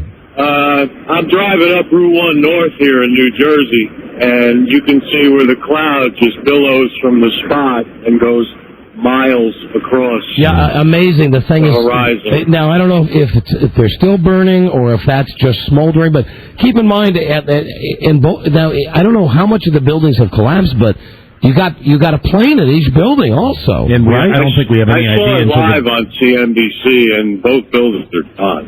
Both buildings are gone. They're just gone. They imploded upon themselves. The tops let go, and the weight just split them like bananas. Yeah, I think a lot of what you're seeing now is dust and ash and smoke. I think the planes disintegrated once they entered into the buildings, and now the buildings have virtually disintegrated as well. Christ, I'm hearing everybody talk about how they want to sign up. And I'm thinking to myself, if we went out and eliminated every known terrorist group that's on the planet, 10 more would spring up in their place. I couldn't agree with you more. Yes, but on the other hand, I kind of agree with the people who say, at this point, how do you fight them? How do you find them? Where are they? Where are they hiding? Mike, I don't know that. I mean, that's the other really unfortunate part. This is the way the war is going to be fought against us here. I'm sorry. You're asking me a rational question, and my only answer is irrational. That I don't know who it is. I don't know how we're going to do it. But goddamn, we can't just sit back and take this. Well, you heard what the president said, and I know we're not going to sit back and take this. And I hope that they, as far as efforts at targeting terrorists and efforts at protecting our borders and our citizens, I hope we're in for an improvement and a change. And out of a tragedy like this, if they can take measures that will possibly prevent something like this from happening in the future. Build my wall. Yeah. Build my wall. Hello, Mike in New Jersey. Mike, hi. You're on with Don and Mike on NEW. What's going on, guys? How are you? Hi, we're doing okay. Just want to know, where I am right now, I'm in Clifton, right on 46 in New Jersey. Yeah. You can see miles and miles of smoke right above the city. It's ridiculous. Everybody can, all the way to Connecticut. But I'm just saying, there's no other choice. These buildings have to get rebuilt, because if they don't, like if we just put a park on top of it, like Oklahoma City, we're just going to look like pussies to the rest of the world, Yep. No, I agree. The message has got to go out. Got to rebuild them. Thank you, my friend. Paul in New York. Hi, Don and Mike show. Hey, Don and Mike, how's it going? Okay. God damn, it's unbelievable. Question: do you think that they're going to rebuild the Twin Towers? You know that we had talked about it earlier, and the guy just called. I agree with what that guy said. Right. That I say, now what happened in Oklahoma City was, nutty Timothy McVeigh, and it was their decision not to do it at Oklahoma City. But this is New York City. Right. I mean, this is freaking New York City. I mean, this is the pinnacle of the world. Yeah, the capital of everything. Good point. It's I New work York. I'm sorry to cut you guys off. You gotta rebuild those towers. Yeah. I work as a cook in New York City for a temp company. And I've worked in the Twin Towers and everything else. And all the Twin Towers are is a supercomputer for the New York and the National Stock Exchange. If they wanted to do anything, they would hit the gold reserves about 5-10 blocks away. Right. Well, I don't like the idea of you making suggestions about what they should hit. Well, that's and that's like that dumb Bruce Willis movie. Yeah. Right. Yeah. That's like the Die Hard with a Vengeance movie, right? Where they did all the stuff and they caught the cops off guard and then they misdirection so he could get to the gold reserves. Yeah, that's precisely what he said. And that's where Bruce Willis says, Attention! News is dead. Right. Let's go to Mitch in D.C. Mitch, hello, Don and Mike show. Hey, Don and Mike, this is Mitch. Yeah, hi. Don and Mike, this is probably the worst scene you could imagine what I saw today. Now, where were you? Where were you in D.C., Mitch? Well, really, it's the Gannett Building, which is about down in Roslyn. In Roslyn, it's about 2 miles from the scene. And what happened? All of a sudden, we felt this big shake, and there's a lot of building going on around there. And we thought it was like a girder or something hit the ground. And I looked out my window, and I saw this white smoke. And immediately, down the halls of the Gannett and the USA Today building has about 20,000 employees. And to see about 5,000 or 6,000 people running down the halls, literally screaming like something you would see in the movies, it was like unreal. Yeah, I'm picturing in my head. If you're in the USA Today building, you have a bird's eye view of the Pentagon. Yeah, you see exactly what happened. I mean, you look right out your window and you see the Pentagon, and 2 miles beyond that, you see the airport. Those people's lives are changed forever. I think all of our lives are changed forever. All right, thank you. Listen, we got to run. Let's go to Eric. Hello, you're on with Don and Mike on NEW and JFK. Hello. Hey, Don and Mike. Hi. Yeah, I'm calling from Wandsworth, from Long Island.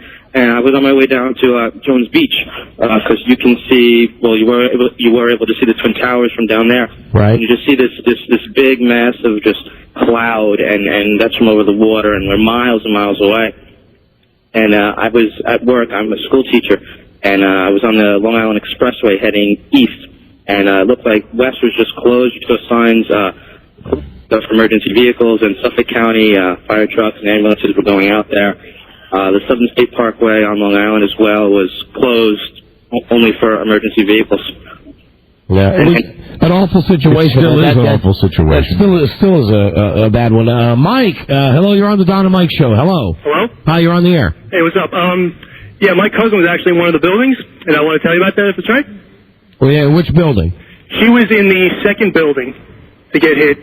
She was working on the 71st, 72nd floor at Morgan Stanley. And she just told me what happened. She's like, she heard an explosion, looked out the window, saw that there's a giant hole and like papers were flying out, people flying out. Well? Yes, go ahead. No, we're here. So she and a bunch of her friends just like, all right, let's get out of here. So they ran to the stairs to run down the stairs. And about a couple minutes later, the second plane ran into them. And they were about the 50th floor or something.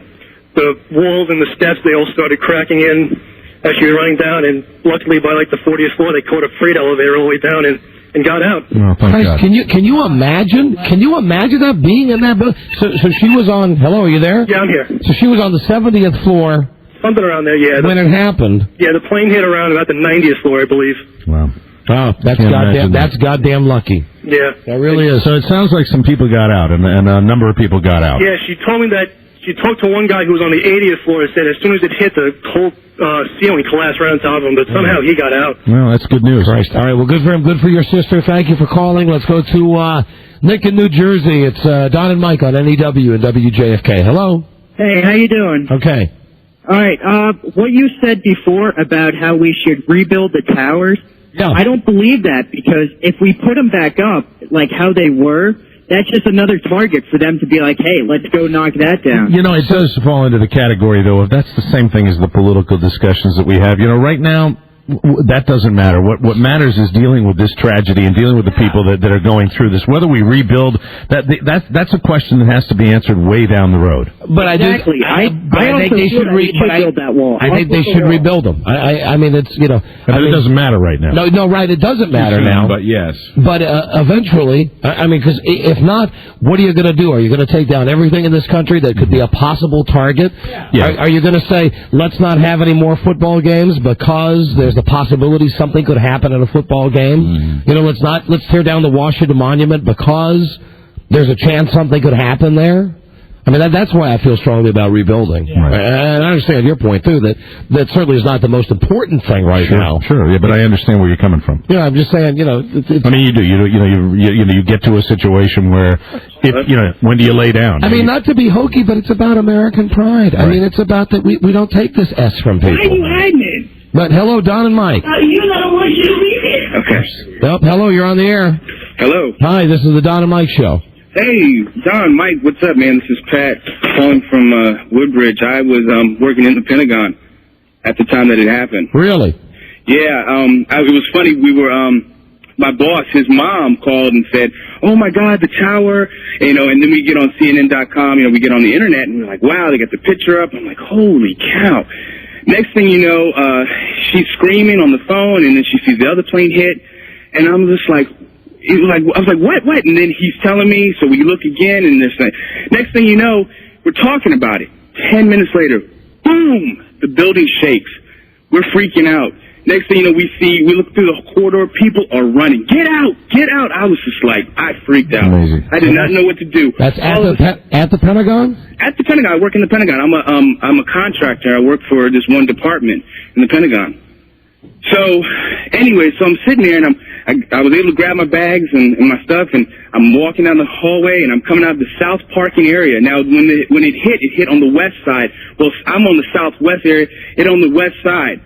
And you could not see the Pentagon. There was so much smoke. You could not see the Pentagon. Gotcha. It was unbelievable. Hold on, Buzz has got something for us, Buzz. I just want to say, I keep thinking about the guy I heard on Channel 2 News here in New York this morning. He was calling from the 86th floor, and he wanted certainly police and firefighters to know where he was and what part of the building he was in, but he wanted them to know that he was okay and that the situation where he was under control. Well, of course, it wasn't long after that the building collapsed, and I don't know if anybody got there or not. Right. The second building? I will tell you now, we know that at least 40 to 50 stories of at least one of the World Trade Center towers is still standing. It's on fire, but there's still about 40 or 50 stories to at least one of the World Trade Center towers. So it wasn't at the base of the building, but apparently somewhere in the middle. And firefighters are marching up the steps, no elevator service, obviously, to look for bodies and to rescue people who are still alive. At least now, Buzz, is the fire isolated to the top of it? Those are brave guys. Has it spread down to the bottom? Firefighters are still getting in there. The building's full of smoke. How far down the fire has spread and what remains of the building, I don't know. Todd, you're on with Don and Mike. Oops, hold on. I just hung up on him. Uh-oh. My apologies. Sharon in D.C., you're with us on JFK and NEW. Hello? Hi. Hi. This is Sharon from Washington, D.C. Yes, hi, Sharon. Hi, how are you? I was calling. I was actually standing on my balcony this morning. I live in Southwest D.C., directly across the river from the Pentagon. Oh, and so you could see the Pentagon, right? I actually saw the plane hit the Pentagon. Wow, Jesus. And it was just massive. The reverb across the river was enough to shake the window in my bedroom so that it broke. But I'm a grad student at Maryland, and I think what's really important for everybody to do right now is treat this almost like a natural disaster, take care of business, take care of the people who are injured, and not look for the people to blame or the people to hate over this. And check with your neighbors. As I mentioned before, check with your neighbors and see if you can help them, with people that might have been more impacted by this tragedy than you were. Exactly. Donate blood. Take care of the people that you can, and let the people who are in charge of finding out about these things find out about it. It could be weeks, it could be months. Yeah. So, don't go on a hate rampage until we know what's going on. Yeah, but, and I agree with that, but on the other hand, I know that we're doing the show right now, and I know when I get home tonight and I watch this, I'm going to get pissed. Right. Mm-hmm. And my thought is going to be... But you, more than most people, need to show restraint as well. Yeah, I know, but I'm just telling you, when I get home on my own tonight, I'm going to be sitting there thinking... Once again, who's the enemy, Yeah, right, but I'm going to be frustrated thinking... I mean, I can understand the mindset of people saying, let's find who did this and let's rip them out. So can I. Let's do it. Our telephone number is 212-757-1027, and you're on the air. Hello, Don and Mike Show. Hello. Yeah. Hi. I just want to let the guys know that there's a whole slew of analysts that's just coming on for Route 3 and over toward these folks. There's a whole people want to come up and help these people. There's a whole slew of what? Ambulances. Oh, where, off route? I just passed about 40 on Route 3 just outside of Clifton. All right, gotcha. Thank you, my friend. Hey, have a good one. Okay, thank you. Let's go to Steve. You're on the air. Hi, Steve. Hi, Don and Mike. How you doing? We're doing okay. You know, I know you said you wanted to have fewer commercials during a show, but this is ridiculous.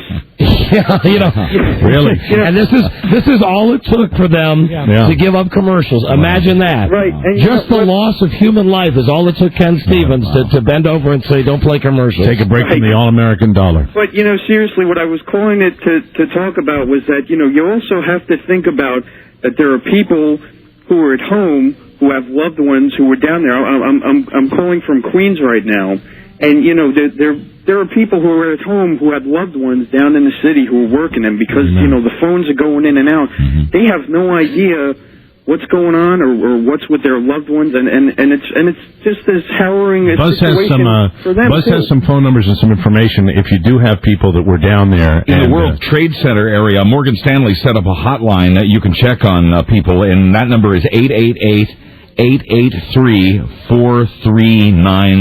And an update on the kids, by the way. They got out of the daycare center. Those kids can be found at St. Vincent's Hospital, all of them safe and sound, safely rescued from the World Trade Center building before it collapsed, but after the plane crashed into it this morning. And I know you're wondering about how long will stuff be closed. We just got word that both Reagan National Airport and Dulles Airport in D.C. will both be closed tomorrow. So they've already decided to close them tomorrow. I would guess that the 3 airports in New York will be closed as well. I would assume so. Sure. I know that Union Station in D.C. is closed. Any word about the train station here? I'm not sure whether Penn Station or Grand Central, what the situation is there. I would assume that they are closed. I'm not sure, though. We don't have that information. Most of the commuter trains have stopped running, certainly, and since officials are not allowing traffic into the city, it would be a safe bet that the Amtrak trains are being stopped short of New York City. Hello, Don and Mike Show. You're on the air. Hi. Yeah, I was wondering if they're going to, take out any kind of repercussions on all these people, like vigilantes against the people that own, like, the 7-Elevens and the gas stations. Well, what do you think about that? I think they will.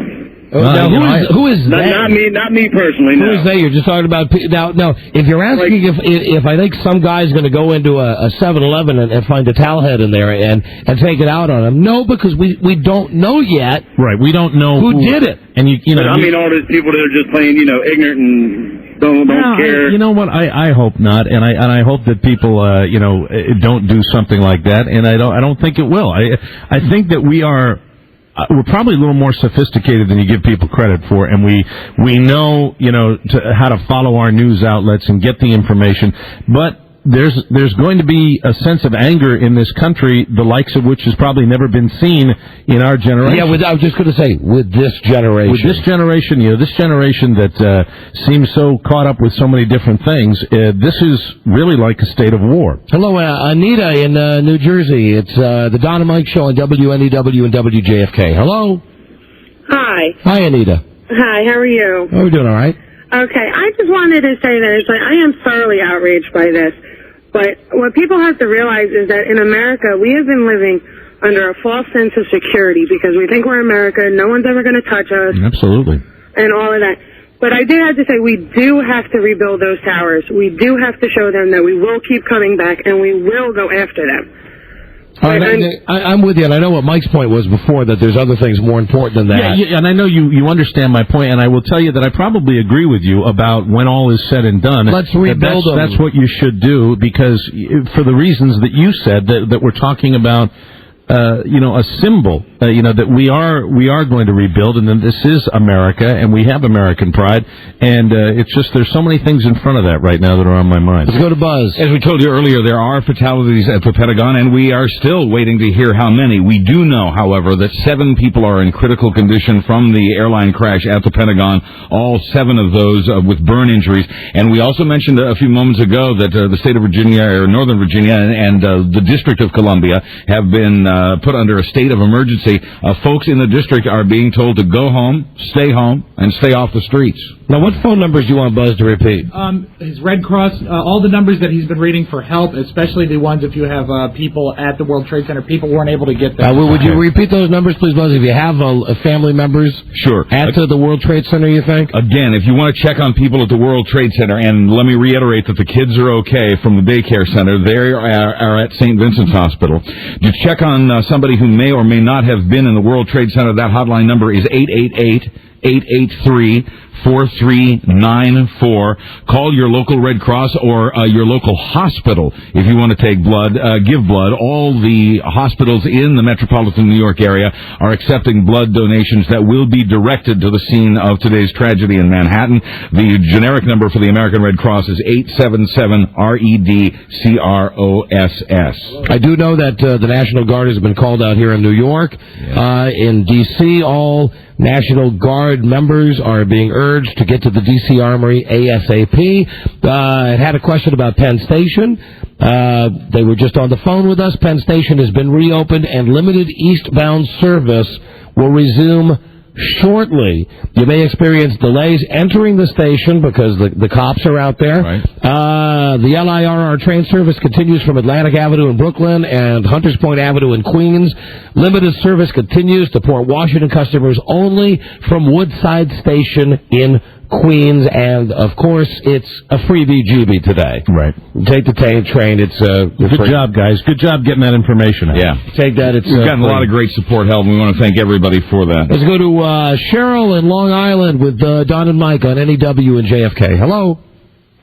Cheryl, you there? Hi, Don and Mike. How you doing? Hi, doing okay. I just wanted to make a comment and ask your opinion on it. It's been obviously several hours since this has gone down, and we haven't heard any information about any of the other planes that are still being hijacked, where they might be, if we've had any, if we've seen them to try and... Buzz, let me see, hold on, let me see if I've got this right. There was the concern over that plane 175, right? And that they confirmed that plane had crashed also? United Airlines has confirmed that flight 175 did crash, but at last report, the last information they didn't know where. We had is they didn't know where. Now what about the plane that crashed outside Pittsburgh? Is that a different flight? That was an American Airlines flight. Let me just confirm. No, excuse me, that was also a United flight. 2 United flights down, 2 American flights down. Outside of Pittsburgh, that was United Flight 93 headed from Newark to San Francisco. The American Airlines jets were headed from Boston and from Washington's Dulles, both of them headed for Los Angeles. So I understand what Cheryl is saying here, though. Keeping it's like juggling. You got so much stuff in the air at once. Right. But there were other planes that we thought were being hijacked, right? Yeah, I thought so. But I think just the D.C. police plane is the only other one that I know. So a total of 5 planes that were involved in this. All right, well, Cheryl, maybe they've all come down then. I hope so. Okay, all right, thank you. All right, thanks for the call. And that speaks to with the fear and the fear that people are still experiencing all over the country right now. Hello, Larry in Jersey. You're on NEW. Hello. Hello. Hi, it's Don and Mike. How are you guys? We're doing all right. Listen, I know you guys didn't want to keep rehashing about the revenge on this. Sure. The question I have is this. If, in fact, I know it has been said that it's not positive yet, but if there are people celebrating this, and we do act calm and rational about it, don't we feed people like that to think that they can do this again? In other words, if we were to do something outrageous now, like pull a full military attack on them, but them who is them? Celebrating in the streets. All right. Now let me just give you the example here, because it's the Palestinians, the Palestinians who allegedly were celebrating, dancing and giving candy to the kids. So you're saying that we should what? We should go over and bomb them because they're dancing about this? What I'm saying is this: we have had hostage situations in this country. We've had terrorists before. Suppose we did, as the president said, find out, hunt down, and find these people. Mm-hmm. We will give them a trial. And if they were found guilty, the worst thing we would do is put them to a death sentence. If they're able to get into a plane and crash into a building, death doesn't fear them. Well, and that, something that applies to if you send in a hit squad and try to take them out as well. Exactly. People with the idea of death, they have a different perspective. But I also I agree with you to the standpoint that if people are dancing and laughing about this, I say F them. Right. And there's nothing I can do about it, and I'm not advocating that we go drop a bomb on them. But I'm just saying, F them. How dare they, if they're involved in this or not, be laughing and handing out candy to their kids on the worst day in America in 50 years. I got to go because Steve in New Jersey says he has a correction on the blood donation info. Steve. Yes. How you're on the air? How you doing? I just wanted to make a small correction. At least one hospital in Jersey, which is the Bayshore Community Hospital in Keyport, is not accepting donations. They send you down to the blood bank. And there was a 4-hour wait at the door, and I was 150 people away from the door. Wow. Okay, all right. Good for the people of this area. Yeah, fantastic. So crazy. And by the way, I've totaled up the presumed number of airline casualties today, and that number now totals 381. That's going to be a mess when we get through that, and the people at the World Trade Center. And incredible. Eric in Maryland on WJFK. Hello, Don and Mike show. Hi, how are you doing? Doing all right. I'm a volunteer EMT firefighter, Washington area, and my big thing is I wanted people to remember all the emergency workers who are giving their time, especially some of the brothers and sisters up in New York who've lost their lives during this. Yeah, and I just want people to... what those people are going to go through, too. I mean, our prayers are with them, absolutely. 10,000 emergency workers, and you mentioned the National Guard. The Connecticut National Guard has now been called up and is volunteering its services to assist the New York National Guard. All right, one more before we got to take a break. Mike in New Jersey, a truck driver. You're on NEW with Don and Mike. Hello. Hi, Don, Mike, Buzz. Rob, hi guys, how you guys? I hope you're holding in as well as I am, as best can be expected, unfortunately. We're doing all right, Mike. Listen, I was actually a little bit concerned. I've grown into listening to your show, and I heard before that you had sent your wife home. Was that correct? Yes. All right. Just so you guys know, and other motorists out there know that can hear you in the D.C. area and also up here, all the water crossings, such as the Delaware Memorial Bridge, the Baltimore, Maryland bridge over there, those bridges are all closed. We have several of our drivers that are stuck in Maryland that can't get back up to New Jersey because everything is shut down. She'll figure it out. I mean, I sent my wife back home because Bart was going to be with neighbors, and that's when they closed Union Station. Yeah, and as it turns out, they closed. You checked in with her, right? And she's okay. Yeah, she's fine. Trust me. If anybody's going to get through, if there's a barricade or something, my wife will do it, and we got it worked out with Bart anyway. He's fine. I just want to let you guys know that I really enjoy your show. Unfortunately, today, of course, is on the worst of terms, but you guys are a number one in my book, and a lot of listeners up here. And God bless you, and please be safe. Oh, of course, and thank you for the call. All right, have a great day. I hope things get better. Thanks. Well, they can't get much worse. Yeah, I hope not. I knock on wood. Yeah. We got to squeeze one more break, and I think we got more like an hour of the show left. WNEW-FM New York, WJFK-FM Washington. We'll be right back. This is the Don and Mike Show.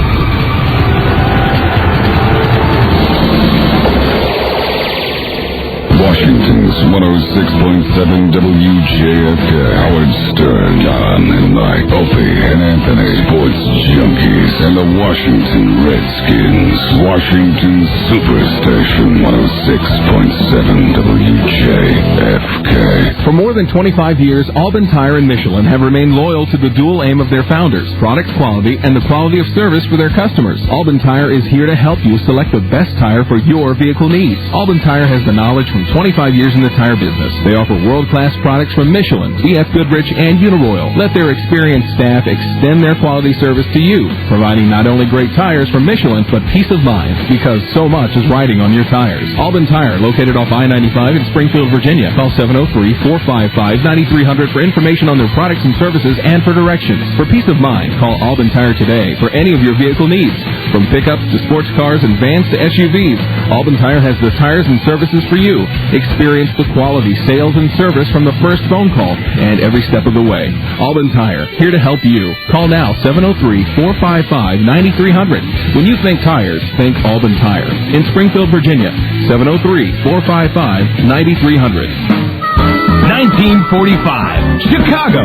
The war was won. Chicago was ready for some good times, and great little neighborhood restaurants were flourishing. One of them was Uno's, and today Uno's is legendary for great food, great times, Chicago style. And they just brought back an old favorite of mine, crusted Dijon chicken. Oh, succulent chicken breasts, roasted in a savory mustard and breadcrumb crust, served with Dijon sauce. Now that's a Chicago legend you can eat. They've got great food at Uno's and great times to go with it. From legendary deep dish pizza to juicy steaks, burgers, salads, pasta, and for a limited time, crusted Dijon chicken. Uno, Chicago Bar and Grill. It's a Chicago legend with the best food around. Visit Uno's today in Georgetown on M Street at Reston Town Center or at Dulles Town Center Mall. Thank you for calling Dish Network. May I help you? Yeah, I'm calling about your $9 a month TV deal. Yes, sir. How many channels do I get for $9 a month? You get over 100 of America's best channels, all in 100% digital quality. Well, suppose I wanted ESPN and Fox Sports Net. How much then? They're both included, so just $9. All right. Say I want TNT, USA, and TBS. $9. Okay, what if I want Disney, Noggin, and Cartoon Network for the kids? $9. Okay, suppose I wanted Discovery, Discovery Health, A&E, and Animal Planet. Still $9. CNN? $9. Fox News? $9. MTV? $9. It's the I Like 9 deal only from Dish Network. For a limited time, you'll get 117 of the top channels in digital quality for only $9 a month when you buy any Dish Network system valued at $199 or more. Can your cable company do that? Call 1-800-333-DISH. Prices, packages, and programming are subject to change without notice. So call 1-800-333-DISH today. Dish is it. In Maryland, the cost of drinking and driving just went up because the legal blood alcohol concentration level just went down. 0.08 blood alcohol concentration is the new law in Maryland for drunk drivers, and if you blow it, you blew it. The cost of drinking and driving is too high. You or someone else could die, and a DUI or DWI arrest is a legal, professional, and economic nightmare. If you're still drinking and driving, the new .08 law is aimed right at you. It's not complicated. It's simple. Don't blow it in Maryland. Never drink and drive. It's just not worth it. This message is from the Maryland Department of Transportation, State Highway Administration, Highway Safety Office. Excuse me, I couldn't help but notice you two have been in this library for hours. Yeah, we're looking for a new car. Doing research. Hitting the books. Cramming, so to speak. Well, I don't mean to be intrusive, but now is a great time to get an Accord at your Honda dealer. We know it is, and we love the Accord, but... Well, we suffer from a research addiction. You know, honey, that is really such strong language. I know it is, sweetheart. I'm so sorry, but the Accord has everything you want in a car. Great styling, a roomy interior. Tell us about it. After this, we go home and read 35 brochures. Then give each other written tests. But the Accord has an incredible engine, superb handling, brilliant ergonomics. We know. Our hearts say Accord, but our heads say put yourselves through hours of needless misery. Well, I suppose you don't even want me to get into the terrific lease terms now available on a wide variety of Accords. No, we'll crumble. Vanish in a cloud of dust. Well, I'll be pulling for you two. It's a great time to get an Accord at your Honda dealer. Okay, your research is over. Introducing new Ginsana Gold Blend, specially formulated to give you the vitality you need. Because with all you have to do today, your 2-year-old just gave up his afternoon nap. This unique blend of G115 ginseng plus 17 vitamins and minerals is the only supplement clinically proven to reduce fatigue and increase vitality. Okay, give Daddy the pots back, Billy, and let's play horsey. For the vitality you need to enjoy life, try new Ginsana Gold Blend, blended for vitality. Listen, that's what you sound like. Dr. Gene Wagner talks about nighttime teeth grinding. Aside from being a turnoff for the person you sleep with, it can cause tooth loosening, even tooth loss. That's why I created a dental protector to cushion your teeth. It's called the Doctor's Night Guard. Because you fit it yourself, you'll save money. More importantly, you'll protect your teeth. It might even help your sex life. The Doctor's Night Guard. Relieve the nightly grind. The DC Art Center Gallery and Theater promotes art and new artists. To find out more, call 202-462-7833 or call us here at WJFK. 106.7 WJFK. Howard Stern mornings. Don and Mike middays. Opie and Anthony afternoons. The sports junkies at night and the Washington Redskins.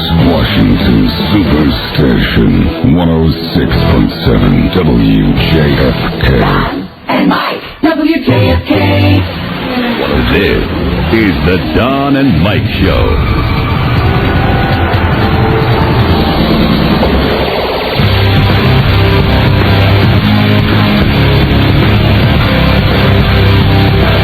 Don and Mike Show, and we're on 102.7 WNEW New York, 106.7 WJFK Washington, D.C. I don't know how many of our affiliate stations are going to pick this show up today. If they're going to run it, they might run a best of. Screw them. It's only the worst day in America in 50 years. You know, walking around the building during the commercial break, a lot of tears in a lot of people's eyes today. I've never seen any single thing impact people, whether you have people down there or not. But certainly here in New York City, and we're in the middle of New York City, this is something I've never witnessed in my entire life. Even for people who didn't have people in the World Trade Center building, the fact that something of this magnitude has happened here, standing next to lifelong New Yorkers who are just gasping and clasping their hands over their mouths and getting misty-eyed, unbelievable to know that their city, and I think this has struck all of us today, that we're all so vulnerable, and this is a very clear reminder of that. You know, I know certainly that we have dealt with the I don't want to say the second city syndrome because that's Chicago, but I know that people in D.C. have given us crap for doing the show from New York, that I live up here part-time and we come up here. But if we could put all of that aside for a second, Washington, D.C. is the nation's capital. There's no doubt about it. Right. But when you think about America, you think about New York. New York's the world capital. Yeah, and you know, it's funny when you mention something like that, you mention people giving us grief. It takes all of our petty differences in this country. Yep. What city you're from, what team you root for, what color your skin even, and you just, an event like this puts it into perspective as we are all dealing with this right now as an American tragedy. I didn't think it could get much worse than Oklahoma City, and it has in such a way that I still can't believe it. And what this has done today, this has hit us in both of our strongest points. Yes, right. The nation's capital, where we think we're invincible, and New York, the greatest city in the free world. Both places that I think most Americans consider to be safe havens, where you could live, where you could walk around. I mean, hell, don't you feel safe walking on the streets of New York? Yes. I do, and I don't anymore. And I mean, it's just astonishing when you get by the anger and you get by the shock. What settles in is an uneasiness that will be with us. Certainly here in New York City and in Washington, D.C., I think for quite some time. All right, let's go back to the phones. Now, the only lines we have open today are 212-757-1027. We'll get an update from Buzz here in a second. Let's go to Al. Al in New York, you're on with Don and Mike. Hello. Hey, Don and Mike, what's up, guys? Hi there. Hey, listen, I just want to give my support to you guys. I'm a long-time listener of NEW, and over the past couple of weeks, I've been hearing a lot of people, kind of rag you guys out because you're from D.C., and even when I listen to the show, I say, oh, here they go. They're talking about D.C., but I think it was meant for you guys to be in New York today. It's strange that we are here after, quite a bit of a break, and being here, you do get the sense of what this city, what has happened to this city. One of the things I hear from so many people, they took away our skyline, and that's what they did, and it's putting it into words. It's impossible. I can only describe it the way I feel and the way I felt all day since we came on the air today. And we really got the magnitude of this after we went on the air as to how huge this was. And it's not a nauseous feeling, but it is a sickness that I feel deep inside of me. And I think everybody that I've come in contact with feels the same way. Yeah, and I know, I hear what you're saying about it. It's good that we're here today to experience it, and I don't disagree with that. But I think that if we were back in D.C., we would feel the same empathy for New York. Now, we wouldn't be able to get the one-on-one feeling from New York. Right. But keep in mind that what they're going through in D.C., while it's not as bad as the World Trade Center being attacked, what's happened in D.C. has never happened before, ever. Absolutely. I would say when the nation's capital is under a state of emergency and everybody's being told to stay indoors, that's pretty devastating in itself. And people in D.C. are pretty freaking terrified. And I think with good reason. Thank you. I'm sorry, I was just trying to read something. The George Washington Bridge is now moving slowly back into New Jersey, so the GW Bridge is open. Is that car traffic on the GW Bridge? Yes. Okay. The upper levels of that bridge have just been reopened back in toward New Jersey, and that will make it easier for people to get out of Safe Manhattan. home, everybody that's on that GW Bridge. And back into Jersey. Greyhound has, in the meantime, shut down all service in New York City, and there is limited ferry service, another way to get back to Jersey from New York City. Really? Limited ferry service at Pier 11 and West 30th Street. Some things don't change. I'll take you home. That may have been the only joke today. That's very good. Hello, Oscar. You're on with Don and Mike on NEW and JFK. Hi. What's up, boys? What do you call it? The reason, everybody's so affected by this tragedy is because here in New York, everybody knows somebody that works on the World Trade Center. Someone said that to me also, and that's true. Everybody's touched by this in some way. And I just want to say to you guys, I'm feeling it for you, too, because, you got people up here and you have people down there. So I don't know how it is in D.C. Does everybody know somebody that works in the Pentagon?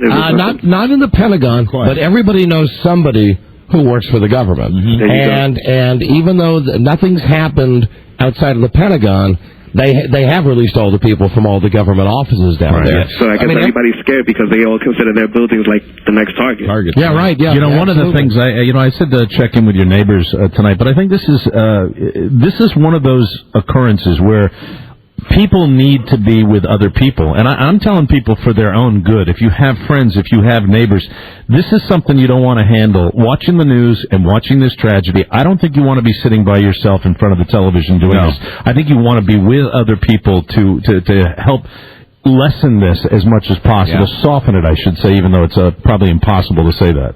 Does this mean you want to go to dinner tonight? No, I don't think I'm going to eat dinner tonight, but I certainly will drink it. Hello, Bernard. Bernard in D.C. Hi, Don and Mike show. Hello. Yeah, what's going on? This is the first time I ever got through to you guys. Hi. But I have a question. Where are all those uneducated countries that we help out when they have problems?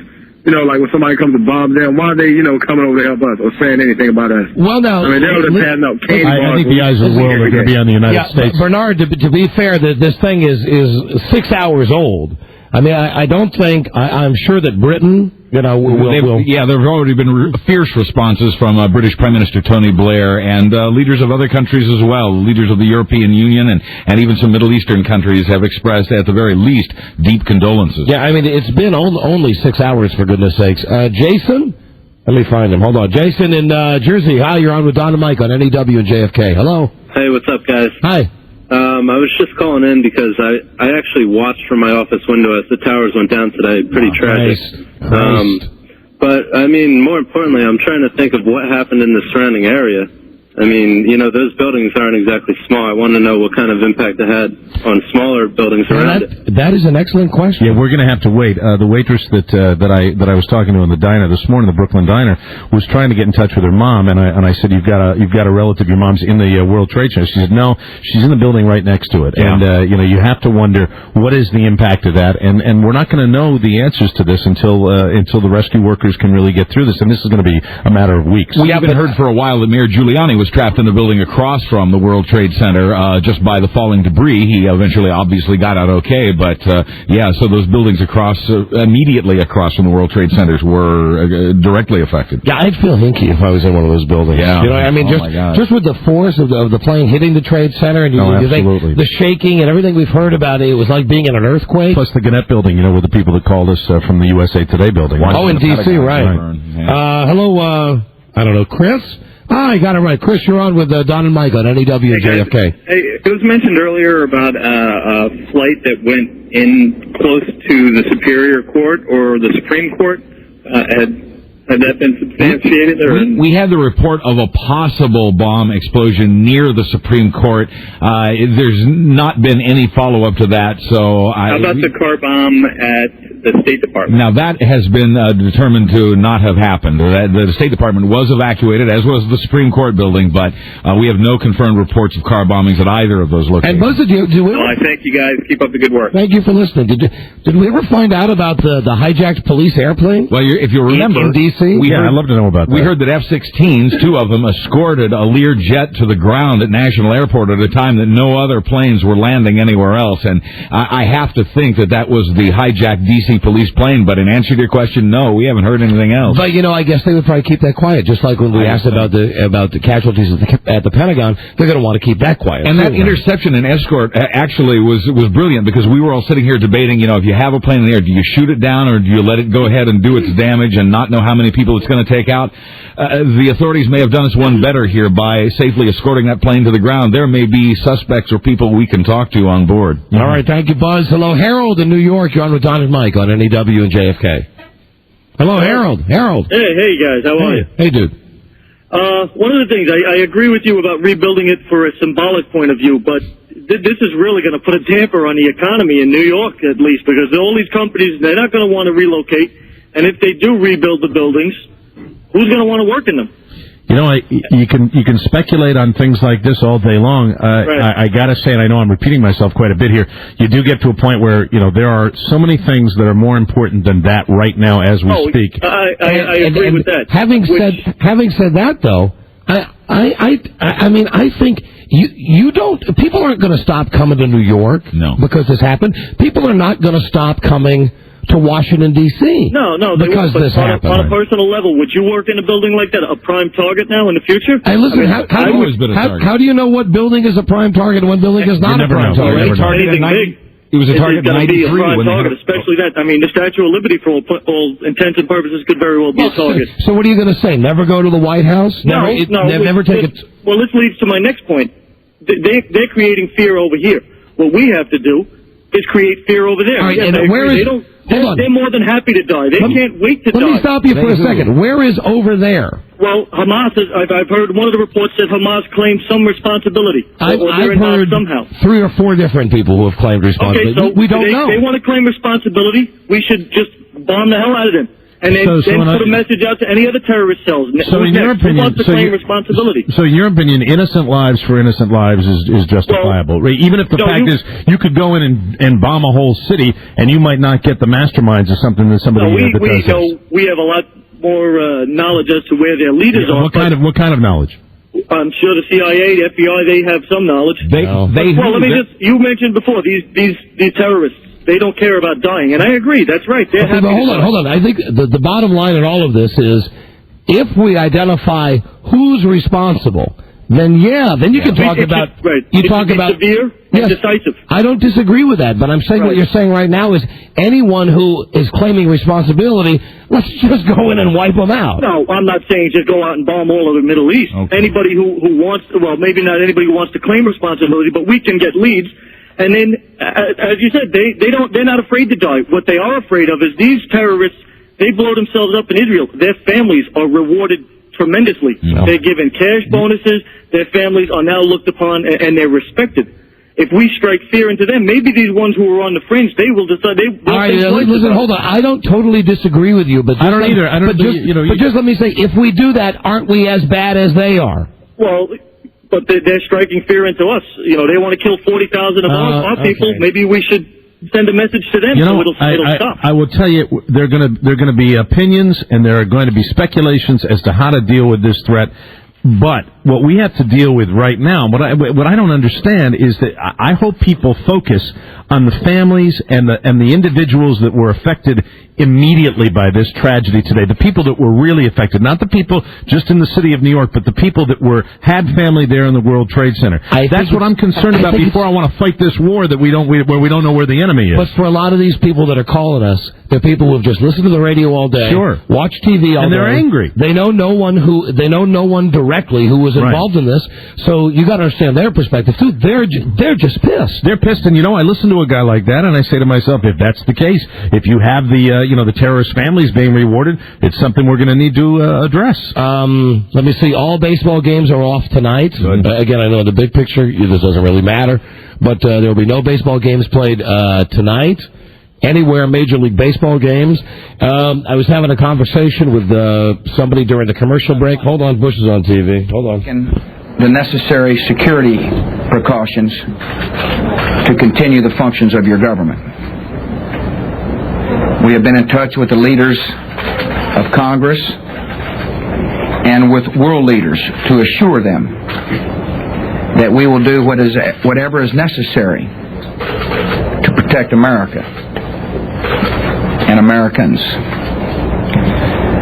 I ask the American people to join me in saying a thanks for all the folks who have been fighting hard to rescue our fellow citizens, and to join me in saying a prayer for the victims and their families. The resolve of our great nation is being tested. But make no mistake, we will show the world that we will pass this test. God bless. Now, is that a replay of what he said? It is, in fact. Could you tell, I couldn't see the monitor from here, could you tell where he was speaking from? No. Did it appear he might be aboard Air Force One? No, absolutely not. All right. It appeared, I don't know where he was. Okay. But he was on an airplane. You don't think so? No, it looked to me like he was in a meeting room somewhere. Really? No. It's hard to tell. We'll figure out the next time it's on. Right. They're running it all the time. No baseball games tonight. I was in conversation with someone wondering if the NFL was going to play games this weekend, and I said, yes, the NFL played games the weekend after JFK was assassinated. Mm-hmm. They played games the weekend after Pearl Harbor, for God's sakes. Right. Yeah, I was just looking on the internet, actually, about the baseball and all that stuff, and it mentioned that after JFK's assassination they played games, and NFL said that was the biggest mistake we ever made. Mm-hmm. So they are considering college games and NFL games will most likely be canceled this weekend. No announcement, however, has been made. Wow, and then if you think about that, if you think about the fact that there's not going to be any football, right? I mean, not to have the world revolve around us, but we are here doing a show. What type of show do we do tomorrow? You wonder. I mean, tomorrow. We do what we always have done, Don. We do what we've always done, which is based on that thing in front of you, that telephone, because we sense when we're getting our phone calls what people want to deal with. And you know what? I mean, do we do a regular show? Do we do half a regular show and half a show about this? I mean, if we do another show like this, is it just going to be a rehash of what we've done today? It's hard to say. I don't know. I don't know. Here's another guy who thinks you just go bomb them. Yeah, bomb them. We've heard a lot of the military experts going. Don, hello, Don. Hey, Don. Hi, you're on the air. Mike, Buzz. Yeah. Hi. Everybody doing a fantastic job covering this thing. Thank you for listening. Listen, all these people out there saying, okay, we need to concentrate on the immediate people that are befallen in this tragedy and everything. But this is an act of war. We need to find out who these people are, and even if we don't know exactly who they are, go after them. Go after the people. Well, wait, hold on. Even if we don't know exactly who they are. You had me. I feel like Jerry Maguire. Yeah, you had me at hello. You had me until you said, even if we don't know who they are. Well, I'm one of those people that says we should... Sir, hold on a second. Hold on a second and let me speak, okay? I was one of those people you're talking about who said we should focus on the people that are suffering right now before... there are people in this country, in this government, that have the responsibility of protecting us and finding these individuals that did this. Let me comment on that real quick. Let me jump in. The people that are responsible for protecting us, the people in the government, the people in the military, why, for God's sakes, after the second plane hit the World Trade Center in the second tower, did they not scramble fighter planes in the Washington, D.C. area? They had to know. I don't doubt you're going to get answers to some of these questions down the road. They had to know that something was going on. Mm-hmm. Why, in God's green earth, why in this country can we let a plane attack our center of military operations? And that's what it was. It was an attack. No, and listen, you're not going to get an argument from us on that, right? No, you're absolutely right. We feel the same way. And it's difficult to, answer these questions because we are hours away from this tragedy. We're disc jockeys. We don't know. But no, I agree. How could it be that a guy could fly a plane into the Pentagon? How could it possibly be? I don't know. Here is Mike in New York. Hello, you're on with Don and Mike on NEW and JFK. Don and Mike. Hi. I believe Channel 7 was reporting that when President Bush made the speech, he landed in a military facility in Louisiana, and they said that was briefly. Now he is back up on Air Force One. I just want to let you guys know that. All right, thanks. We appreciate it. Hello, Mark in New Jersey. You're on with Don and Mike. Hello. Hi, and don't forget, This is. I mean, reaches far beyond D.C. and New York. There's no air travel today in America anywhere. And everybody's affected by this. Everybody that has a television set is affected by this. Hello. Hello. Hi, Mark. You're on the air. Hi. I'm in New Jersey. Yeah. Hi. Yeah, I can see the smoke from the trade centers from my building. Praise. I have an opinion that this is a world problem right now. Oh yeah, I agree. And the U.S. should put out messages to all the countries of the world that are now offering their condolences that they should help offer the solution. I agree. Which is for all of these so-called human civilized countries of the world, all of the governments should get their act together, and anyone who supports this type of terrorist activity be eliminated from within. If we can identify it, as Jerry said, again, follow the money. Again, we've got to identify the people. Got to identify it. I'll tell you one thing that talking to the people here, the world has changed forever as we know it today. I am blown away. I mean, I'm almost getting desensitized to the pictures of New York, and I've looked out on the window and seen the pictures in the street. To see the Pentagon, like with the ashes coming out of it and stuff. Amazing. I mean, that's sickening. That makes it makes you feel sick. It's a sick feeling. Jesus Christ, how could someone do that? That's the Pentagon. Jesus Christ, the Pentagon is on fire. Hello, Marie in Brooklyn. You're on with Don and Mike on NEW and JFK. Hello. Hey, Don, Mike, how are you? Hi, Marie. Thank you for waiting. No problem. I just had some updated information if anybody wanted to donate blood in Brooklyn. Not all hospitals are accepting blood. They have deferred to 120 Lawrence Street. The phone number there is 246-1684, 1634, or 1912.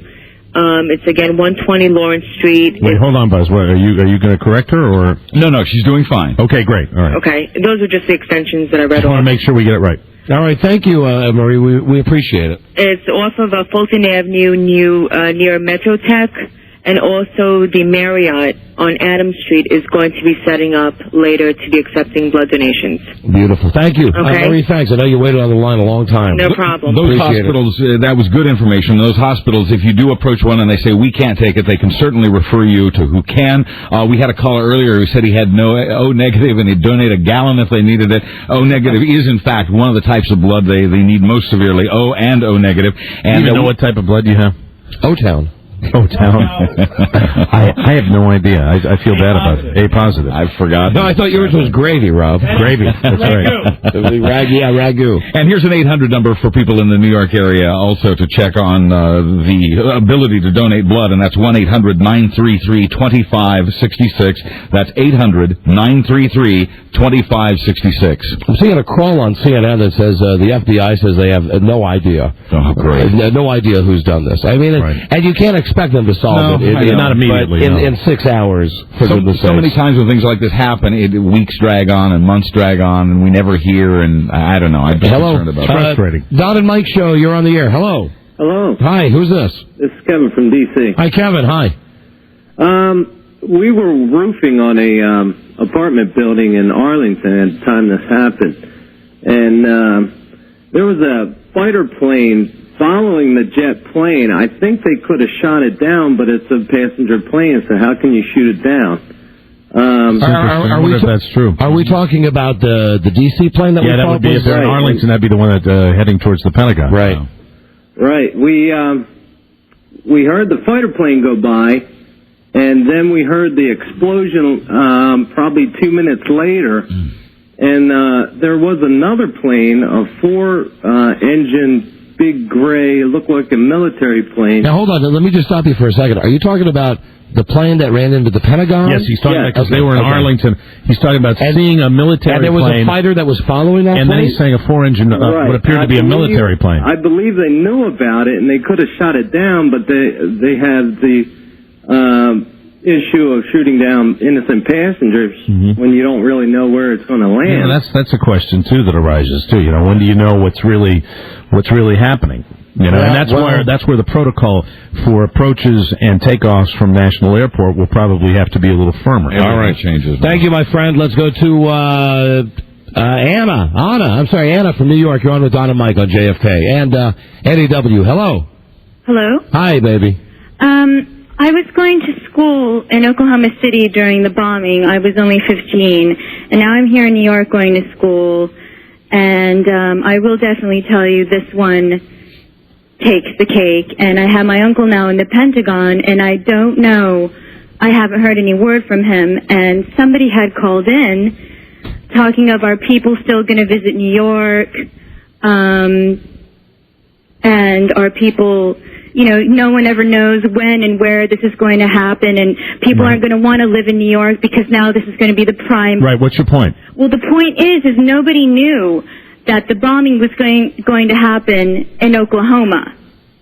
I mean, who's going to think, oh, there's going to ever be a bombing in Oklahoma? No, you're right, and the point is you can't live afraid. You can't be afraid to live in D.C. You can't live afraid, and also another point is right after that bombing happened, everyone was pointing fingers at terrorism, at the Arabic countries, or like they're doing right now.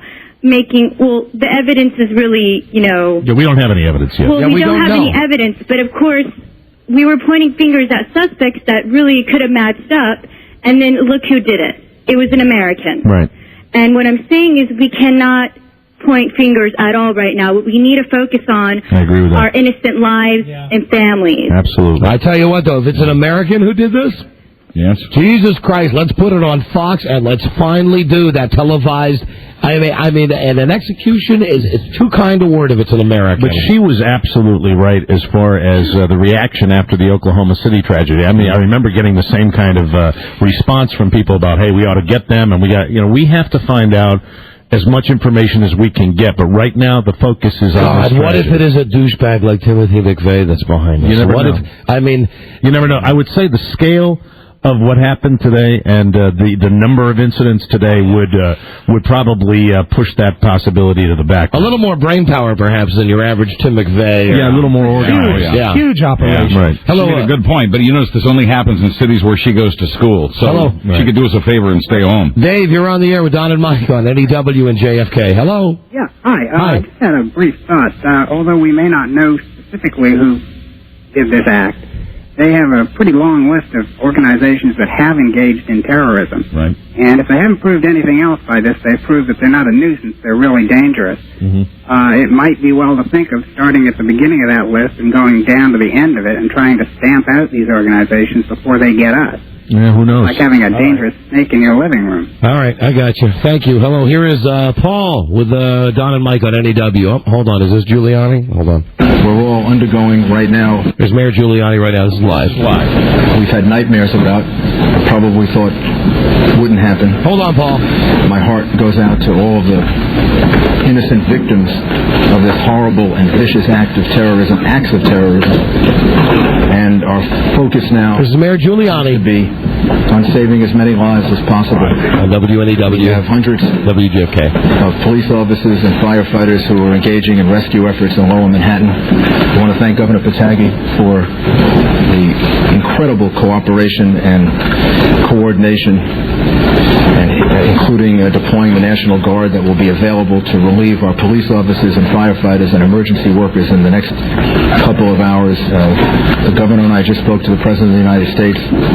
The coordination with the federal government from the time of the first attack has been excellent, including closing off the airspace around Manhattan and doing everything that can possibly be done in the face of this barbaric act to make the city secure. And we will strive now very hard to save as many people as possible and to send a message that the city of New York and the United States of America is much stronger than any group of barbaric terrorists, that our democracy, that our rule of law, that our strength and our willingness to defend ourselves will ultimately prevail. And I'd ask the people of New York City to do everything that they can to cooperate, not to be frightened, to go about their lives as normal. Everything is safe right now in the city, and the people who are doing the relief effort need all the help they can get. And then, Governor, thank you very, very much for your assistance and your help and your support. Thank you. Thank you, Mayor, for your leadership through this crisis. This is a vicious attack upon New York. It's an attack upon America. It's an attack upon the whole concept of freedom and our way of life. And we cannot let these attacks succeed. The first step has to be to make sure we do everything in our power to protect the people and to save the lives of those whose lives are still at risk and to help those who have been injured. And I want to commend the Mayor, and I want to thank my colleagues from Connecticut, New Jersey, Pennsylvania, and the federal government have all offered and made ready support to help us deal with this ongoing crisis. The people of New York are not only the freest and most diverse people in the world, we're also, I believe, the most capable of rising to meet the challenges of this type of attack. And right now we want New Yorkers to remain calm, to go about their business, to appreciate the fact that everything to provide for their safety is being done, to appreciate that everything that can be done to provide for the health and the needs of the people who are still at risk is being done, and that we will continue to work to make sure that we get through this as strongly and quickly as possible. I want to thank the federal administration. Secretary Thompson has been on the phone with me a number of times, as well as the President, for what they are offering and prepared to do. And we're just confident that, while this is a horrible attack and one that is despicable and really unthinkable in its magnitude, we will get through this, and we will continue to have a great and free country, state, and society. Do we know the number of casualties at this point, sir? I don't think we really want to speculate about that.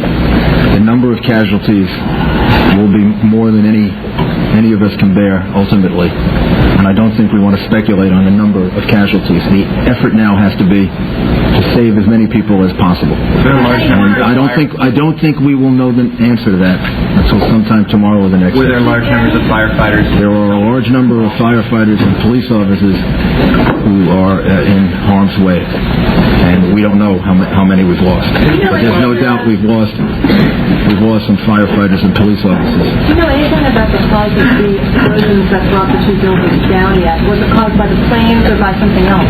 We believe that it was caused by the after effects of the planes hitting the buildings. We don't know of an additional explosion.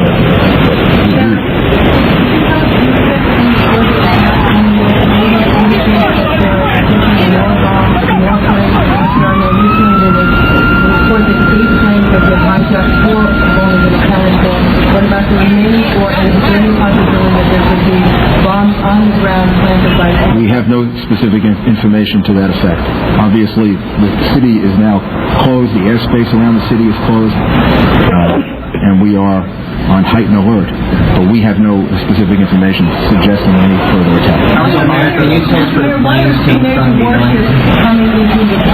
I think to give the people of New York confidence, to show that the federal government is standing with us, and to just to make certain that nothing further happens. This has been a very, very difficult and traumatic day for the people of the United States and the people of the city. And I think that it's an act that shows that the federal government is going to do everything they can to support us and help us. Do you have an idea of the extent of the rescue effort that's going on right now along the scope of this operation? There are over 1,000 rescue workers, probably about 2,000 that are deployed, trying to get into the buildings, trying to find people, trying to search for people. The governor and I spoke a couple of hours ago. The governor has deployed the National Guard to relieve them because our people are going to need reinforcements pretty soon. But right now they don't want to leave because they're searching for innocent citizens, and they're searching for some of their brothers and sisters. Are you finding survivors? Yes, we have some numbers that we can give you. We have 1,500 people at Liberty State Park who were evacuated, described as walking wounded. They were evacuated by ferry and other means. There are about 600, as of about 15 minutes ago, in local hospitals that we account for. 600 people are being treated in local hospitals, and there are 150 in particular that were critical that were moved by EMS. New York City has 170 hospitals, so we have a lot of hospitals, and we're utilizing all of them. Probably the one that was the hardest hit was St. Vincent's Hospital, and I would like to just single them out and commend them, because as I was rushing down there after the first plane hit, before the second, they were already deploying people on the street. I could see the doctors and nurses outside getting ready to receive people, and that was before the second plane actually hit the World Trade Center. What was your experience down there? Also, blood donations.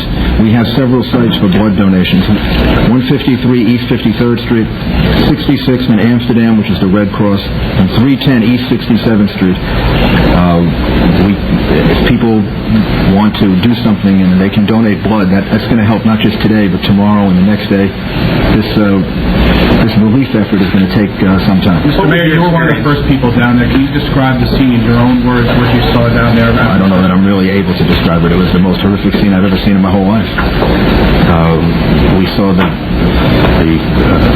World Trade Center in flames, a big gaping hole all the way on the top of it. We could see people jumping from the top of the building. And then we went into Barclay Street, 75 Barclay Street, I think it was, and we were there when the building collapsed. And it collapsed in part on 75 Barclay Street, so we were trapped in the building for maybe 10 or 15 minutes trying to get out different exits. And we finally went through a basement and came out 100 Park Place. Did you ever fear for your own safety, sir? Sure, yeah. There is Mayor Giuliani. That's live. That's what's happening. We are rapidly running out of time. Don and Mike on 102.7 WNEW New York, 106.7 WJFK Washington. Buzz, can you wind things up? Can you give us a final look at what's happened and where we stand now? Things are quiet, and that's the best news that we can report right now.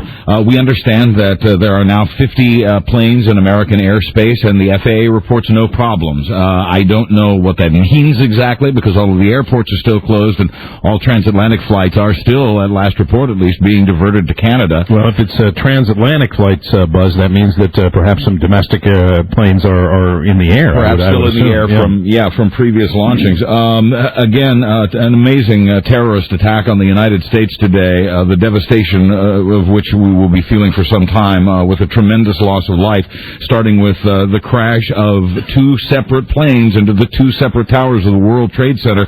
Within an hour later, a commercial jet also crashed into the Pentagon. As we estimated earlier, a total of 381 airline passenger lives lost. We don't know how many thousands from the World Trade Center. No reports of fatalities yet from the Pentagon. We do know about 50 people were injured, and at least 7 of them are in critical condition. Your government officials are safe and in control. Colin Powell has returned to this country from Latin America. President Bush is returning to Washington from some plans he had in Florida. And the Secretary of Defense, Donald Rumsfeld, is safely at the other end of the Pentagon from where the plane crashed into it today. All right, Buzz, we want to thank everybody at WNEW, everybody back at JFK, and everybody up on the 10th floor at 1010 Winds. I do want to say, if you get a chance sometime today, say a prayer for all the people that have been affected directly by this tragedy, and also all the rescue workers, the EMTs, the emergency personnel who are at this hour working to try to find survivors and help people out of this disaster. We will be back tomorrow. I don't know if we're going to do a regular show, if we're going to do a hybrid show. We'll see what happens. This the greatest tragedy in American history, I really do believe, and that will dictate what we do tomorrow. We'll try to get back on track, but again, we'll see, and who knows what's going to happen tonight. It may seem jive, but I do feel that this is the appropriate song to play. We're going to play this now. Do it. Ray Charles, and we'll leave you. Opie and Anthony are next on 106.7 WJFK and 102.7 WNEW. We will see you tomorrow. Beautiful, our heroes proved in liberating strife.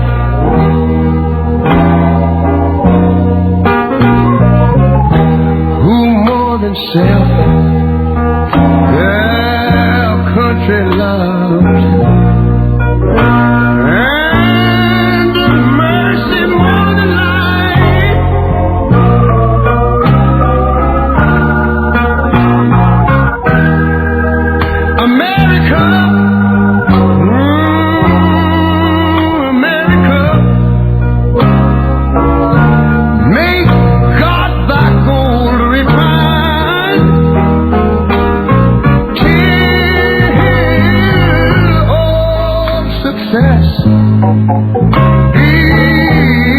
nobleness, and every gain divine. And you know, when I was in school, we used to sing it something like this. Listen here. Oh, beautiful, far spacious skies, far amber waves of grain,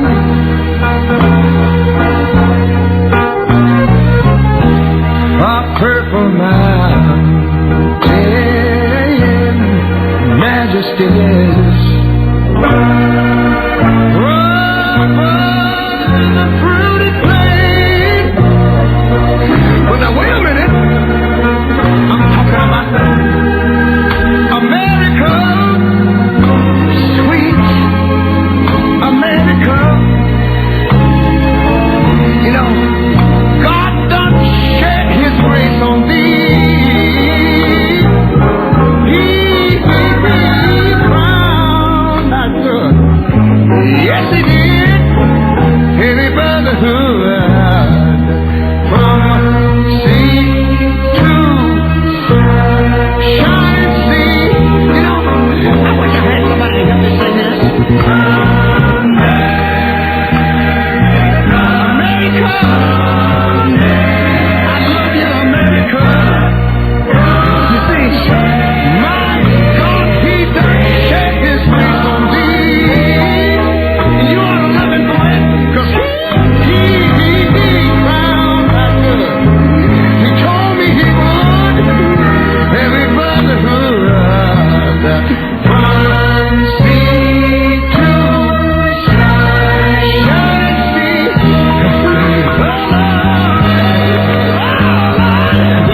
I thank you, Lord.